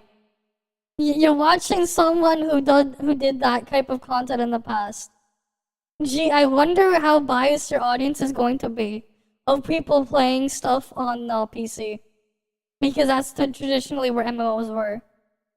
whole thing was wrong. Right. Both Guilong Chao and Wuwa had their revenue cut in half until today's update. I wonder. Probably the other games too, but I only paid attention to those two. They literally divided half of the revenue from August global and Chinese revenue for September revenue. I do see that. That is interesting. It actually made $11 million. Now I genuinely lost all my trust for Sensor Tower.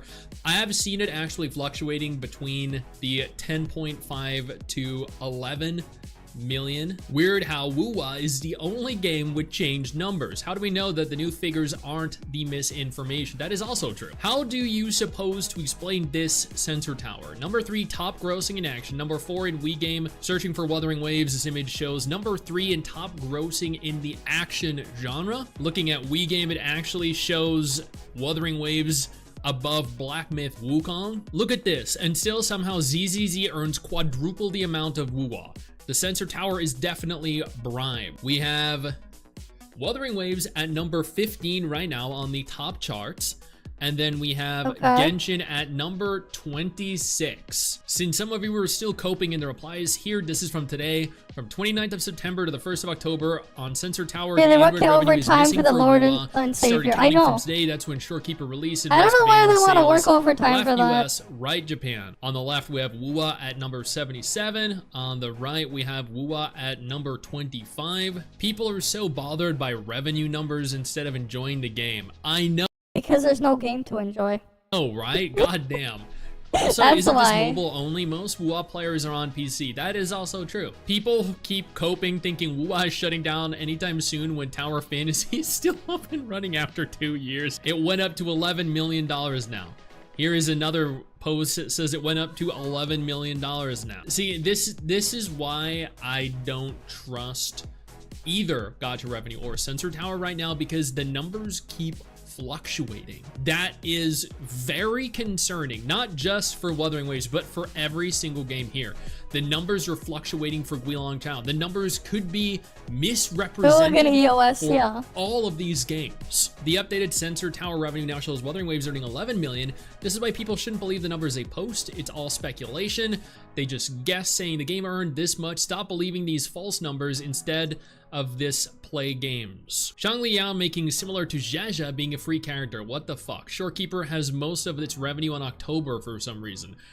I do notice that the spike here actually counts. Yeah, you still can't. From October you still can hear 1st. saltiness. I don't know if that's just because. Whatever talk yeah, is actually, mentioned, I have for sure, no man. idea. I have zero idea. For sure.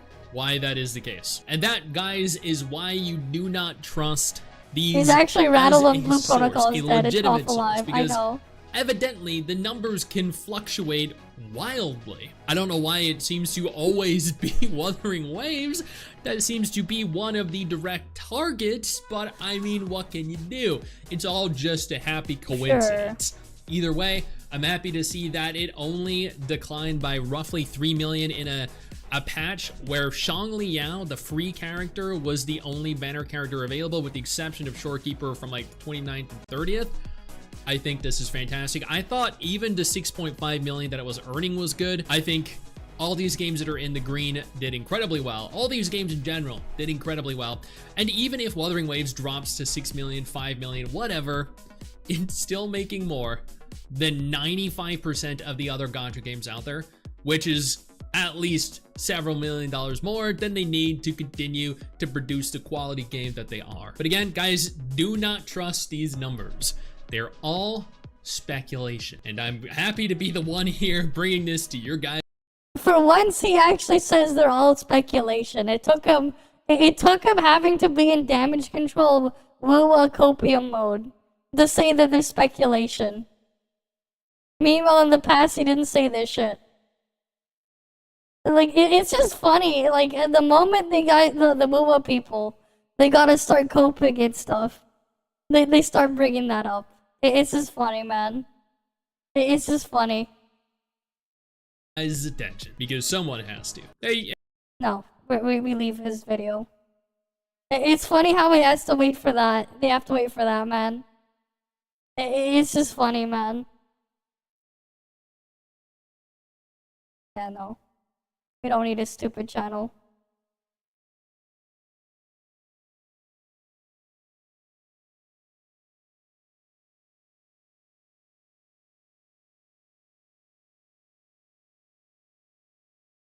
Nope. Don't care about that one. Yeah, I don't care. There we go. Nice and clean.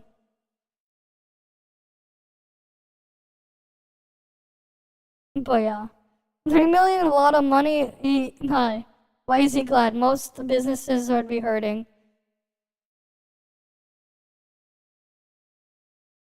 I know. I know. Well, it is what it is, man. It is what it is. Wait, what was the other video we wanted to look at? Oh yeah, this one. And then we'll do Snowbreak. Known by many gamers as the scum of the earth on Gacha games, known by many gamers as the scum of the earth on the bottom of the gaming society's social caste system, huddled up side by side with Candy Crush and Bloons Tower Defense 6, with hentai games being slightly above the three of them. However, what if I were to say that... Yep. What's that? Did y'all just put a head out on me for saying Bloons is ass? Well, anyway, gacha game scams, let's talk about them. Now what I mean when it comes to scams are not inherently specific gacha games themselves. Granted, stuff like FGO exists, so the extent of my tolerance towards saying that is tested in the face of the 200 pulls I did to get the equivalent of nothing except for half-breathed carbon dioxide, but I am talking about gacha game ripoffs. And there are some such as cash grabs for popular IPs, but those are about a dime a dozen to find, so I don't care to really talk about them. Instead, I'm going to talk about gachas that have stolen character designs, wasted thousands of dollars by players, were investigated by the government for breaches of contract, and completely rigged the gacha mechanics without the players knowing. But to start off with a small-scale scam, look at these two Arknights characters. On the left we have Saria, and on the right we got Leslie. Now these two designs are fairly unique. I mean, they got the regular old Arknights features like horns and whatnot, because the game is 50% of the way to being tagged as a furry one. But the designs are pretty noticeable. They ain't out here looking like the average character in a Mihoyo game. So with that being the case, I want you to imagine the average Mihoyo character looks like the other different character from a different If you were to be Mihoyo making game. a scam and for whatever reason decided stealing the designs of one of the most popular gacha games would be a goated idea, then how would you do it?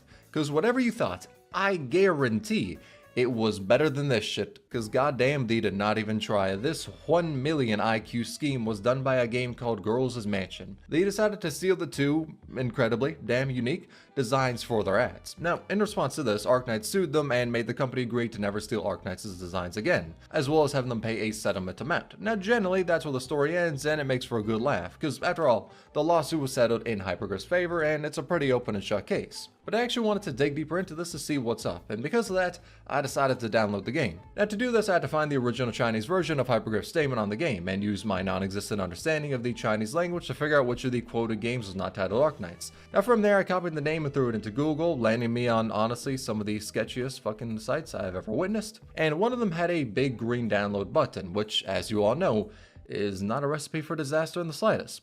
So I clicked download it. About 30 fucking minutes later, don't know why this shit took so long considering it was 136 megabytes, the game, or possible virus, was downloaded. And yes, don't worry, I scanned it with virus total.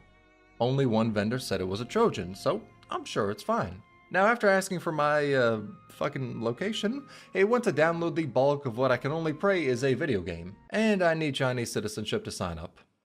Fuck. Well boys, we tried hard, but it appears the battle has been lost. However, in place of playing that game, there is one scam I was able to get my hands on, Winning Derby. Now this is I was gonna say clone or copy, but that feels a little generous given what it is.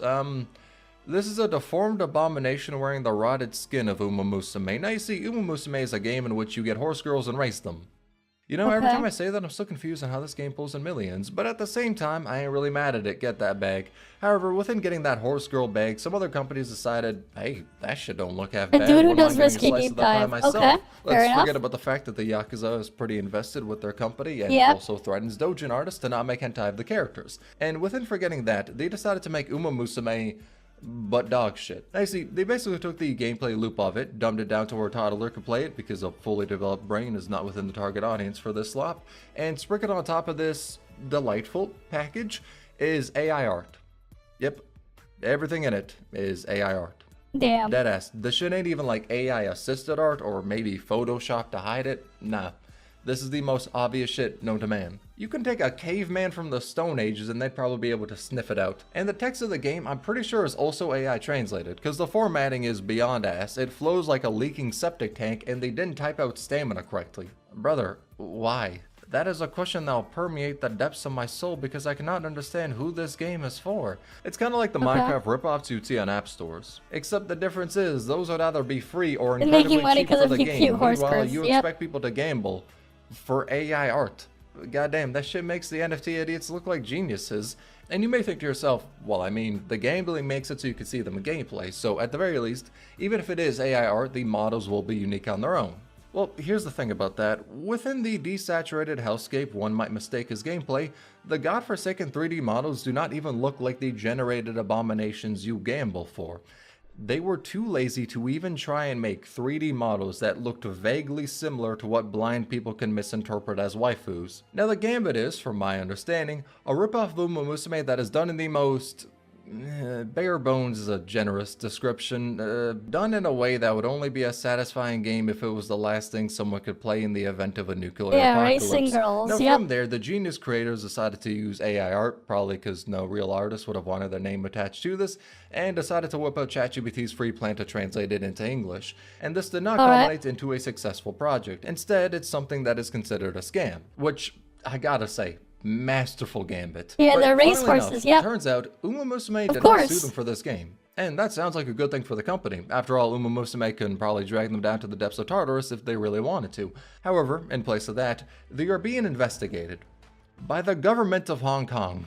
Now, what I was able to gather from the only article I've seen about this, which wasn't natively in English, is Hong Kong has a program set up to give local developers funds to create games.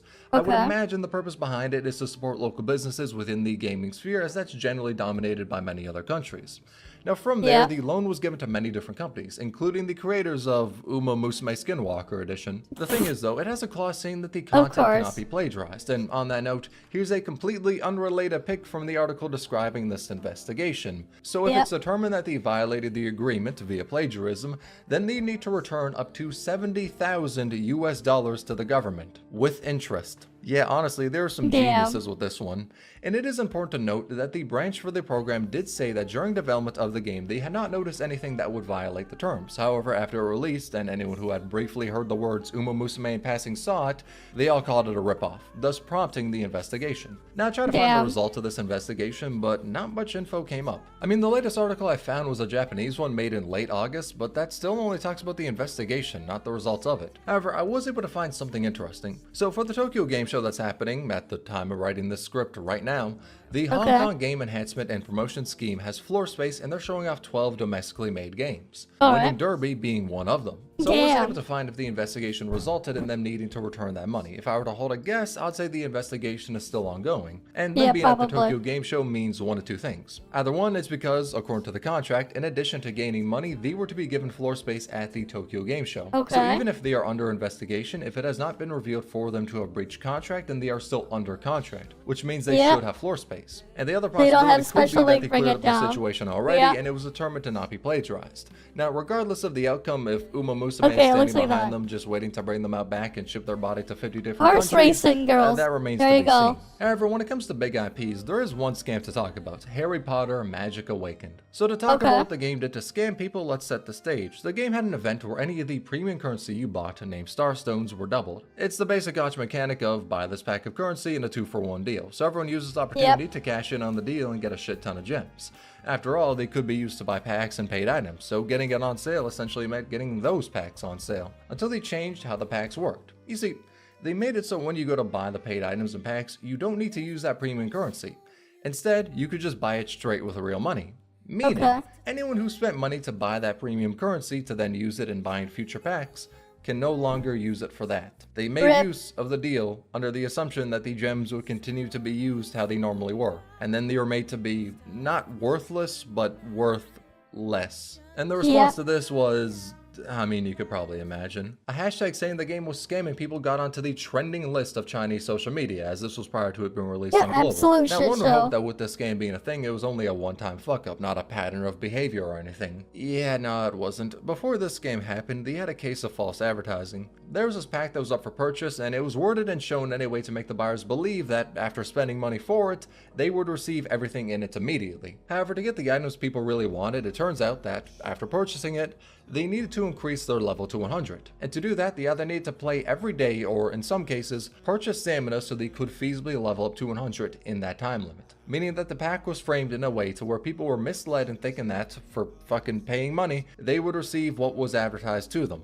But after buying it, they were told they either gotta spend more for stamina refills to actually get what they had already What's paid this? for, or they had to grind this shit like a full-time Yeah, job. Canada Now, in also has video response to game people being development pissed support as hell fund. about this, they did compensate Yeah. players who bought it by giving them the items outright. Which is good, Oh, yeah, but when you you sent look a at what they picture of did the a girl couple of from there. years Yeah. later, yeah, it doesn't precisely paint the greatest faith for them. However, in all of this, the weirdest part is, I heard the game itself is not half bad. Which might come as a shock considering when you see a notable IP made a gacha game, yeah, that's a pretty good track record for it to be some dog shit. But Yep. from what I heard, mismanagement really hurt the game, so much so that the global version is shutting down late October this year. And with Damn. that being the case, there's something that I've always questioned when it Rip. comes to situations like this. If your game is good, then why do companies feel the need to scam their players or make really short-sighted business decisions for profit when a game with staying power would make them more money? And in terms of an answer, I don't particularly know one. I'd say there's Special probably a week. couple of different Okay. reasons. Maybe internal data revealed whatever game they had wasn't going to last long, so they decided to cash out while interest was still high. I mean, shit, look at Tower of Fantasy. The game itself is definitely more than playable, but the numbers it's pulling in isn't really the most insane thing. Maybe it would have been a more viable strategy to release some beyond insane value pack when the game was popping off to cash in on the lightning in a bottle. Or, to take a more fucked up approach, maybe they would have driven sunk cost fallacy and had more people stick with the game. Now, I'm not saying that they should have done this, but I am wondering if, from a place of pure profits, if something like this would have explained why some companies seem to cash out on their games instead of trying to build them into a long-term game, like FGO with it having lived longer than the goddamn dinosaurs. But then you look at this game, something that, aside from the scams in the other regions' versions, did fairly well due to it being good. Then on the global side, they decide to remove content from the battle pass, skyrocket the cost of stuff by Okay. up to 100 times, and oh, yeah, made a skin that costs $100. Brother, why?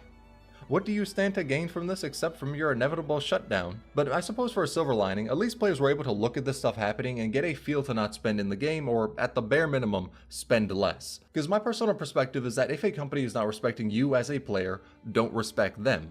They don't deserve your money, they need to earn it. But that perspective only works when the company gives you a reason to be pissed at them, and at times, they don't foreshadow fucking you over. Which is precisely the case of what happened with the global version of Princess Connect, where it was announced to players that any Okay. month, the game's global version Was it will the be shut Crunchyroll down. thing? Yeah. Yep.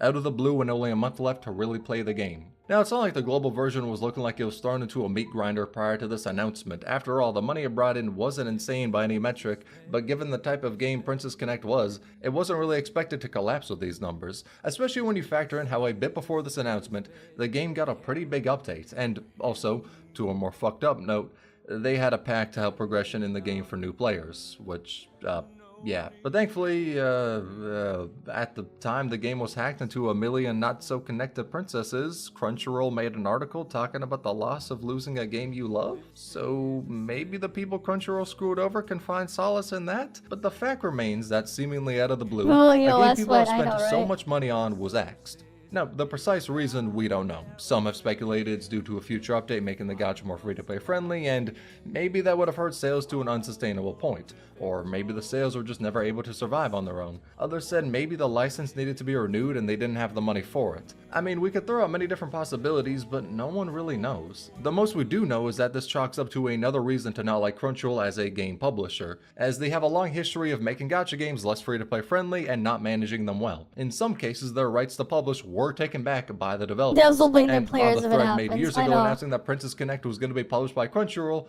you had people saying it was fucked.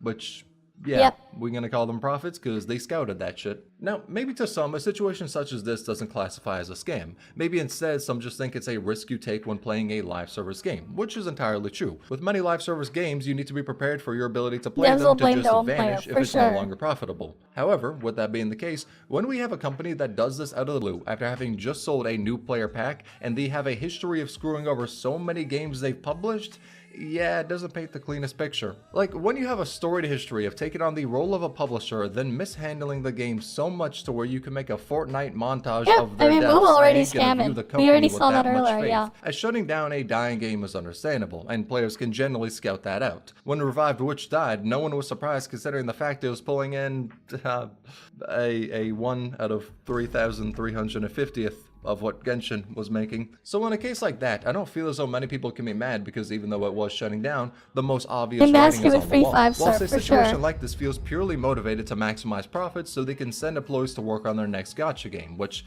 in this case was Street Fighter Duel. And let's look at how that game is doing. Made a collab free-to-play friendly character require $5,000 to max out. Scripted roles. Must roll with paid-only currency. Yeah, Can't say I'm surprised. Oh, what's $1,000 to max out? Bro, that, you know what? $1,000 to max out? That's, you know what? Hey, only $1,000 to max out. Keep in mind how much it costs to max out in your average Hoyo game. Or in MUBA. $1,000 is a huge discount, man. Right, he makes it sound bad. But he doesn't understand just how bad it really is. Right, like, he's making it sound, he's making one thing sound bad, but he doesn't realize how much worse it can get. Character that you can't summon with premium currency, must use paid-only roles, no pity, costs $100 for 50 pulls. Yeah, bro, what the fuck is this shit? However, aside from Crunchyroll games being, that, on the note of scripted pulls, there is one legal case that's pretty interesting. So back in, well, January of this year, Nexon was sued for $9 million by South Korea's Fair Trade Commission. The reason was that between 2010 and 2021, they had changed the drop rates for their banners in MapleStory without telling the players rolling on it. With the drop rates for really sought after cubes, which is what people were gotching for, to 0.00001%. Meanwhile, Nexon was out here saying that the drop rates were not changed behind the scenes. And the response to the government suing them over lying and misleading players about the drop rates? This issue pertains to the period before 2016 when there was no obligation to disclose information about probability-based items. The KFTC's retrospective sanctions will greatly shrink Korea's gaming industry. In other words, they don't give a flying fuck. They deadass went, yep, we scammed them hoes, but conversely, there wasn't a law saying it was bad to lie about probabilities. And that's not all. They literally have a patent for dynamic pull rates, meaning if you play a lot, your chance to get something decreases. If you play less, it increases. Your location also changes the rate, probably to make it so high-income areas have worse rates because those players will more likely have disposable income. If your gacha items exceed a limit, decrease your rates. Rates change if you got friends on your list, probably to make it so people with a lot of friends can show off their good gacha results, thus making more people want to roll. Change your rates depending on your friend's stats, and then change them again based. You know what? I hope this is the one time a patent I hope they keep, and no one else can do it. This is the one time a patent. You know what? Let them keep it forever so no one else can do it. It's on the rarity of the gacha and based on your current That is like the only time I'll be like, you know what? They should be allowed to keep their patent indefinitely.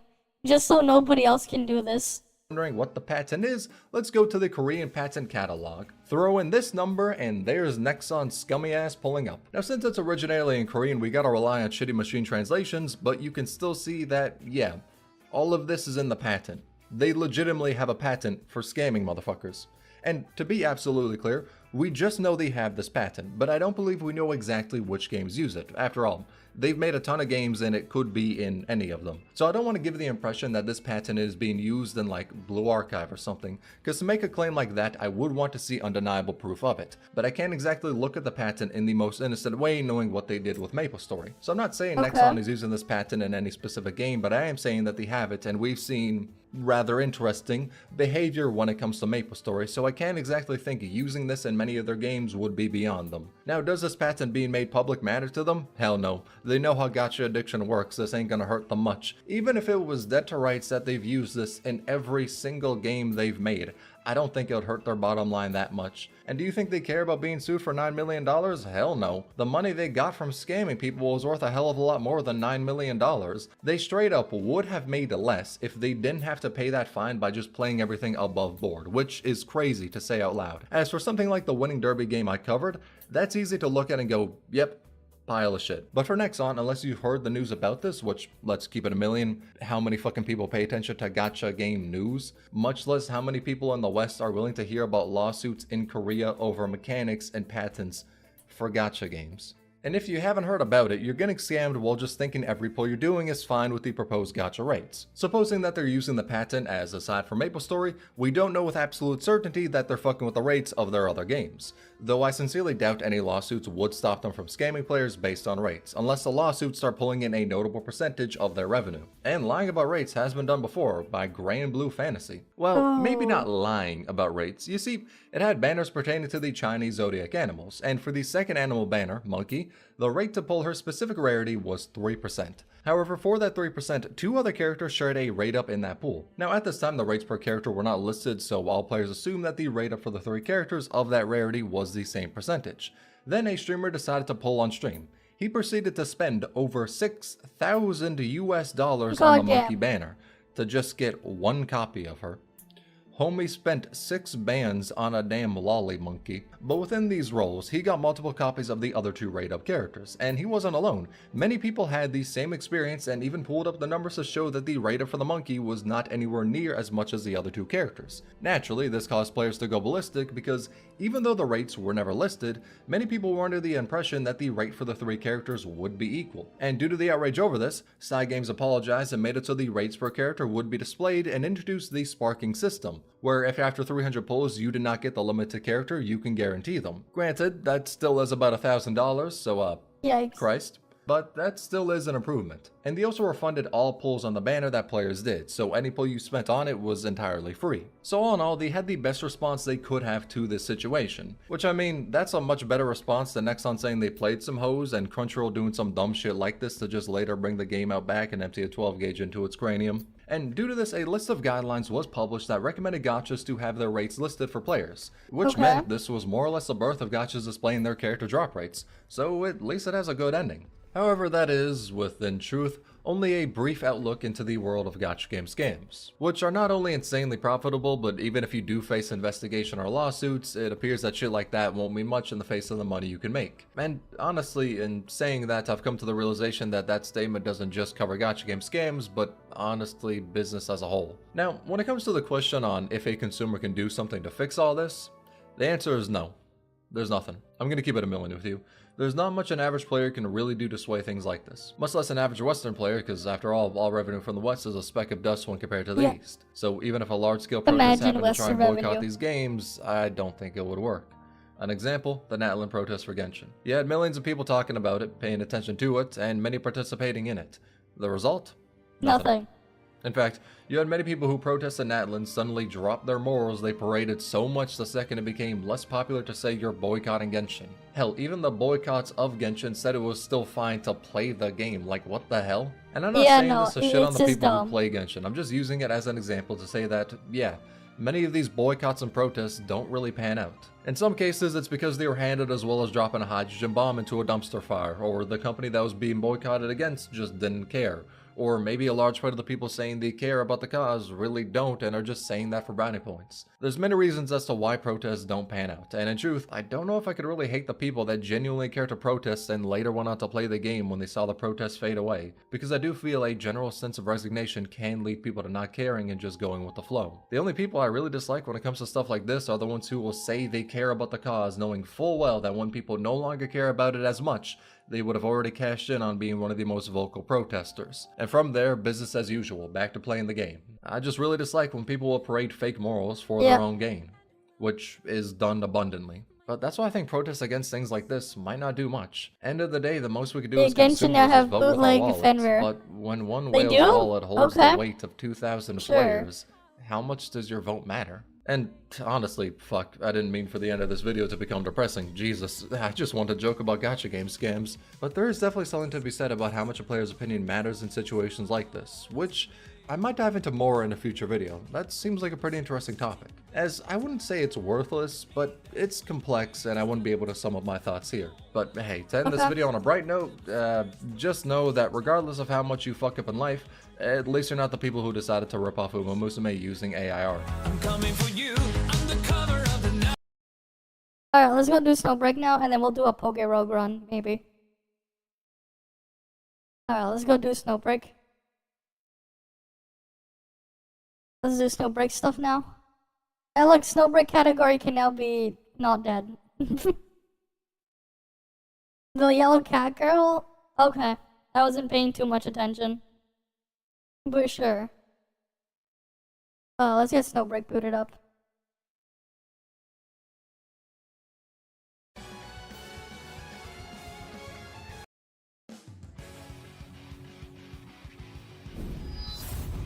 I already think like the main dailies are earlier already. Let's just go through the stuff here quick. Come on. Let's see, we'll get everything loaded up. もう起きたの？残念。何がって？当ててみて。もし当たったら。I mean, I don't really care too much about the AI stuff. It just really depends on how it gets used. Right, like, the AI stuff is inevitable. Right? No matter what, like, we're heading there regardless of what you want to say or think about it. Right? It's just going to happen regardless. Right? I think what's more important is how it gets used itself. Because, like, no matter what, it's just going to be there. Like, it's here to stay, the AI stuff. Alright, we do one round of this first. It is what it is, man. Alright, then we have to go fight the boss, right? A bunch of times. And there's like a co-op one, I think.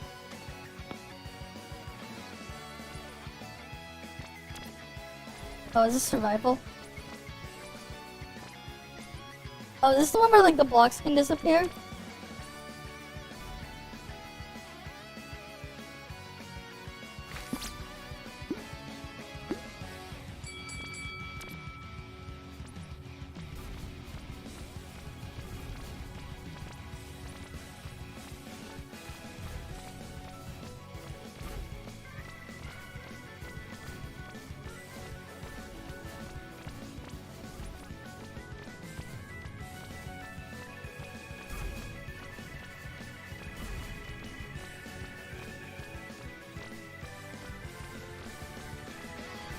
Oh, then they respawn.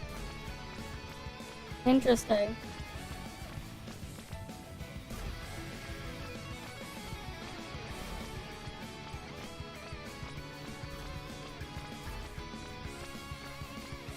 Okay.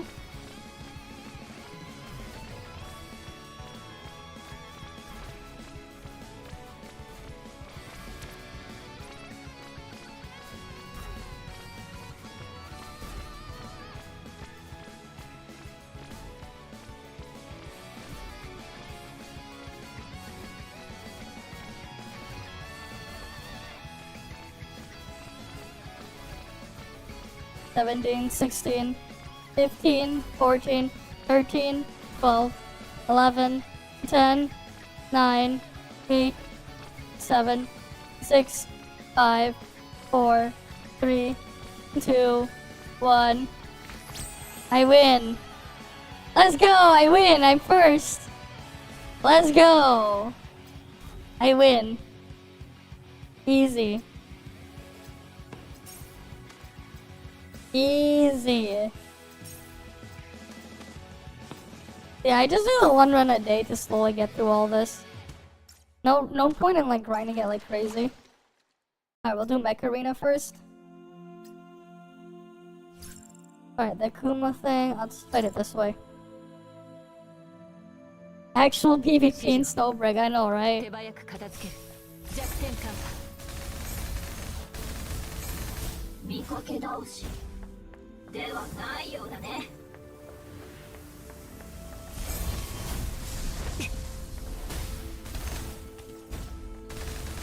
お前にふさわしい場所はバルハラだ。In ToF, much more IQ test than PvP. お望み通り、この Yeah. 話を終わらせてやる。Well, it definitely is something. Alright, we'll do the next one. In some cases, in some ways, they kinda are, yeah. They're just more of just side stuff you do for fun. Or whatever.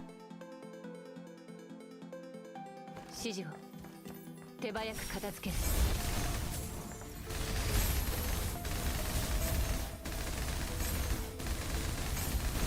足でも全てを滑る。見かけ倒しではないようだね。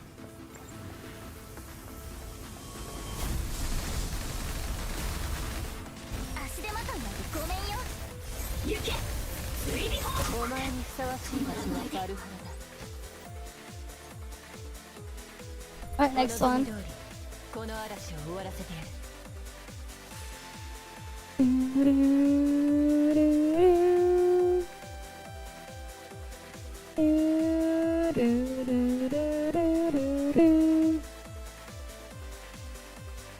I mean, hey, a lot of us just AFK them. Alright, we just like to AFK in ToF, man.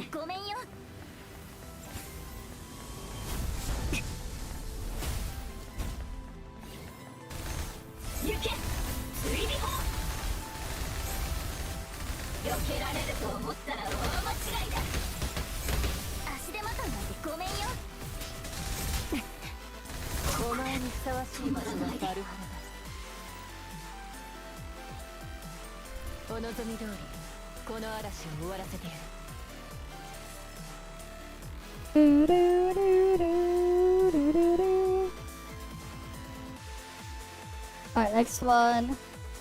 We have Danger. Oh, is it just solo now? They stopped making them co-op? That's nice.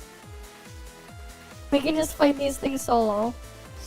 Because they were kind of annoying trying to find groups to do it in the past.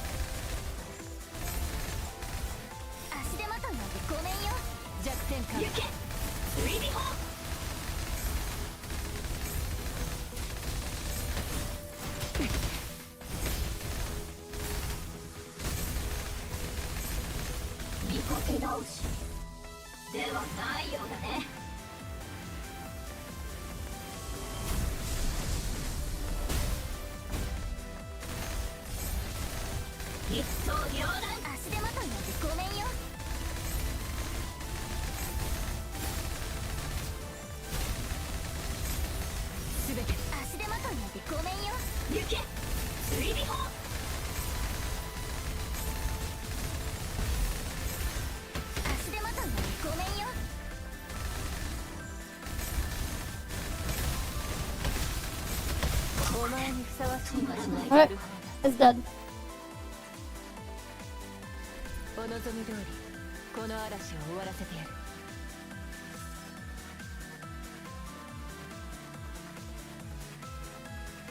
I mean, yeah, it is emptier. It definitely is.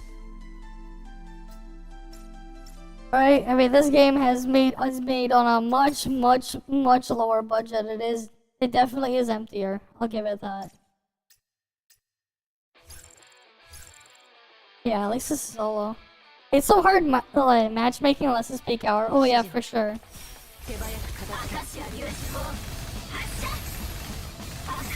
And it's also like the only gun game out there, man. Where are other gacha gun games, man? It's the only one.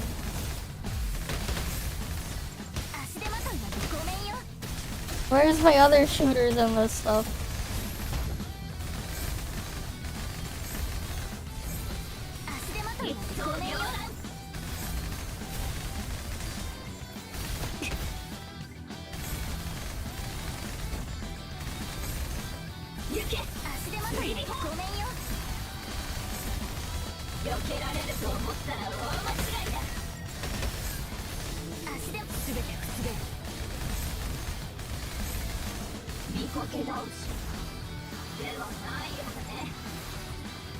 I mean, that's not a gacha, by the way. But yeah, I'll definitely play it again. We had fun with it during the beta. Well, not even beta, it was an alpha. So it's gonna be a while. It's gonna be a while until we can, like, actually play it. That was a closed alpha test. But it was good. I mean, it needs some work, and it's obviously not finished yet.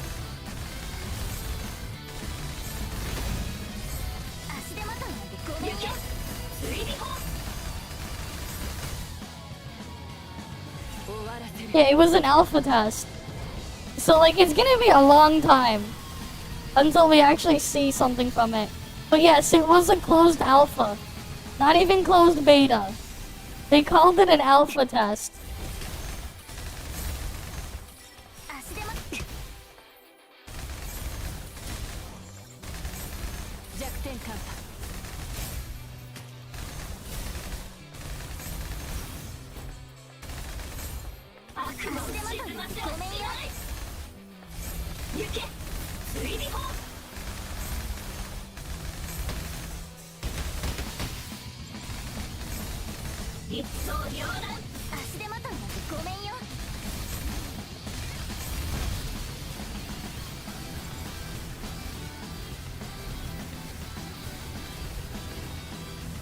Yeah, probably 2026 to be honest.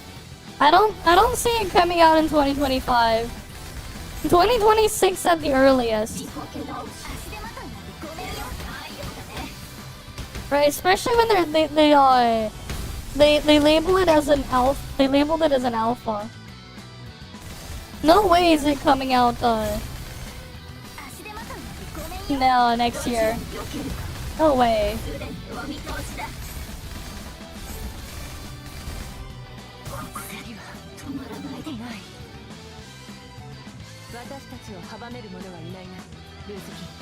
Maybe we'll get Stranova to release global next year.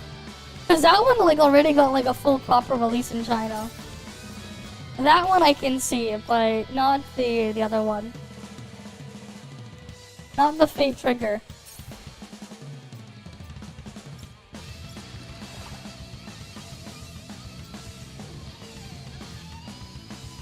Alright, what can we grab here?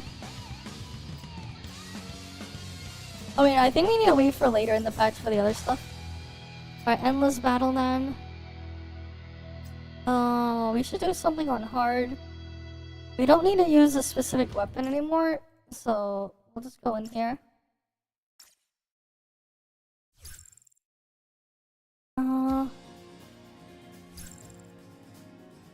So many journals, man. Everyone's journal. What do you mean NTE or Project Mugen? Project Mugen we probably won't see for like a long time. NTE, maybe we'll see NTE next year, but we might not. Honestly, it might be more realistic for like early 2026 for NTE as well, maybe. I just don't see them releasing it in 2025. If they get like late 2025, I just don't see it. Like it's like it's kind of like a weird one because like when they could, if it like considering they're only getting the first beta test now, right? Unless they rush it. I mean, like they are like pretty far along, kind of, but they don't have a lot of the features that they promised they said they were gonna have. And I don't think they're gonna go for a December release either for NTE. I just don't see them doing December release because of China. Because it would conflict with ToF China. I don't see them doing a December release in 2025. So like if they're gonna do fall, the latest would be November. Yeah, I can see early 2026. Right, cause like I'm trying to think when would be like a good time for them to release it, right? And like when you really think about like when they could do it,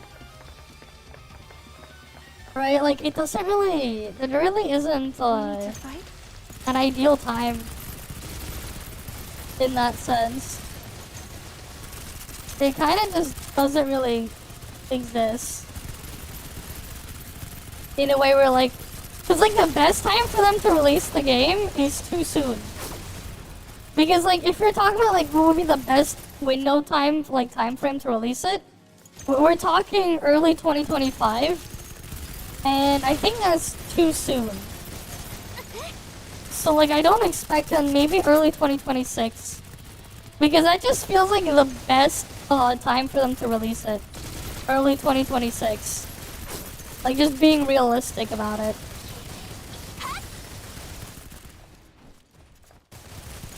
Early 2026 just sounds the most realistic to me.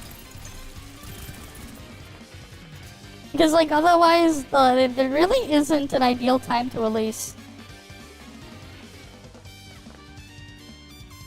Especially when you don't want to cannibalize your own stuff. Like, just straight up like, hey, CN ToF Anniversary is in December. Global ToF Anniversary is in August. We need to fight? Right. So you probably don't want to be releasing in any of those months. Other months could be safe, right? Maybe you would want to avoid Hoyo stuff, so no release in in September or something for a Genshin anniversary. Maybe I don't really think it matters, but like you just don't want to self-cannibalize your own thing.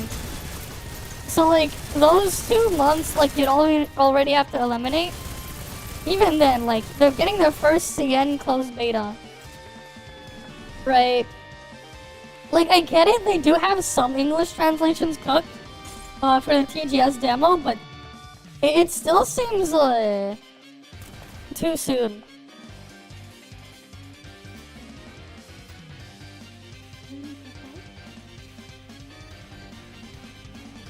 Right, it still seems too soon.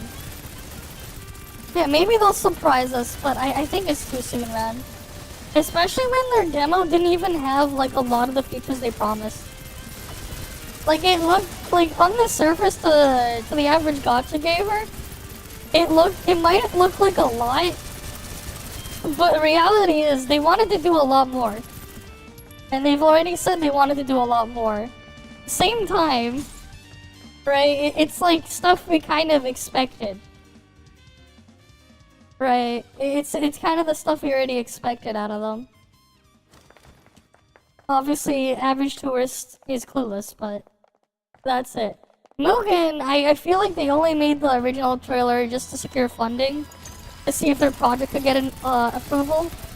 Right, with a name like Project, with Project in the name, right? Project Mugen, yeah. You know, that ain't gonna get a release anytime soon. Because the game probably doesn't exist. It's bare bones, and they said they wanted to do a lot more with it. Because their goal is to make a sandbox. Right? It's going to have some of those other more familiar systems in them. Because the average Gacha gamer is... well, yeah. But... you know, they barely scratched the surface there. I do want to make a video talking about the combat stuff in there, because there is some interesting stuff to talk about that people may have missed or not understood from the very few bits of gameplay that we have seen of it. I'll probably try to find some time to make that video out and put it out. But yeah. Won't come back to life.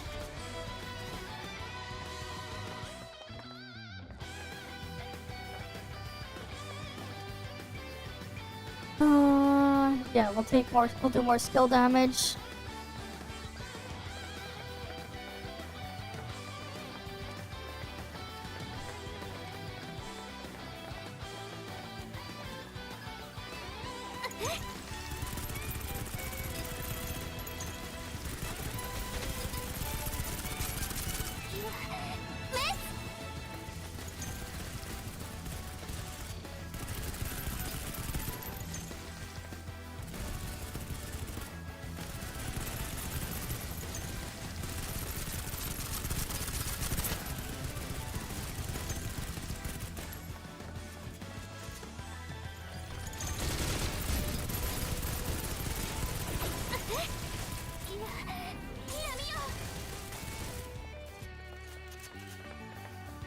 Yeah, I have no idea what the hell's going on with Mugen.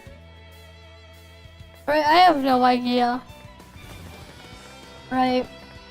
I got no idea.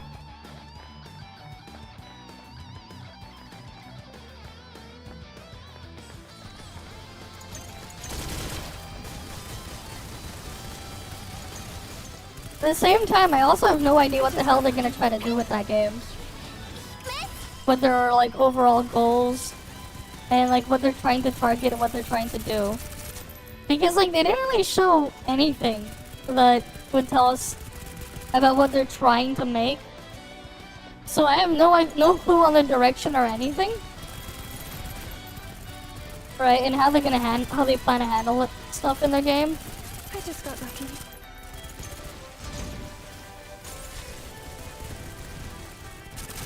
So like, there's not really much we can say, even from the trailer they did release. Right. Well, good luck to the guys who are working on it, but I really don't know what the hell they're doing. So I can't really say much.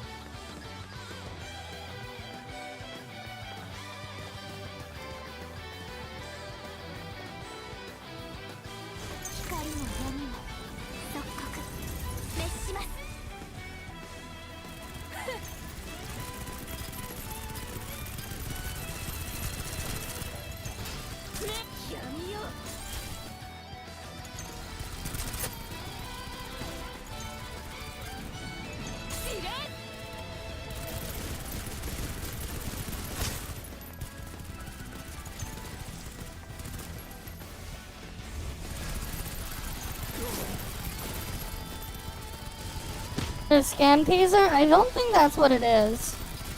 I wouldn't call it a scam per se. I think they just made that just to see if they could get funding. That's all. They had an idea of something they might want to try, and they just wanted to see if they could get. It's like a concept trailer. I think it was more of just a concept trailer.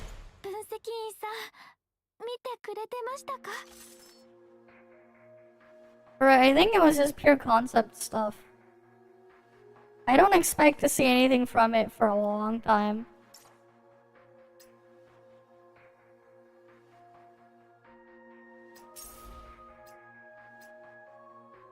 But you know, who knows? Who knows what might be going on there?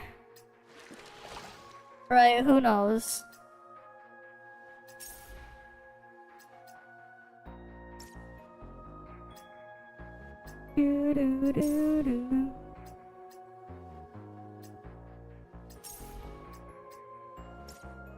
Right, who knows?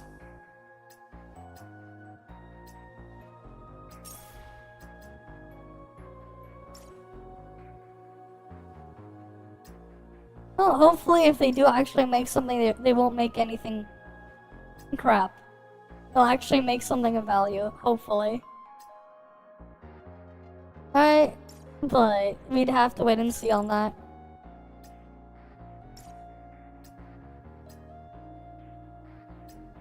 Oh yeah, we have these bosses. What's his weakness? Chaos resistance. Okay.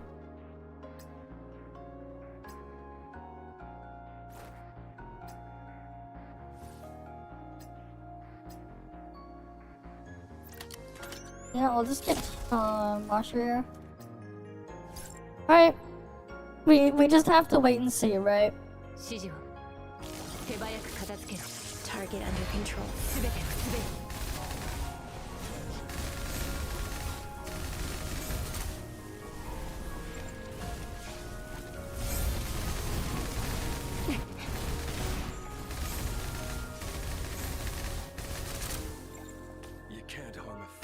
Oh wait, that's the wrong Penny. God damn it, I have too many characters, it's just a pain. I just realized I had the shit one. Why is this one up there? No, that's not the one I want. This is the one I want.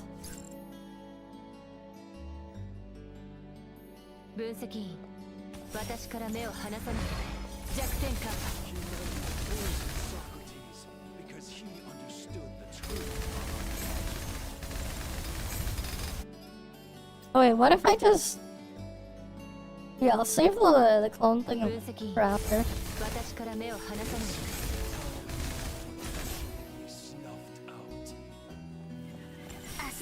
Target under control.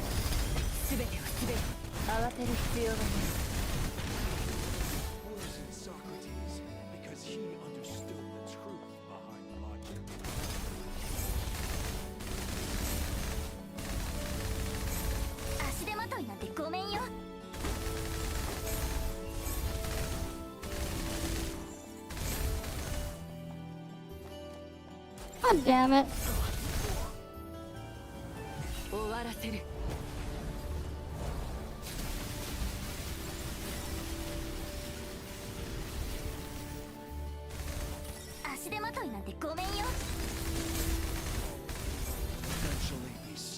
God damn it, why the hell does this thing have so many freaking phases, man?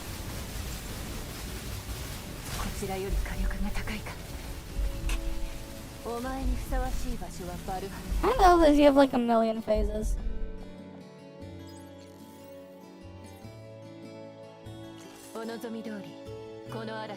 This version of Will is just annoying. He has like a million phases instead of just letting me zerg him down.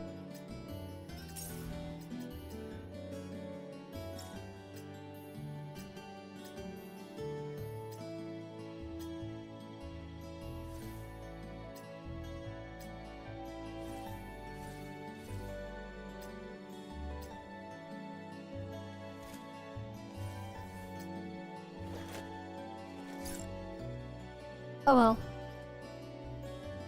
It's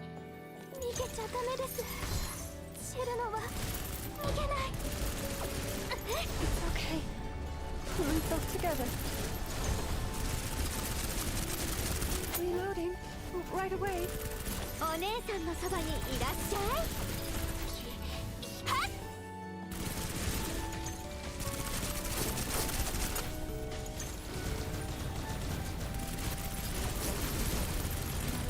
It's okay. Huh? I did it? Hey, good enough. I don't really care too much about my score. I don't really care too much about my score, I just wanted to clear it. Oh look, we got 369. Nice. I'm okay with that with the damage. We got a 69 in the number. Best number 369. Alright, we got a 69 in there. That's all that matters. Right, we're good. We got a 69 in there. That's how we know we got a good number. That's in 5 days. So that's on like Tuesday or something, right? No, that's on Wednesday. Right, we get the new thing that unlocks in there on Wednesday.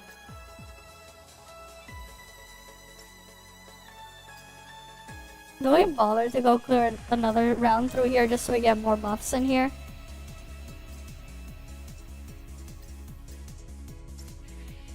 Yeah, why not? Let's go do a round in here. What's this? Overlap attack, increased number based on soul bullseye effects acquired. Oh wait, I didn't. That's a new one. I don't think I've seen that thing before. Yeah, we'll try it. That just increases ballistic damage.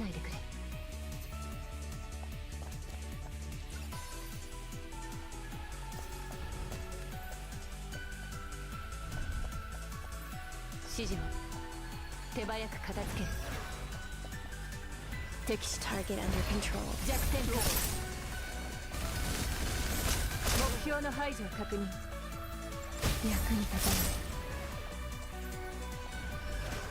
Target under control.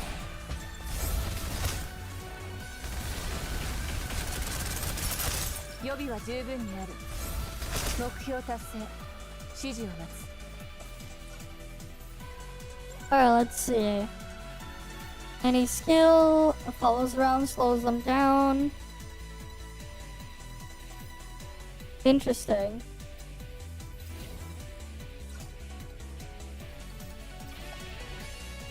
So the buffs we would use are a bit different.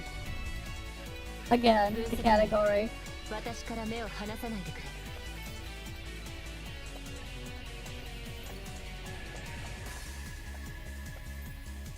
Target under control.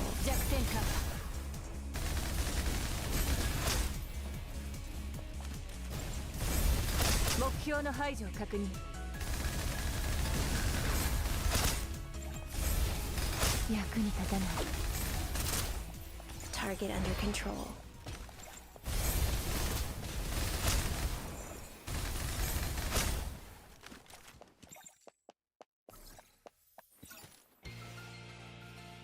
When it deals damage, the remaining cooldown decreases by 15%. I'll take that. Why not? More cooldown reduction. Always good.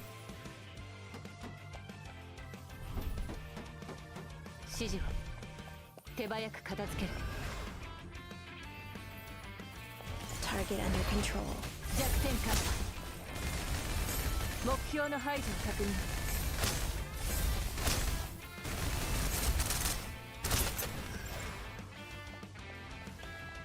Target under control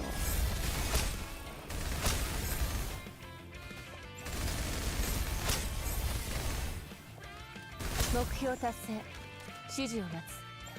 Alright, what do we get here? Each shot restores SOS energy. Oh, increases ballistic damage taken. We'll take that. Random event. What do we get? 分析員、私から目を離さないでくれ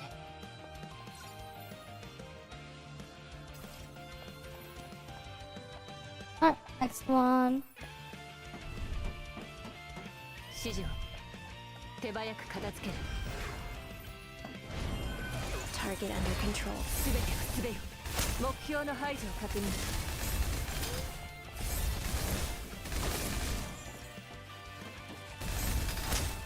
予備は十分にある敵手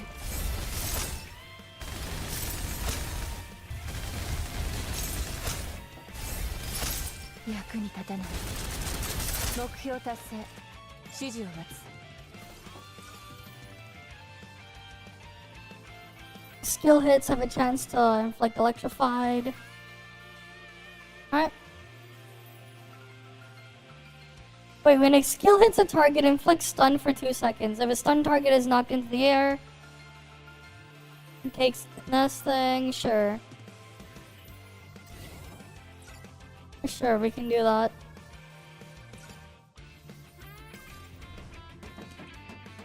We'll begin the next room. 分析員、私から目を離さないでくれ。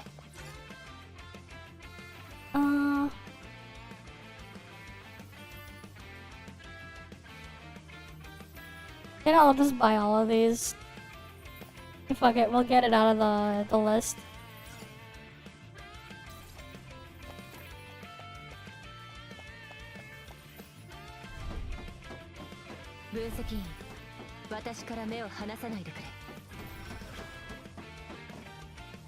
Target under control.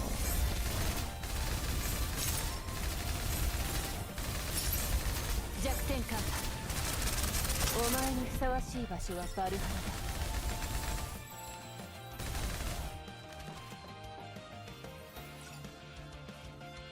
ラだ。Let's see.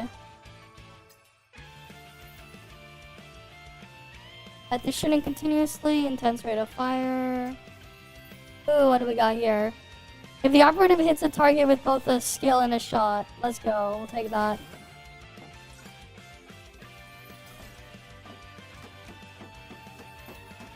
Another buff. 指示を手早く片付ける。敵手。Target under control. 弱点カンパ。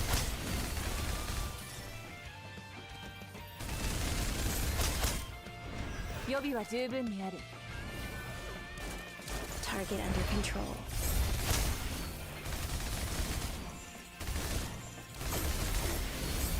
また出るだろうからよく覚えておいて。目標達成。指示を待つ。When using a skill, replenish the ammo. There we go.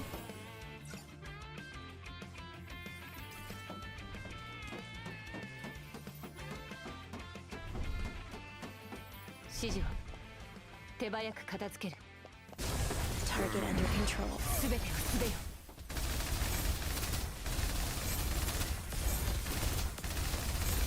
お前にふさわしい場所はバルハラだ。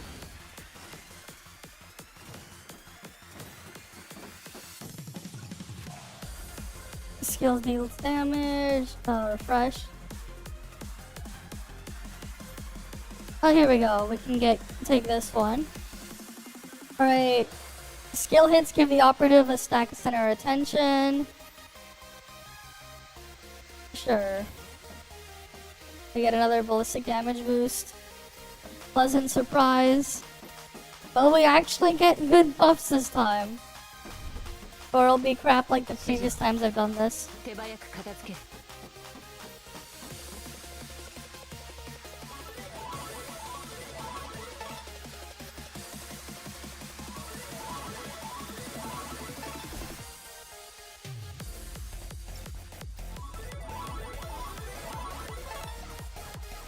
God damn it.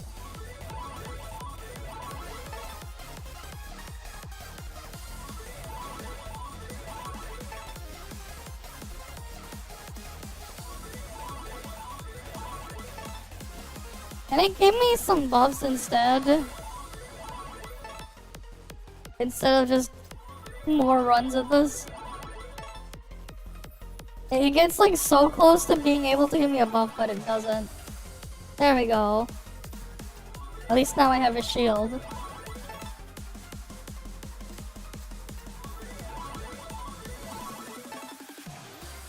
I like the Etchel too.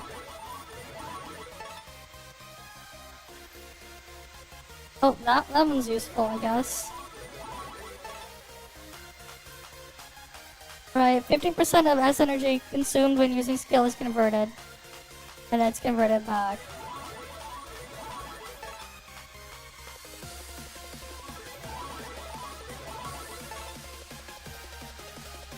And cost crop. If only when you like got something from the rolling the thing in there, it would remove whatever you got, so you couldn't get anything else there again. If only.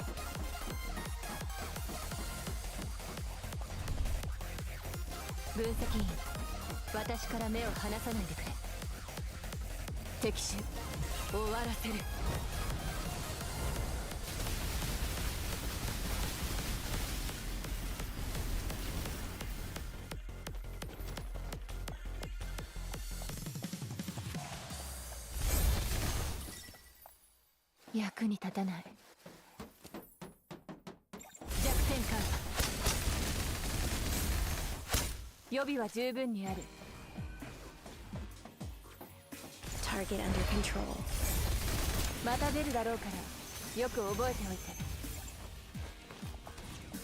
Why didn't this one spawn the version where I could just jump up?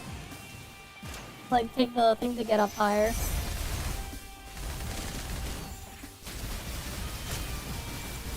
Why did it have to be the Propega version?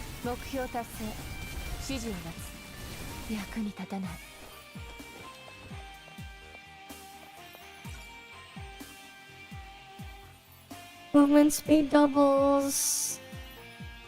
You know what? Fine. I'll take it. Not the most ideal, but I'll take it. Time for Joseph Harden. Hopefully the increased ballistic damage helps at destroying the armor.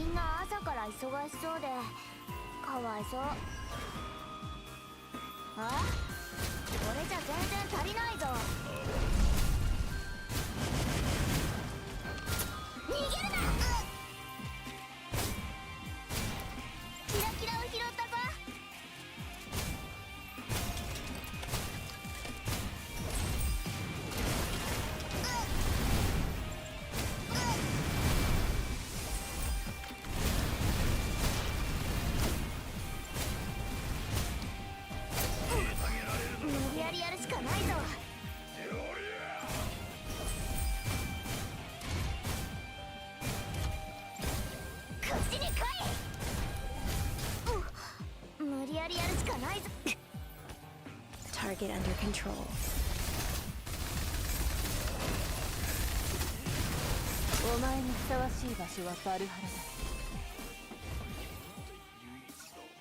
Alright, let's see.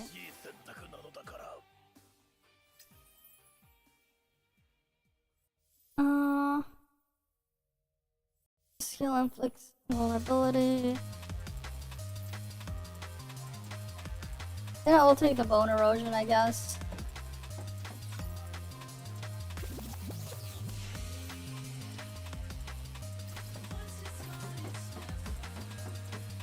All those moves suck. 分析員私から目を離さないでくれ Target under control 全てを全てまた出るだろうからよく覚えておいてシールドを失った遮蔽物を探す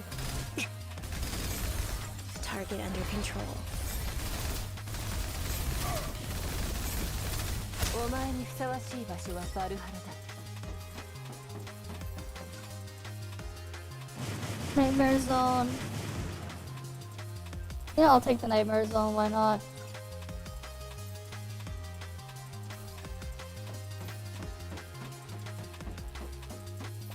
Let's see, RNG chance it's something useful maybe? Nope, that room is completely worthless.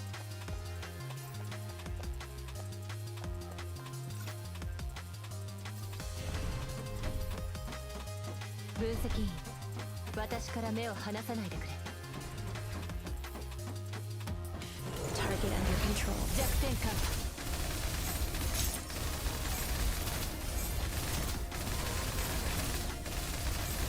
ーお前にふさわしい場所はバルハラだ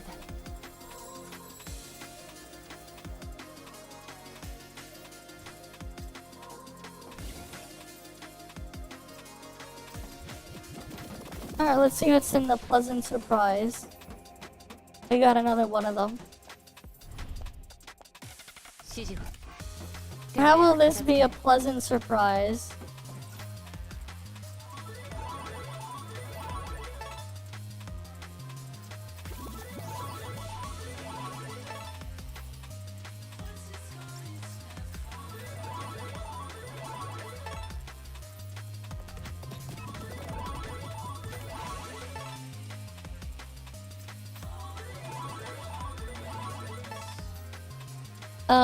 This is not really a pleasant surprise. We haven't gotten anything.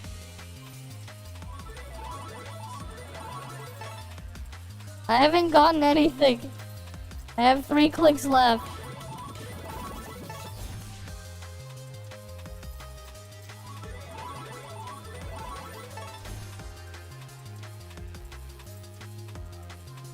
I got 1 buff and it's not even a useful one.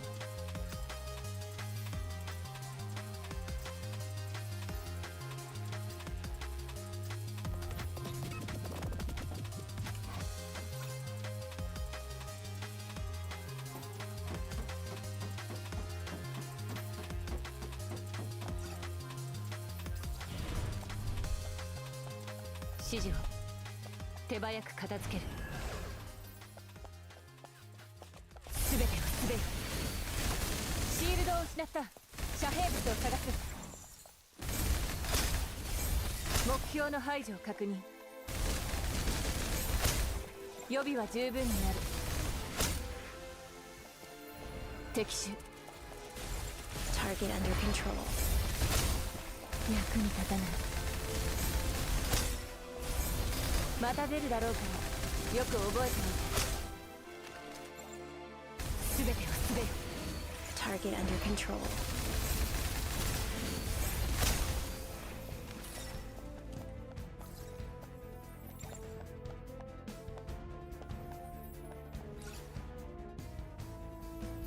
Alright, let's see.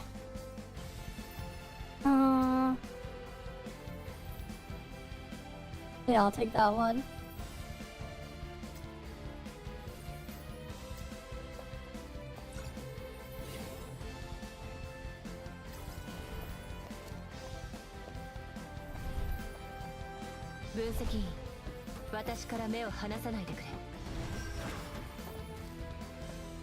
Target under control. すべてをすべて。お前にふさわしい場所はバルハラだ。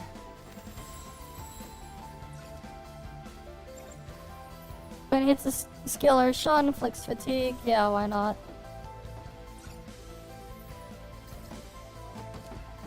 Time to exchange all the buffs. 指示を Let's see what we 手 get. 早く片付ける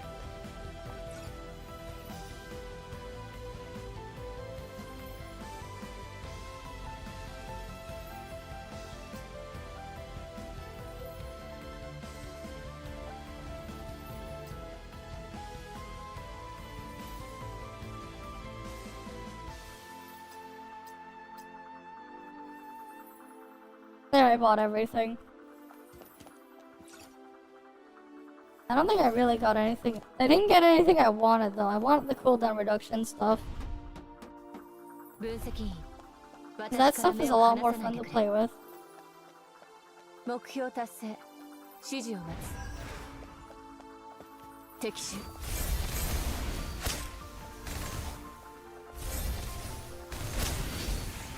Target under control 目標の排除を確認また出るだろうからよく置くシールドを引きなさい遮蔽物を探す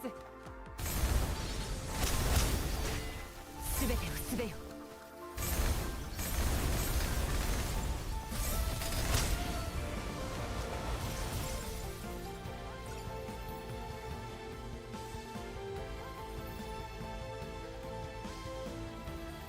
Oh, that increases ballistic damage, gives me the grudge stacks. Not sure.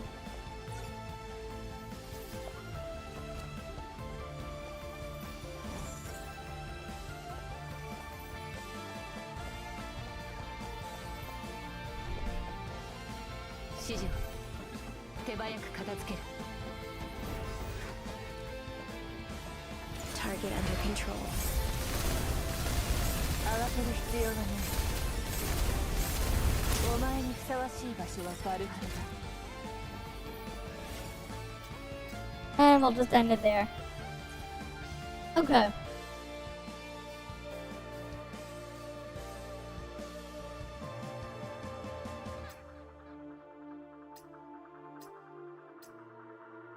Well, I can't get the last S energy thing yet.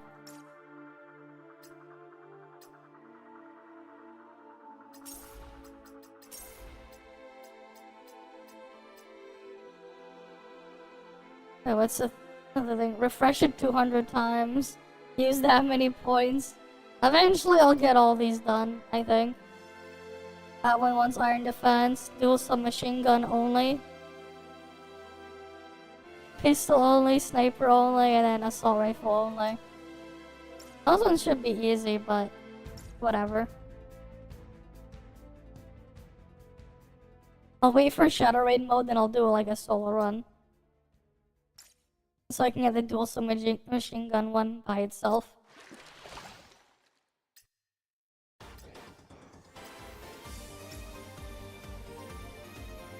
Okay, no, here, let's do a Pokerogue run. I'll just have it like open in the corner.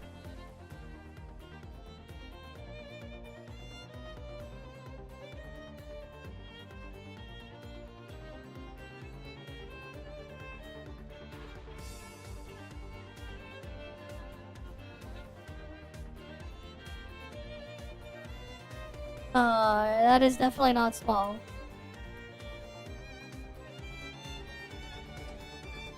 Yeah, I'll just put it there. We can have content just chillin'. 毎日毎日同じ仕事ばっかり退屈だわ面白いことでもしてみない Alright, I'll just do it there. I'll put it there.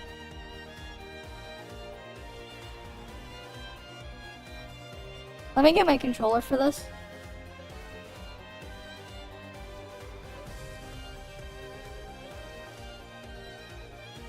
Okay.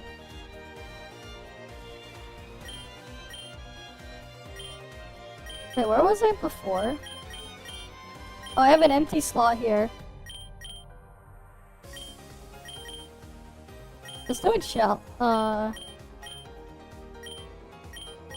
new game. Let's do a challenge, maybe.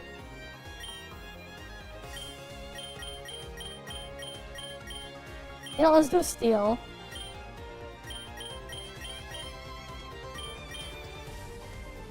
could we use?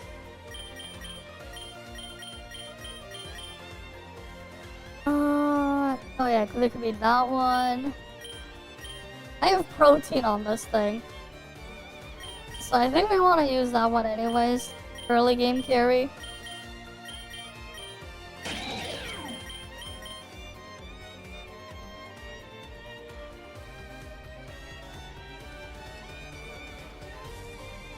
Okay, maybe we go with... We could go with Duraludon. That one could be easy money. Right, at least like Duraludon won't have fire weakness.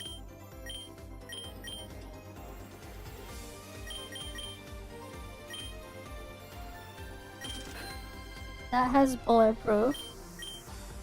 Boy. That's it. Oh, Aeron gets Earth Eater, that's cool.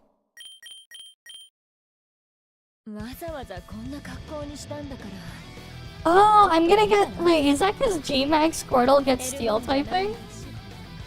That's kinda neat. Yeah, I know Empoleon counts. Interesting. Obviously, yeah, Zacian's Zamazenta here.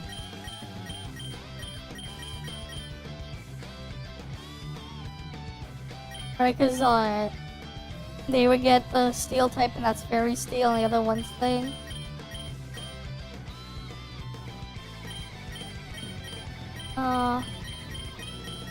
Okay, you can have Heatran there. That's Steel Fairy, that can Mega. Right, Mega Marwall gets huge power, but it's still slow as hell.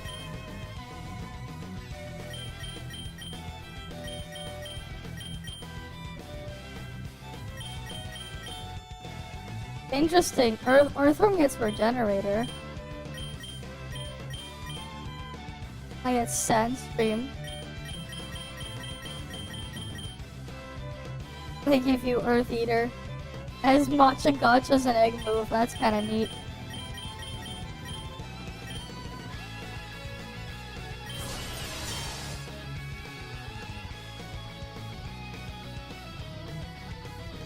Yeah, I think Duraludon could be fun.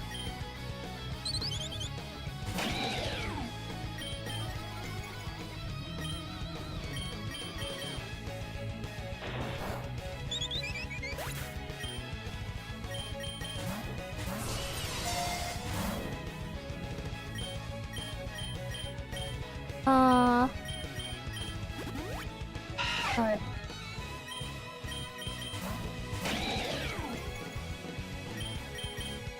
This is funny, like I just switch out.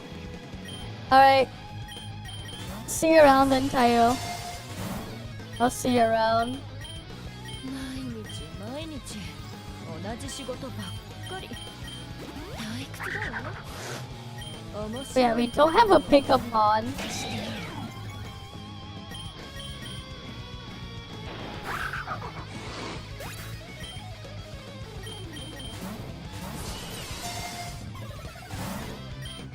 Egg voucher, I'll take it.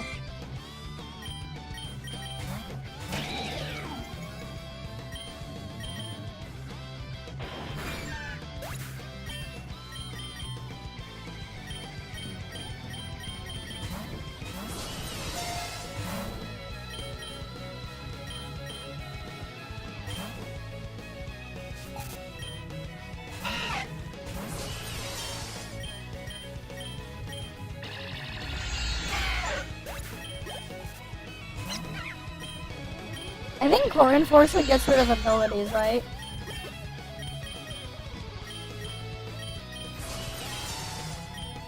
No, we don't want Rock Smash.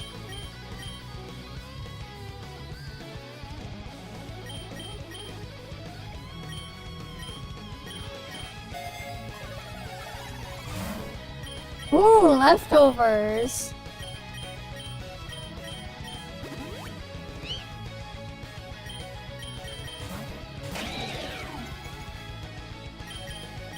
I wanna just check something. Okay, so it is getting some candies.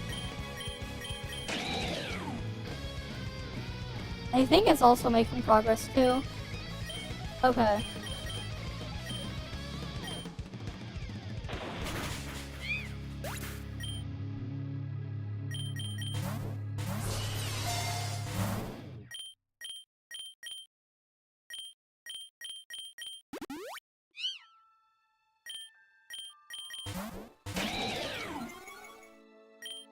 Alright, we're just gonna go U-turn.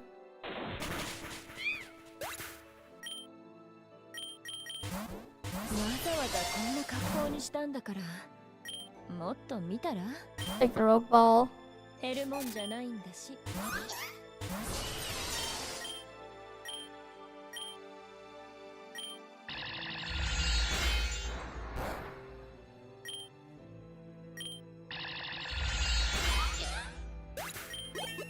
I thought I suppressed its ability. What the fuck?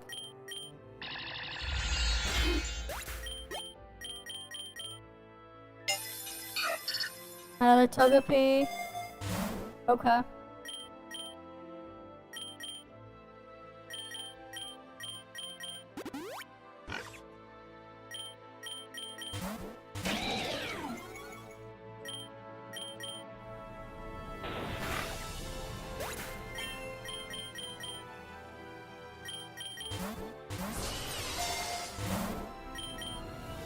DP up.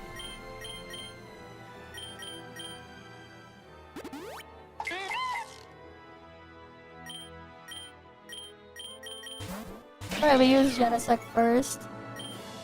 We U-turn out. Then we go to Duraludon. And then now we can body press.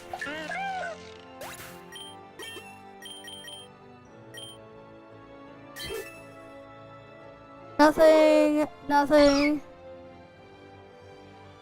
Oh, a new move. Interesting. Light of Ruin for Clefable. That could be fun for a fairy run. Right, because now I get Light of Ruin on it. And the rest, it's like nothing.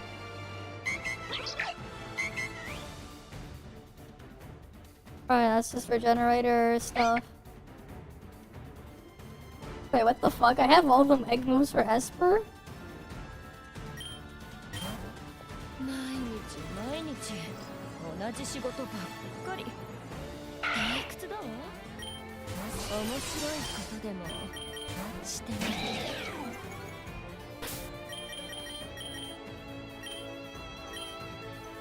る。Zekrom. Interesting.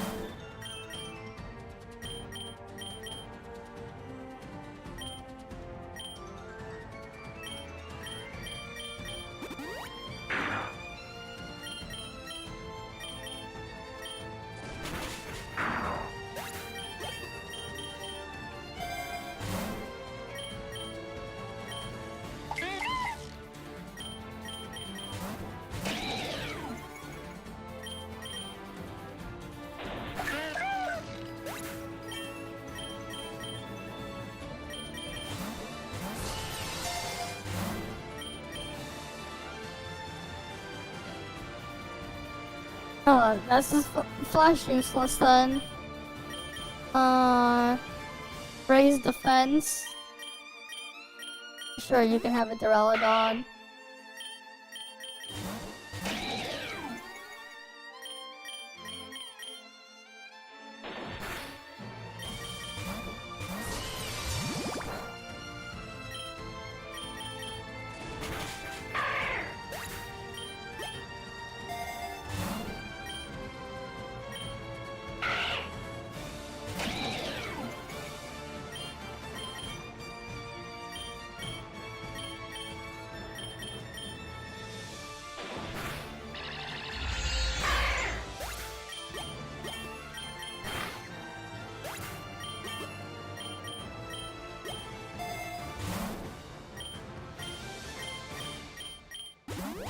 ざわざこんな格好にしたんだからもっと見たら It steals berries. 減るもんじゃないんだし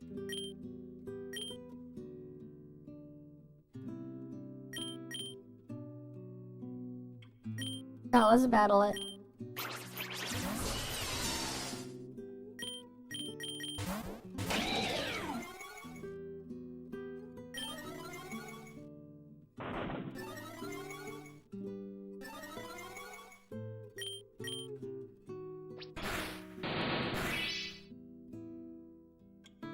Oh, it has harvest. Interesting.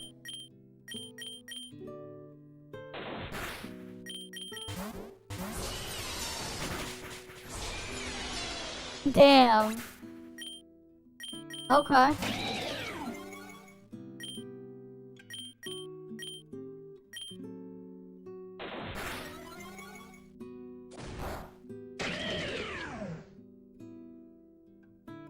Interesting. This thing has body press and shit.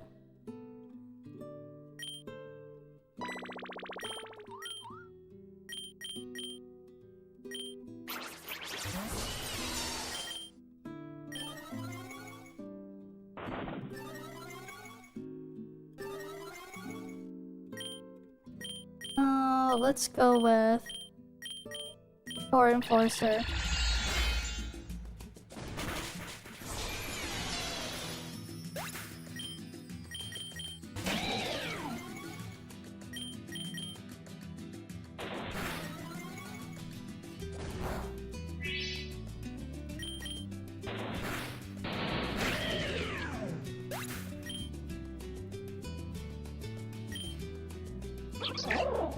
God damn, I just ended the run. I freaking greeted, man.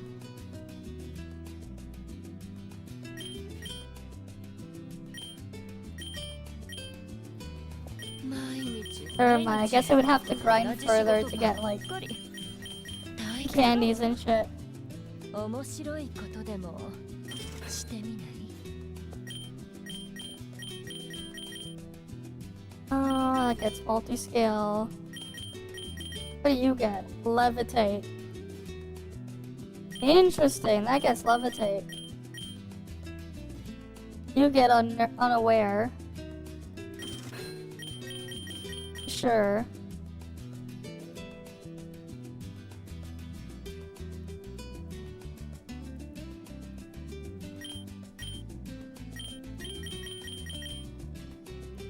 Oh, Abra gets...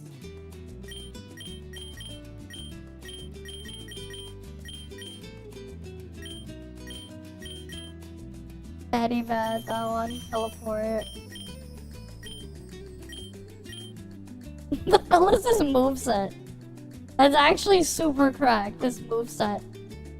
Aurasphere and Patty bad. Right.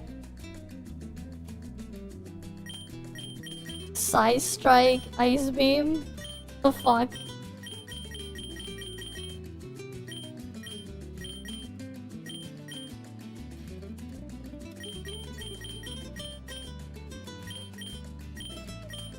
That is actually kind of crazy.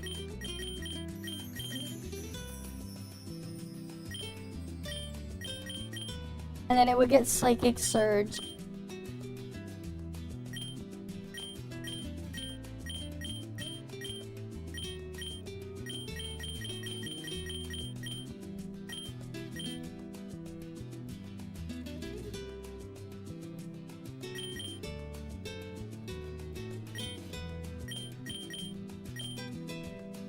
I get Sand Force.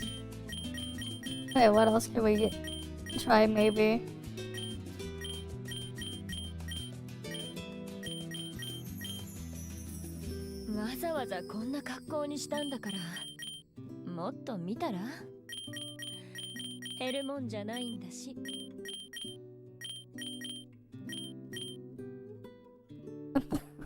Freaking Rayquaza with Oblivion Wing, wait. Like, just make special Rayquaza, that would be funny. He gets freaking Oblivion Wing.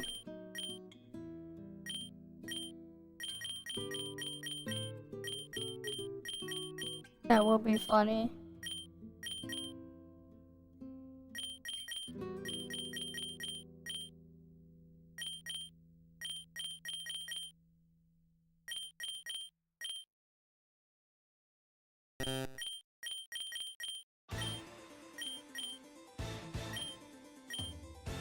That has poison point stamina and all these other things.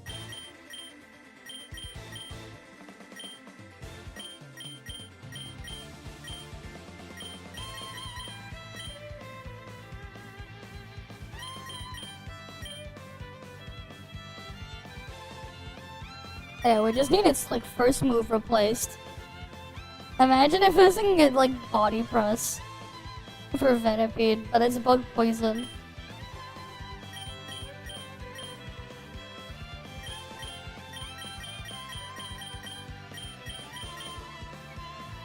I get Supreme Overlord. Last Respect, Splish and Splash, no retreat. Interesting.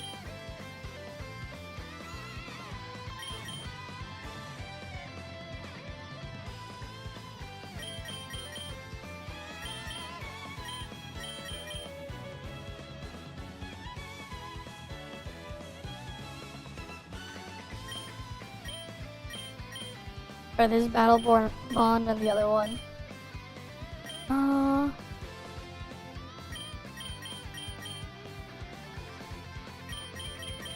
毎日同じ仕事ばっかり。 Psycho Boost Recover, wait.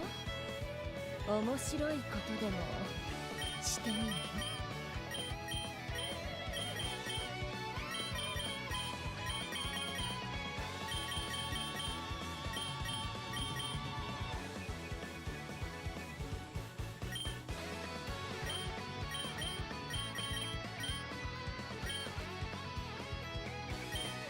Wait, that could be fun. Because this is contrary. Too bad I don't have a nerve to block berry use.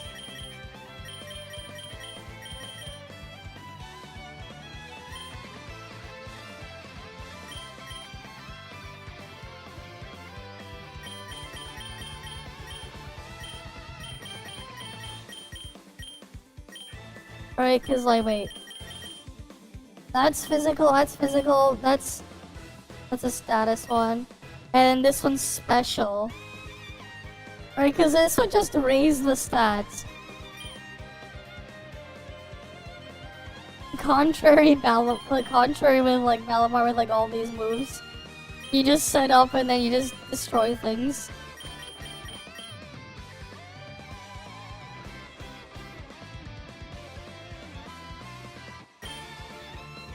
That's stamina body press. Oh, that gets Kudzu, which is not implemented. What else could we try?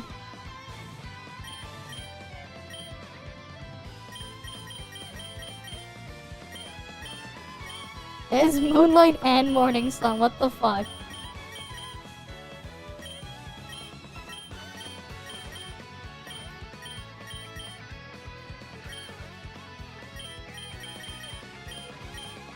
Banger Soul, what the hell?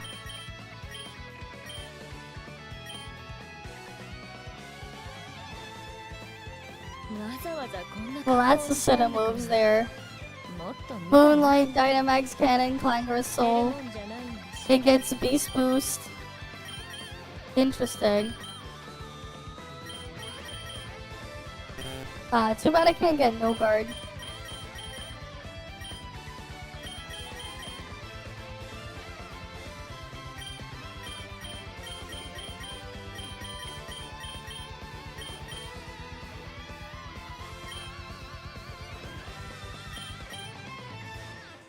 Oh, but that was, wait.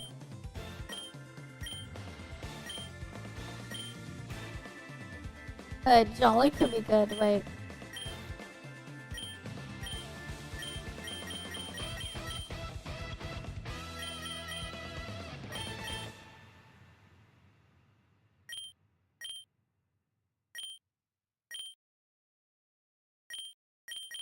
Yeah, Jolly could be good for Spore Bunny.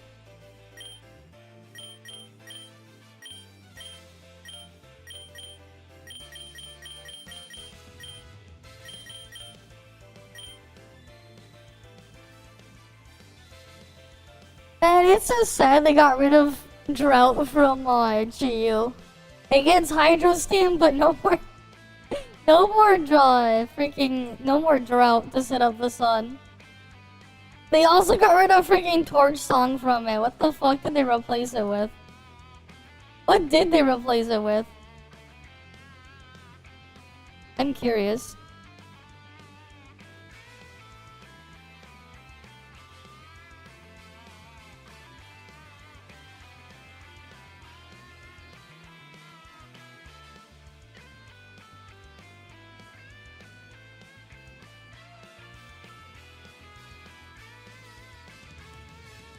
What did they replace the move with? Blue Flare. They gave it a stronger move, but it's not as accurate. I see. Well, that's unfortunate they got rid of Hydro Steam from it though. I mean, not Hydro Steam Drought. They freaking like nerfed it.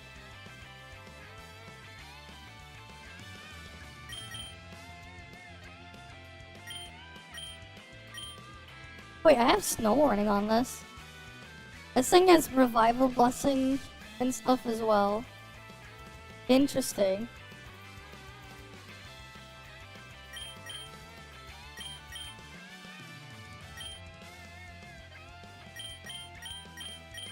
Too bad I don't have hidden ability for Slowpoke Galarian.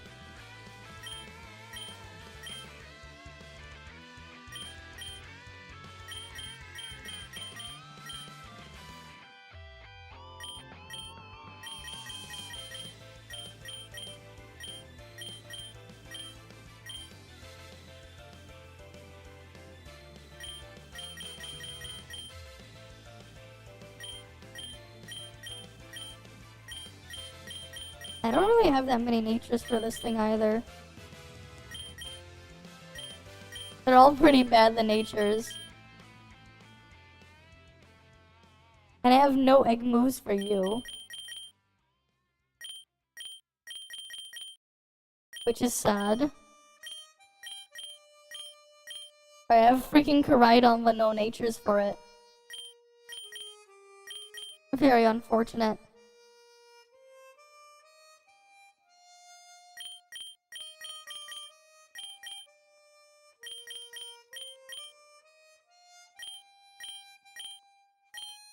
Damn, I don't have any shinies of the Paradox Wands either.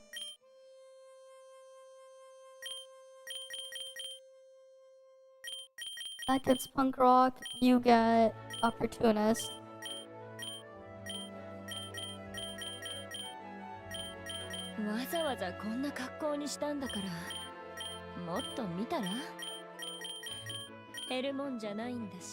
Oh, this thing is Parental Bond.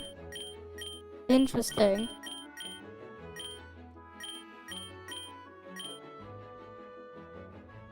That gets Poison Heal.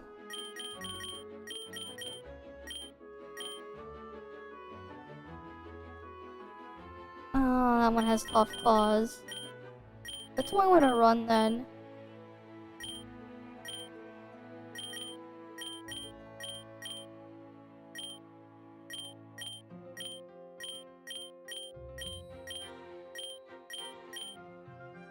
Yeah, let's do Ghost. What do we got for Ghost?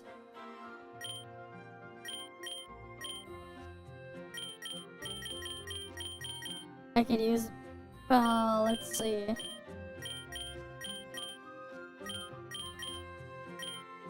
Oh, I'd have to like change the former Rotom. If I want to use that one.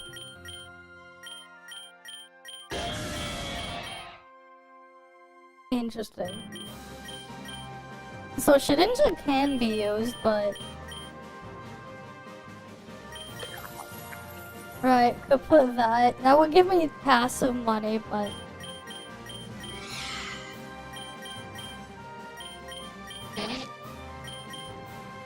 Oh, what else?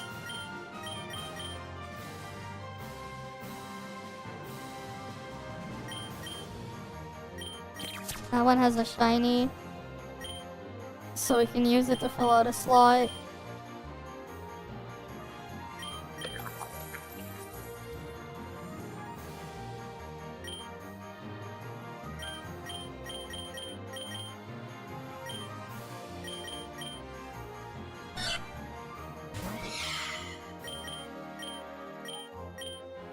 Oh wait, I forgot to fix the egg moves.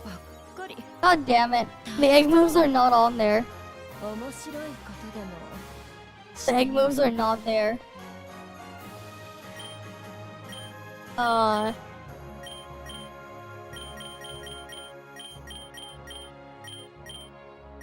didn't fix the moves. Why the hell did these get reset? Wait, why does it have collision course? The fuck? They got rid of power up punch, they gave it collision course instead? What the fuck is that? Alright, shadow bone, collision course. Why does it have nasty plot? The fuck did they do to Dreepy? They changed its egg moves again.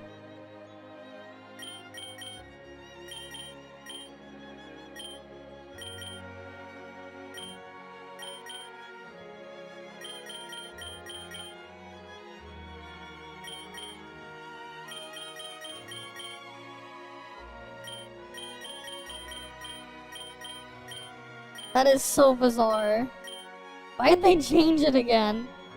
They used to have like another better dragon move and then they replaced another egg move and now it has nasty plot. The fuck? What's that fire move that it gets then?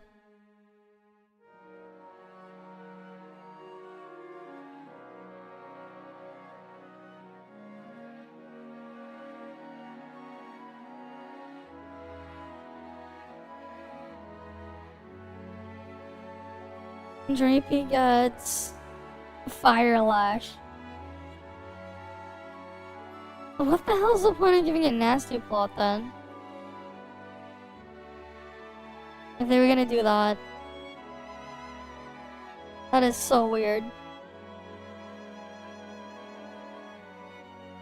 わざわざこんな格好にしたんだからもっと見たら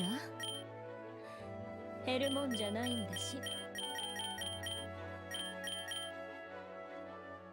Wait, you get freaking body press now? Yeah, good. This thing has like a lot of defense. I believe this thing had like 160 defense. Interesting.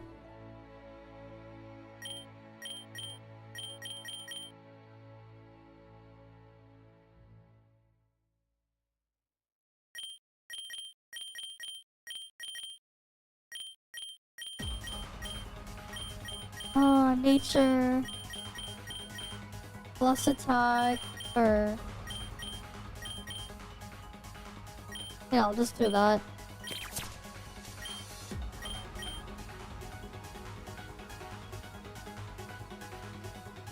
And then the last one. Wait, no, we can put you in here.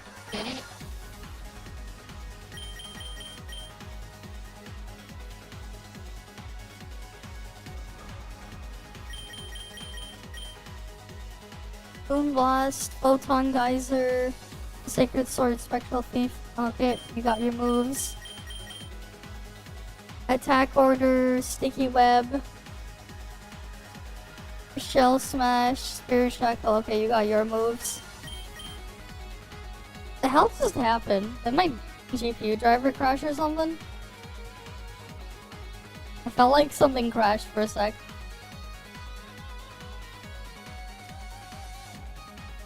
Which is kind of weird.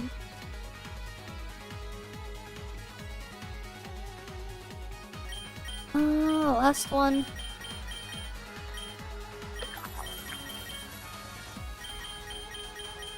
Alright, I think everything has their moves then.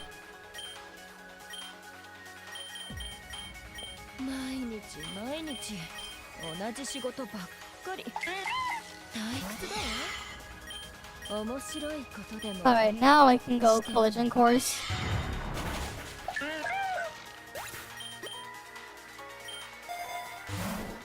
That's probably like super overkill.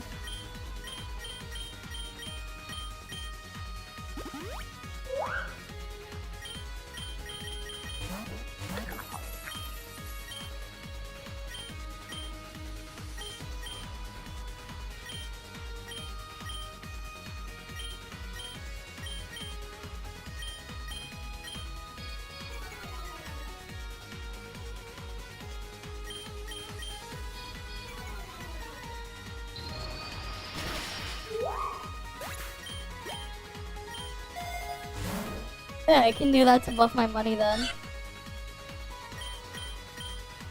Happy hour. Oh wait, how long does happy hour last for?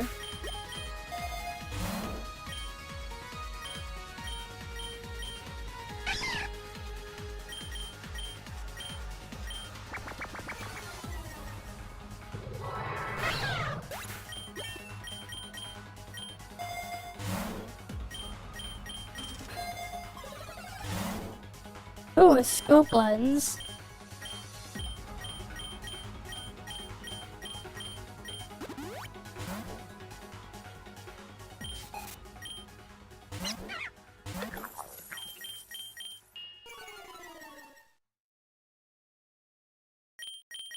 Or a sphere now.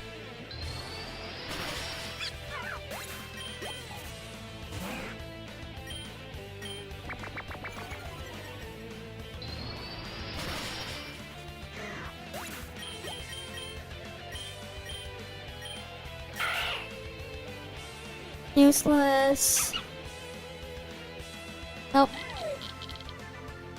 What the hell did this get? Strength sap. Okay. わざわざこんな格好に Dynamo got strength sap, もっと見たら and that's 減る useless. もんじゃないんだし Auspicious armor? Wait.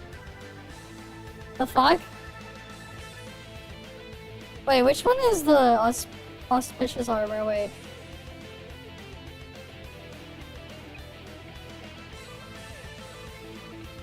I need malicious armor, never mind. I need the malicious armor, not the auspicious one.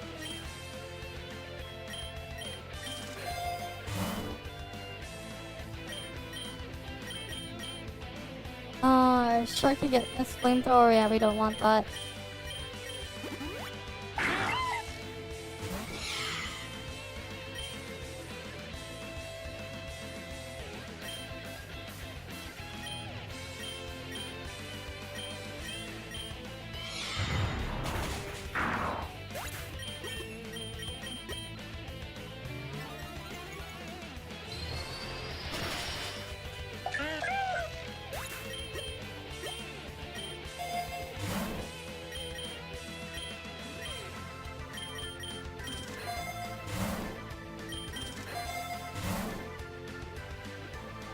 Okay, none of those items are useful.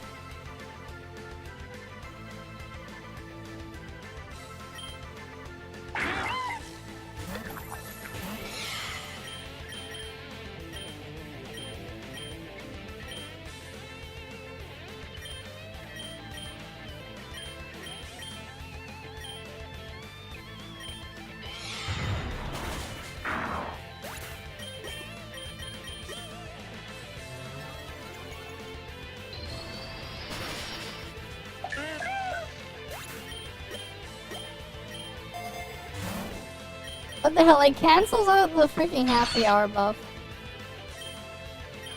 Happy hour. Oh, let's go do. 同じ仕事ばっかり退屈だわ面白いことでもしてみる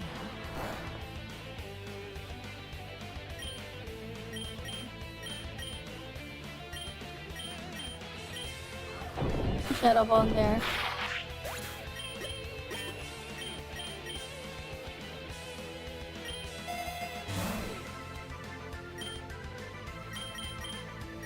Wait, one sec.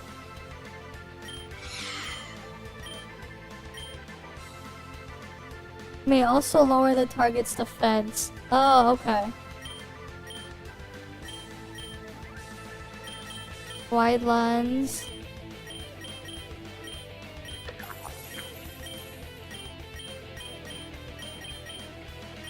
Oh, you don't need the wide lens, but...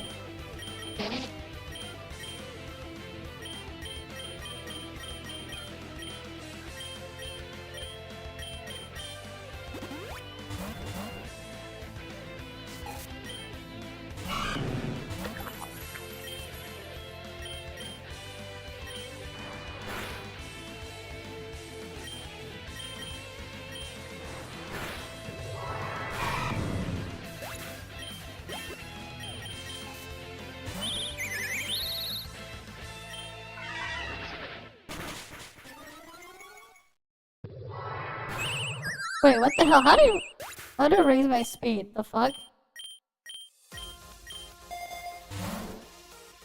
That was weird. He rolls my speed. Toxic orb. What the fuck is gonna use a toxic orb? None of my shit would benefit from a toxic orb.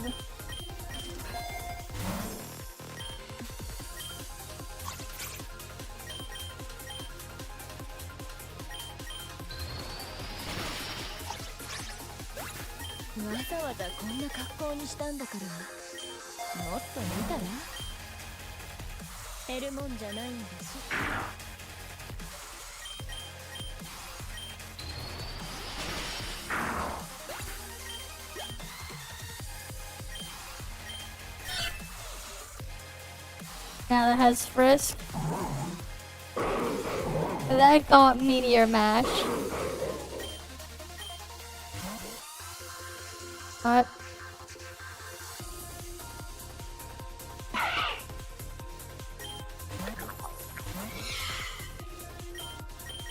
Happy hour.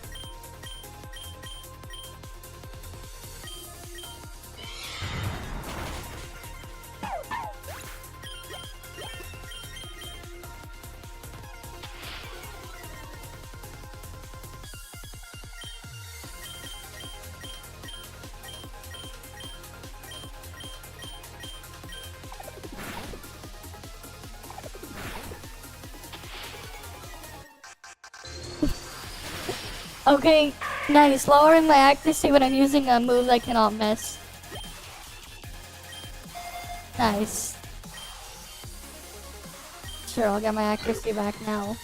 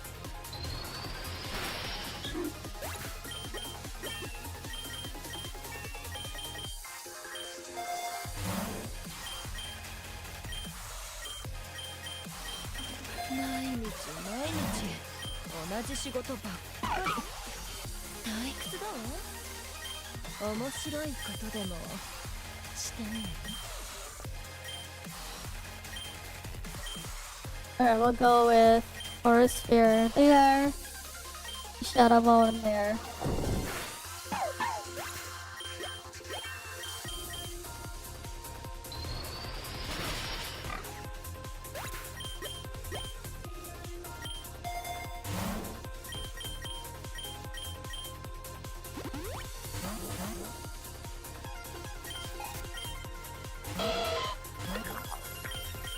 Happy hour.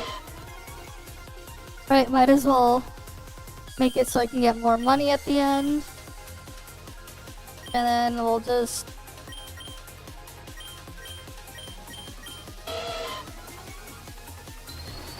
Does it just not have any moves? Cause it's like, it's attacking as if it has no moves. It's just using Howl. Alright. We'll surf.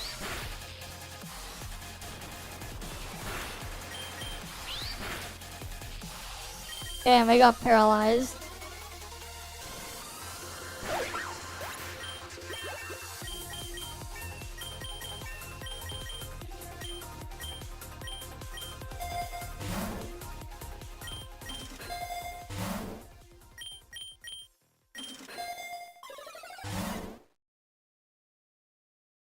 God damn it, let's redo that run.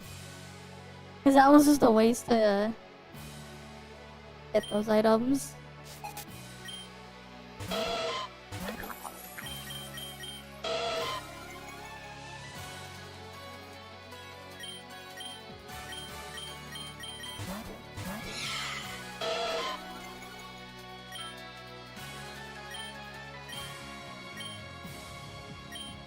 わざわざこんな格好にしたんだからもっと見たら減るもんじゃないんだし。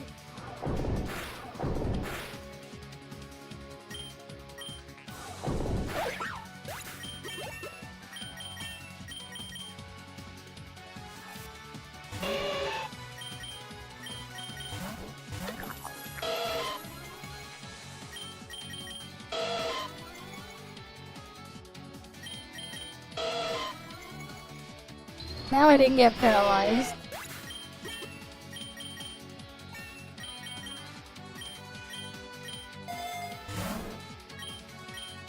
Right now we didn't get paralyzed. I'll take the citrus berry. And we'll aura sphere the thing.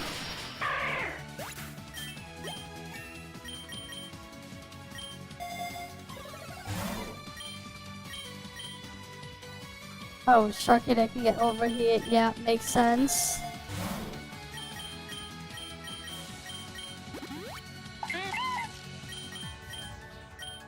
Alright, we'll aura sphere Bidoof. Goodbye, Bidoof.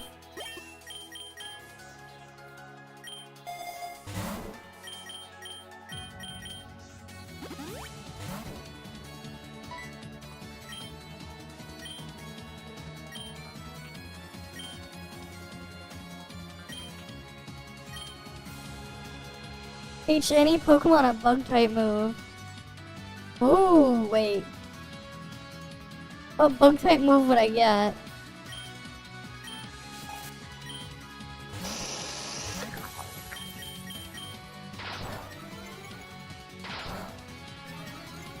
Oh yeah, because I've rattled, that's why.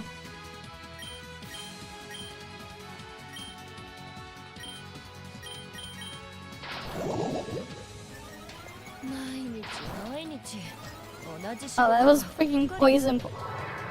How slow is freaking Gimmighoul? God damn.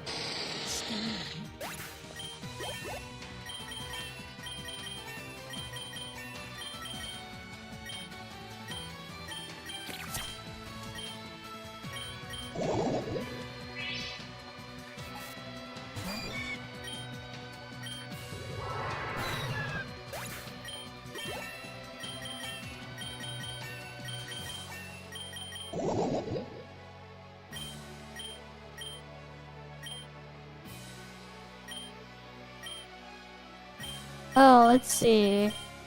Bug Bite, Rage Powder, Silver Wind, X Scissor.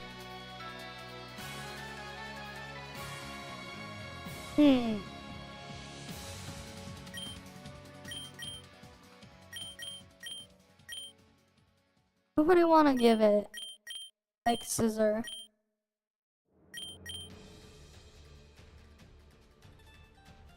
Do I even want?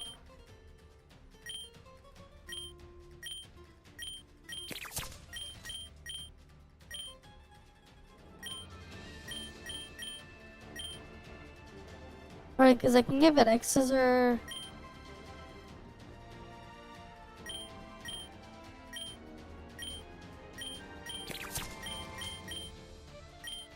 But then I lose like Photon Geyser. Yeah, no, I want to keep that. It lowers the target's special attack. I would have to basically get rid of Moonblast.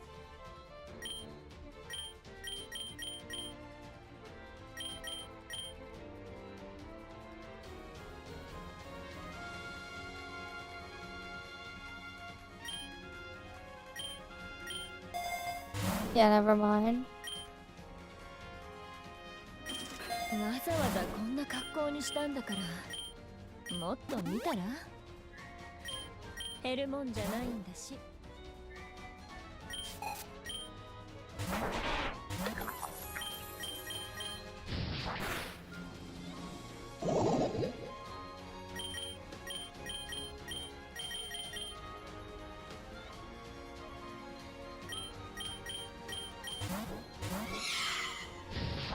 Wait, why couldn't I use Sharkadette in the challenge? What the fuck? Oh, I can't use them unless they're the right type. I see. Until it evolves into into Cereledge.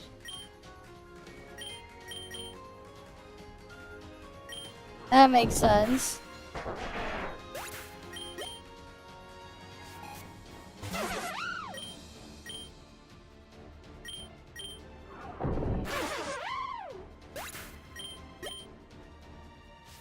That would all make sense.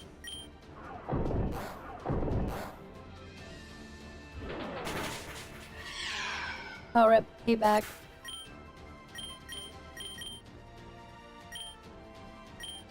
I can't use Ninkata either.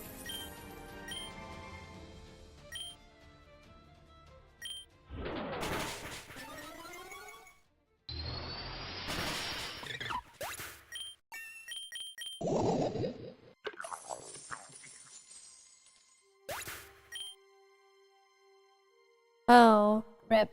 Rip the challenge. Rip, rip, rip. Never mind.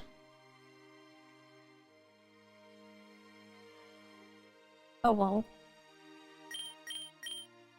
Alright, hi June. Welcome, welcome. So... freaking challenge on this stuff. I really should just be like grinding here, but I'm like too lazy to farm candies. I need to like actually farm candies for the things here so I can actually properly do a challenge run. I think otherwise the only one I have done is the electric one.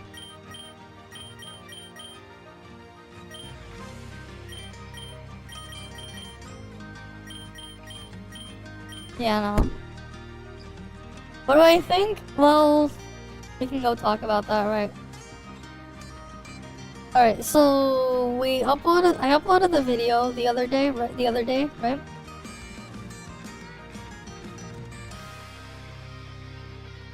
Alright, so go to my channel. Right, we do have the 4 videos here, right? They got a ton of views. And they actually haven't shown everything that they said they were going to do, right? Like, they actually barely showed anything, despite it looking like a lot. Like, as weird as it sounds, right? It might look like a lot, but they also showed very little. Because what they showed is you can interact with some stuff in the environment, right? Which was kind of a given, we kind of already knew all this was coming, right? Right, you can go ride all the things out there. Right, we can go swimming.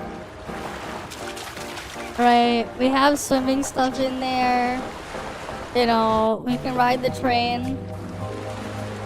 I mean, you could ride the train in Marori and ToF, like... Yeah, we knew that we were gonna have some of these things, right? Obviously, they showed day-night cycle, they showed rain. Right, the weather stuff. Oh, there's a little bit of stuff in the combat demo. Let me see if I can show you. I'm pretty sure there was like an Esper cycle proc here. Was it this one or was it a different video I uploaded? We'll see if like, we'll see if I can find it here.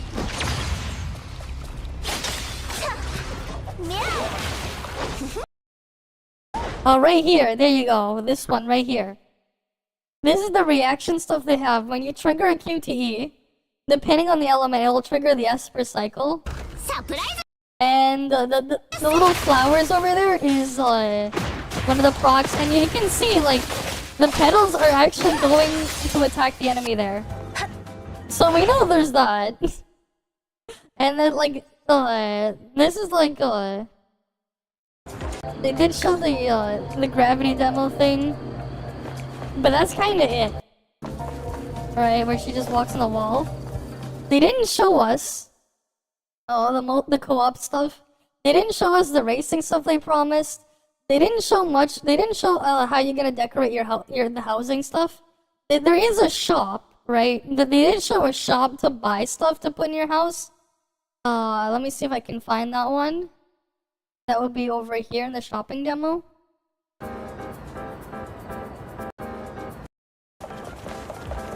Which shop was it? It's one of these. Oh wait, it's this one. This shop right here, they sell figures and stuff you can decorate your house with. We know that's here because, like, if you just do a quick translation, you can buy figures here. Right, that's what she sells here. I mean, you can even see it looks like a figure in a box. Right, what she's buying here. Right, that's what they have there. And of course you can drive, which, I mean, yeah, you can buy a car and make some changes to it. But that's all they showed so far. If we go back to...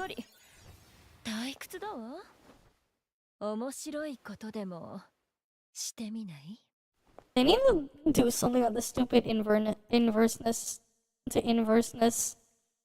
thing popping up. Let's see.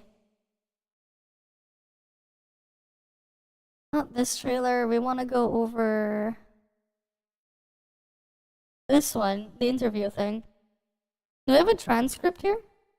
Hello， 大家好，这里是 Home No, they don't have like a regular transcript thing to look through. 在首包视频中， Oh, in the first promo they showcased 今天 gameplay. 想和大家来聊一聊这 Which one is it? 它包含自然都市，这里有热闹博物馆、海特洛的各个城市沙滩。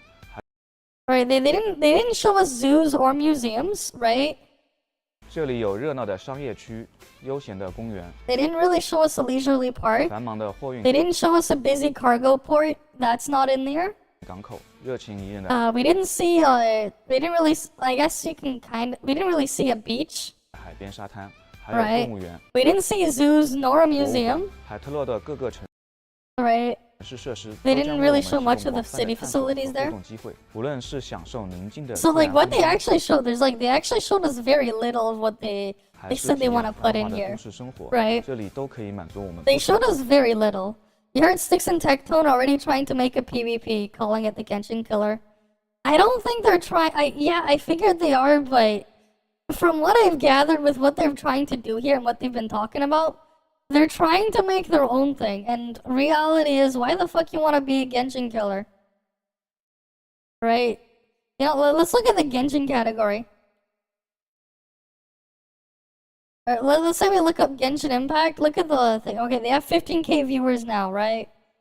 But like, this is just all you see here, right? Not much going on in this category, right? I mean, of course, the game has like no content.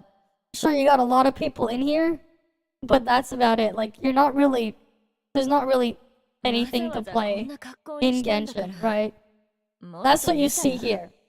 But then, let's say we go look at GTA 5 category, right? It is 6 a.m. Friday morning.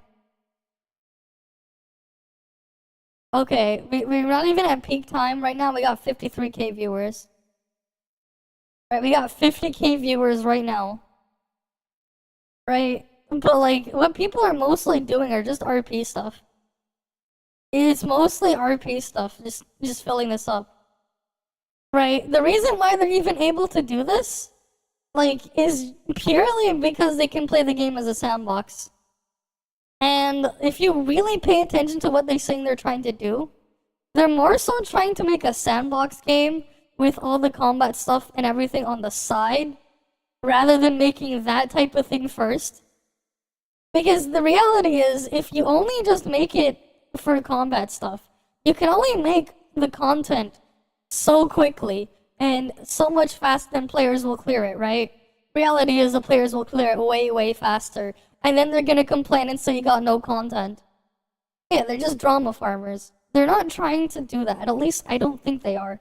Especially when they talk about adding features like races, various different locations and facilities to interact with. It's clear that they're like, what they're implying is their focus is less so on just making it a combat thing where you're just in an urban setting, and them trying to make an open world sandbox in a city. At least that's just the impression that I get. But of course, they had to put the other stuff in there as a base so that people can see something else there too. 的兴趣 Right. 和需求。我们在一环的开发过程中，一直围绕打造一个更 They 具有 focus on 沉 creating 浸 more 感和 immersive. 体验深 Right, they want to just create something far more immersive and engaging for a city. Right, that's what they're trying to do. This is what their goal is. Right, their end goal is that. 度的开放都市这个核心目的，聚焦 Right, 于 that's 都 their, 市 they 的 even said that's their core goal. 毎日 Right, 世 that's 界 their 呈现 core 以玩法 core 深度的 goal. 挖掘，而非 In-depth 简单 gameplay 的 exploration rather than simply expanding the map 面白い and scene areas.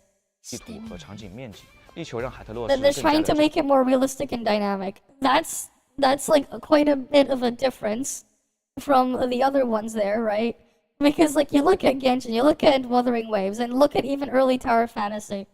You just got map expansions, but that's it. The maps are like worthless in the end, right? It can be its own thing and not compare, right? They're trying to make their own thing. Like they put the other stuff in there more so it's familiar, but the reality is, from what they said and what they're trying to do here, they're trying to make it their own thing. Like I've seen some other people when they're trying to PvP, they're like, what's the point of putting the bus here? What's the point of making it so you can ride a train, right? When you can just drive around or use fast travel. They're like, what's the point? The point is instead, they're trying to make an immersive open world sandbox there. And if you can do that well enough, and you can try to capture a different type of audience over, well, you can get people to play it for other reasons, rather than just for like nothing, other than just logging in to go get the next character, grind for weeks so you can go keep feeding back into the endless loop. Because there's nothing else to do. Right? They're trying to do a lot more in here. I really hope though when like they make for the combat stuff though, they do try to incorporate the actual environments that they create into the actual combat itself. Because that would also give it a whole different type of niche there that literally like none of the other one of these games do, right? There isn't like a Genshin boss, for example. Or like that take use of the environment, that like actually take advantage.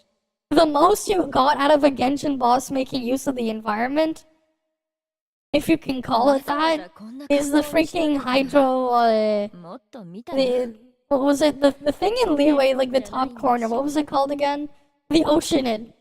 Yeah, it was just the Oceanid. That was the only boss that actually at least kind of did something, and by kind of doing something, it just removed the platform. That's all, right? That's the most Genshin has had in making an enemy make use of the environment. And Wuthering Waves hasn't done it for anything. Literally none. Which is just even more sad. Right? Like, they make an open world game, they have all the environments and stuff, they don't even use it. Right? It's like, what's the point of having all that stuff there if you don't use it? If you don't make use of it, or try to do anything with it. They end up just being big empty arenas with the enemy in the middle. And that's it. Which is kinda sad. Right? It's kinda sad, especially when you make an open world. Right, and then like what's the end result? You just end up fighting the same stuff over and over again in an empty circle with a timer. Right? Like, there's not really anything there. I really hope they don't do that in NT, and they really try to incorporate the environment into the combat. Right? Especially when they can have all the creative stuff going on, and like having the environment and scenes changing. I really hope they put a focus on that instead. It'll also just give it like give more value and like change the dynamic there with using your dodges, because now you also have to be like fully aware of what's around you and not just just you and the boss. Right? Yeah, kinda. They're trying to go for a sandbox game. Right? That's kind of what their goal is. 真实灵动。 I don't know about like you can really call it Yakuza style or GT. They're definitely not gonna go for the crime simulator stuff, but they're definitely trying to go for like an open world sandbox. that just happens to have this, you know, supernatural ability combat type stuff on the side. 面白いことでもしてみ Right. ない Like, that's kind of just what they're trying to go for here.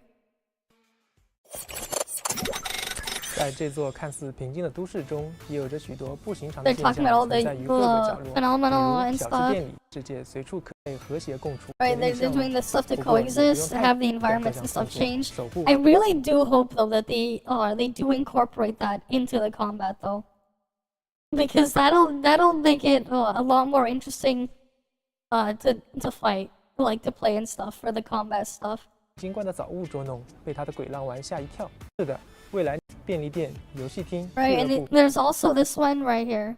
You can freely visit all kinds of restaurants, 厅、 convenience 便利 stores, 店、游戏厅、俱乐 Right. 部，你都可以随意参与 arcades and 并 clubs, 在任何一家商 enter 店 any 挑选商 shop, 品进行交易。 select and还可以 trade 自己 items. You 经 can 营 also 自己 run your own shop, 自己的商铺，负责进货、 managing inventory, 定 pricing, 价、安排促销等 and daily operations like promotions. 商铺的日常运营 Right. 工作。通过合理的管理策略 Yeah. 提升自己的商铺收 And 入。 you gotta manage it 你 to 也可以 increase your 选择不当 profits. 老板， You can also choose not to be a 而在 boss 其他的商 and 铺 work 中打 part 工 time in 赚 other 点零用 shops, 钱。当然， earn 赚 some 到的 pocket 钱不 money, 将有 right? 此 They're really just trying to make a sandbox thing. At least that's what it seems like their goal 自 is. 由支配。海特洛市会保护每一位市民的劳动所得，除了享受丰富休闲的都市 Right? 生活 They're not 外， really 也可以购 trying 置房产 to 拥 make 有 the 自己的 next 私人空 Genshin. 间。无论是城市 Really 公寓、 not. 豪华别墅，还是海 Right? 景 Obviously, you can buy a room and stuff 套 like 房， that. 你都可以通过购房中心来购买。在如此庞大的都市中 And 穿 of 梭， course, navigating 拥 the 有一台高 city, 效的交通工具就尤为重 efficient 要。 mode of 为此， transportation 我 you 们也 need, 制 like 作了 creative 形态 vehicles 丰富、功能各异的载 with 具， different 可以驾驶 functions. You 汽 can 车、 drive 摩托 cars, 车等载具， motorcycles, and other vehicles to travel around the city. 在城市中遨游。同时， Right. 在全新物理引擎的加持下， So they do plan on adding more vehicles than just cars. Right. Again, they're really trying to build stuff around that. わざわざ Right. こんな That's 加工をした the ん thing だ they're から trying to make. もっと見たら They're not trying to just be, you know, 減るもんじゃな 我的 い 面 Genshin again or thing in a different setting. They're actually at least trying to make use of the world. Yeah, but knowing Sticks and Textone, they like drama, they'll compare it for sure. I mean, the thing is, like, yeah, you can make a comparison, but then you compare the content. You look at Genshin, you look at Wuthering Waves, there's no content in their games. There is nothing in there. They'll constantly add new maps, right, every couple updates.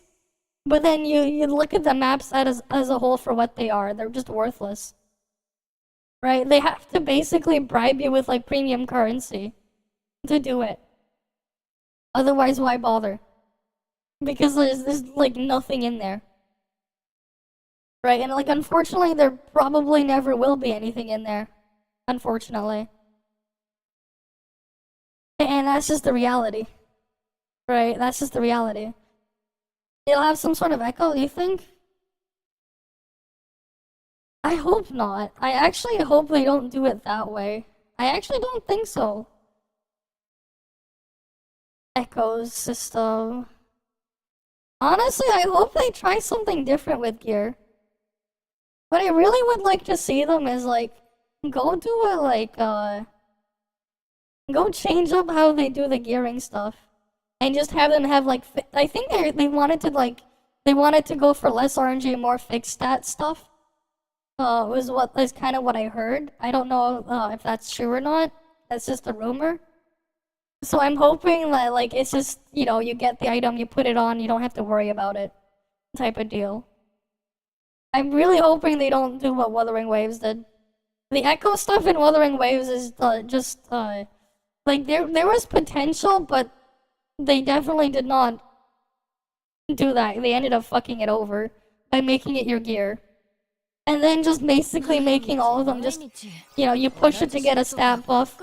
It just has a different animation and that's it. Right? Depending on the echo you have. It's like, that's just the reality there. You use it to get a little buff and then that's it. You know, you're obviously just gonna use whichever one gives you the strongest buff. It don't matter what the rest of the effects are. And like, they're not really incorporating it, like, they didn't really incorporate it into the combat to the point where like, you can actually mess with the environment and interact with things with using the echoes. So, you know.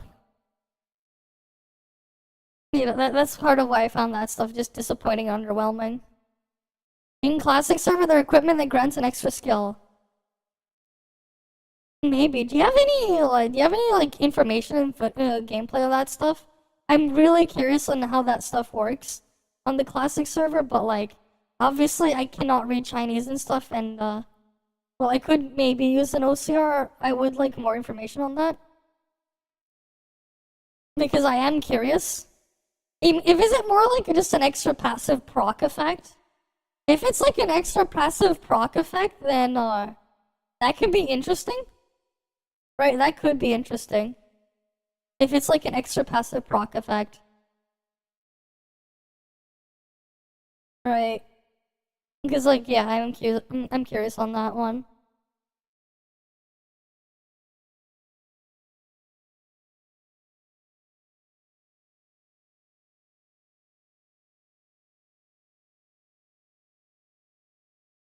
I think Fiona, but with gear. Wait, so you actually just get an extra skill button? God damn.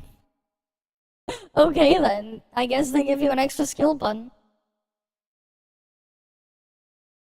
I really hope though they don't like go crazy with it, and it's just like you can toggle one thing per character, and there's no stats on them. They shouldn't put any stats on them. I just have it as like an extra ability you can equip. Like if they treat it like freaking orbments in like a Trails game, where like you put in the orbment and then you get the ability on it. Like let's say I put in like I put in a blue orbment and I get tier, right? So then I can cast tier to heal, right? Or like you know, I get like a red orbment, I can do like a fireball or something, you know. If it's something like that, I think that can be fine, and just no stats on it. You hope NT CC stay away from drama, not like WoWa stuff. Yeah, like I really hope that instead what we want, well, ideally what we want is a completely different audience and group of people doing NTE. We really don't want like the 99% of the gacha scene. Like 99% of the gacha CCs, honestly, we probably don't want them doing NTE stuff. We'd be better off if we get a different crowd of people. Yeah, anomalies function the same as relics. Honestly, if they do that, that'd be fine. Right? Make them like relics. The thing is, I really hope they're careful with it though, because the problem with ToF relics and why they became like boring is they went from being like various different tools and utility effects to just being something you equip for more damage. Right? Especially with like the more recent stuff like the mask relic, the bubble gun, the bioelectric gun, right? Those things, they became less utility and more of, oh yeah, you put them on, you get a passive damage buff, and then soon with the buff dealer relic that's coming as well, right? It's like we stopped really like having stuff where it's like I like stuff like the jet board, the hand cannon a lot more, and same with the Spider-Man relic. Stuff like that is a lot more interesting. Especially because if you make content around that instead, right, around like moving the character around and mobility, or like building barriers to block stuff off, like the what's it called, the confinement relic, alternate destinies, and is a really cool concept as well. Same with the Omnium shield. I like those relics a lot more, just because they weren't just, oh yeah, use it, you get damage, right? They were more so they actually did do stuff around there rather than just being purely for damage. I really hope they would go for that route instead of just making them just for damage, where like ToF relics ended up, because it's kind of boring, right? Because if it's just, oh, use this and you'll do more damage, well, you're just gonna use the one that gives you the most damage and forget about it. And it's the same deal with the WoW echoes. The only difference, right, is, okay, because you're using this element, you have to use this specific echo that'll just have this animation instead of this other animation, right? It's just, in the end, it's just the same thing with a different animation, which eventually just gets kind of boring. But yeah. Hopefully, you know, they figure something there out. Right, but like utility-focused ones, I actually prefer those over damage-focused stuff. Because if it's just only damage, you're just gonna use it with the damage ones. Well, utility ones can be more interesting and more fun to play around with. But only if it's not an opportunity cost to use the utility ones instead. Right, that's something they'll have to keep in mind.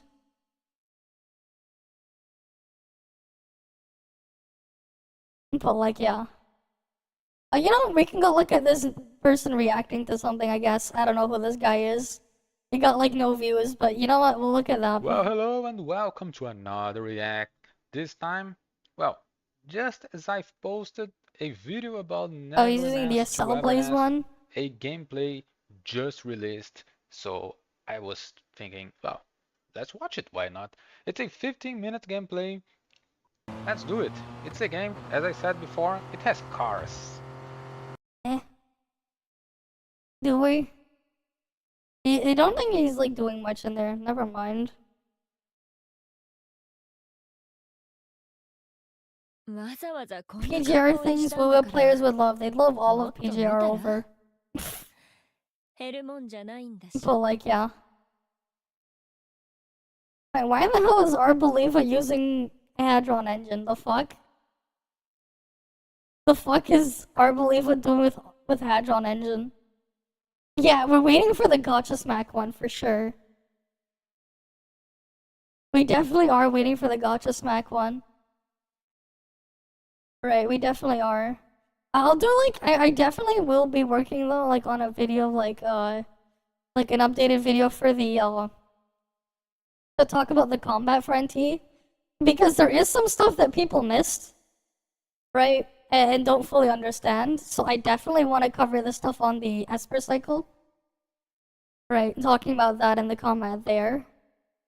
Because there's surprisingly a lot more depth to it when you really think about it. But obviously, you know, people didn't really see much of it from the gameplay there.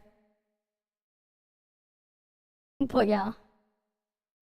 I guess since it's like almost 6:30 in the morning, I guess this is the finest place to end it for the night, right?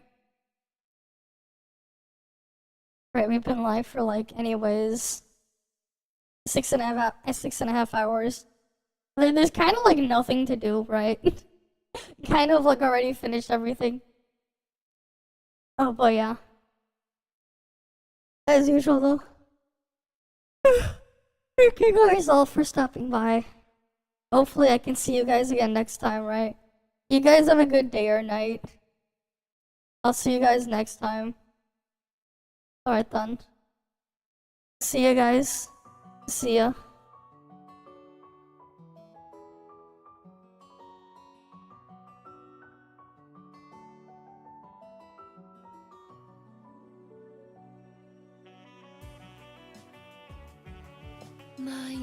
毎日同じ仕事ばっかり。退屈だわ。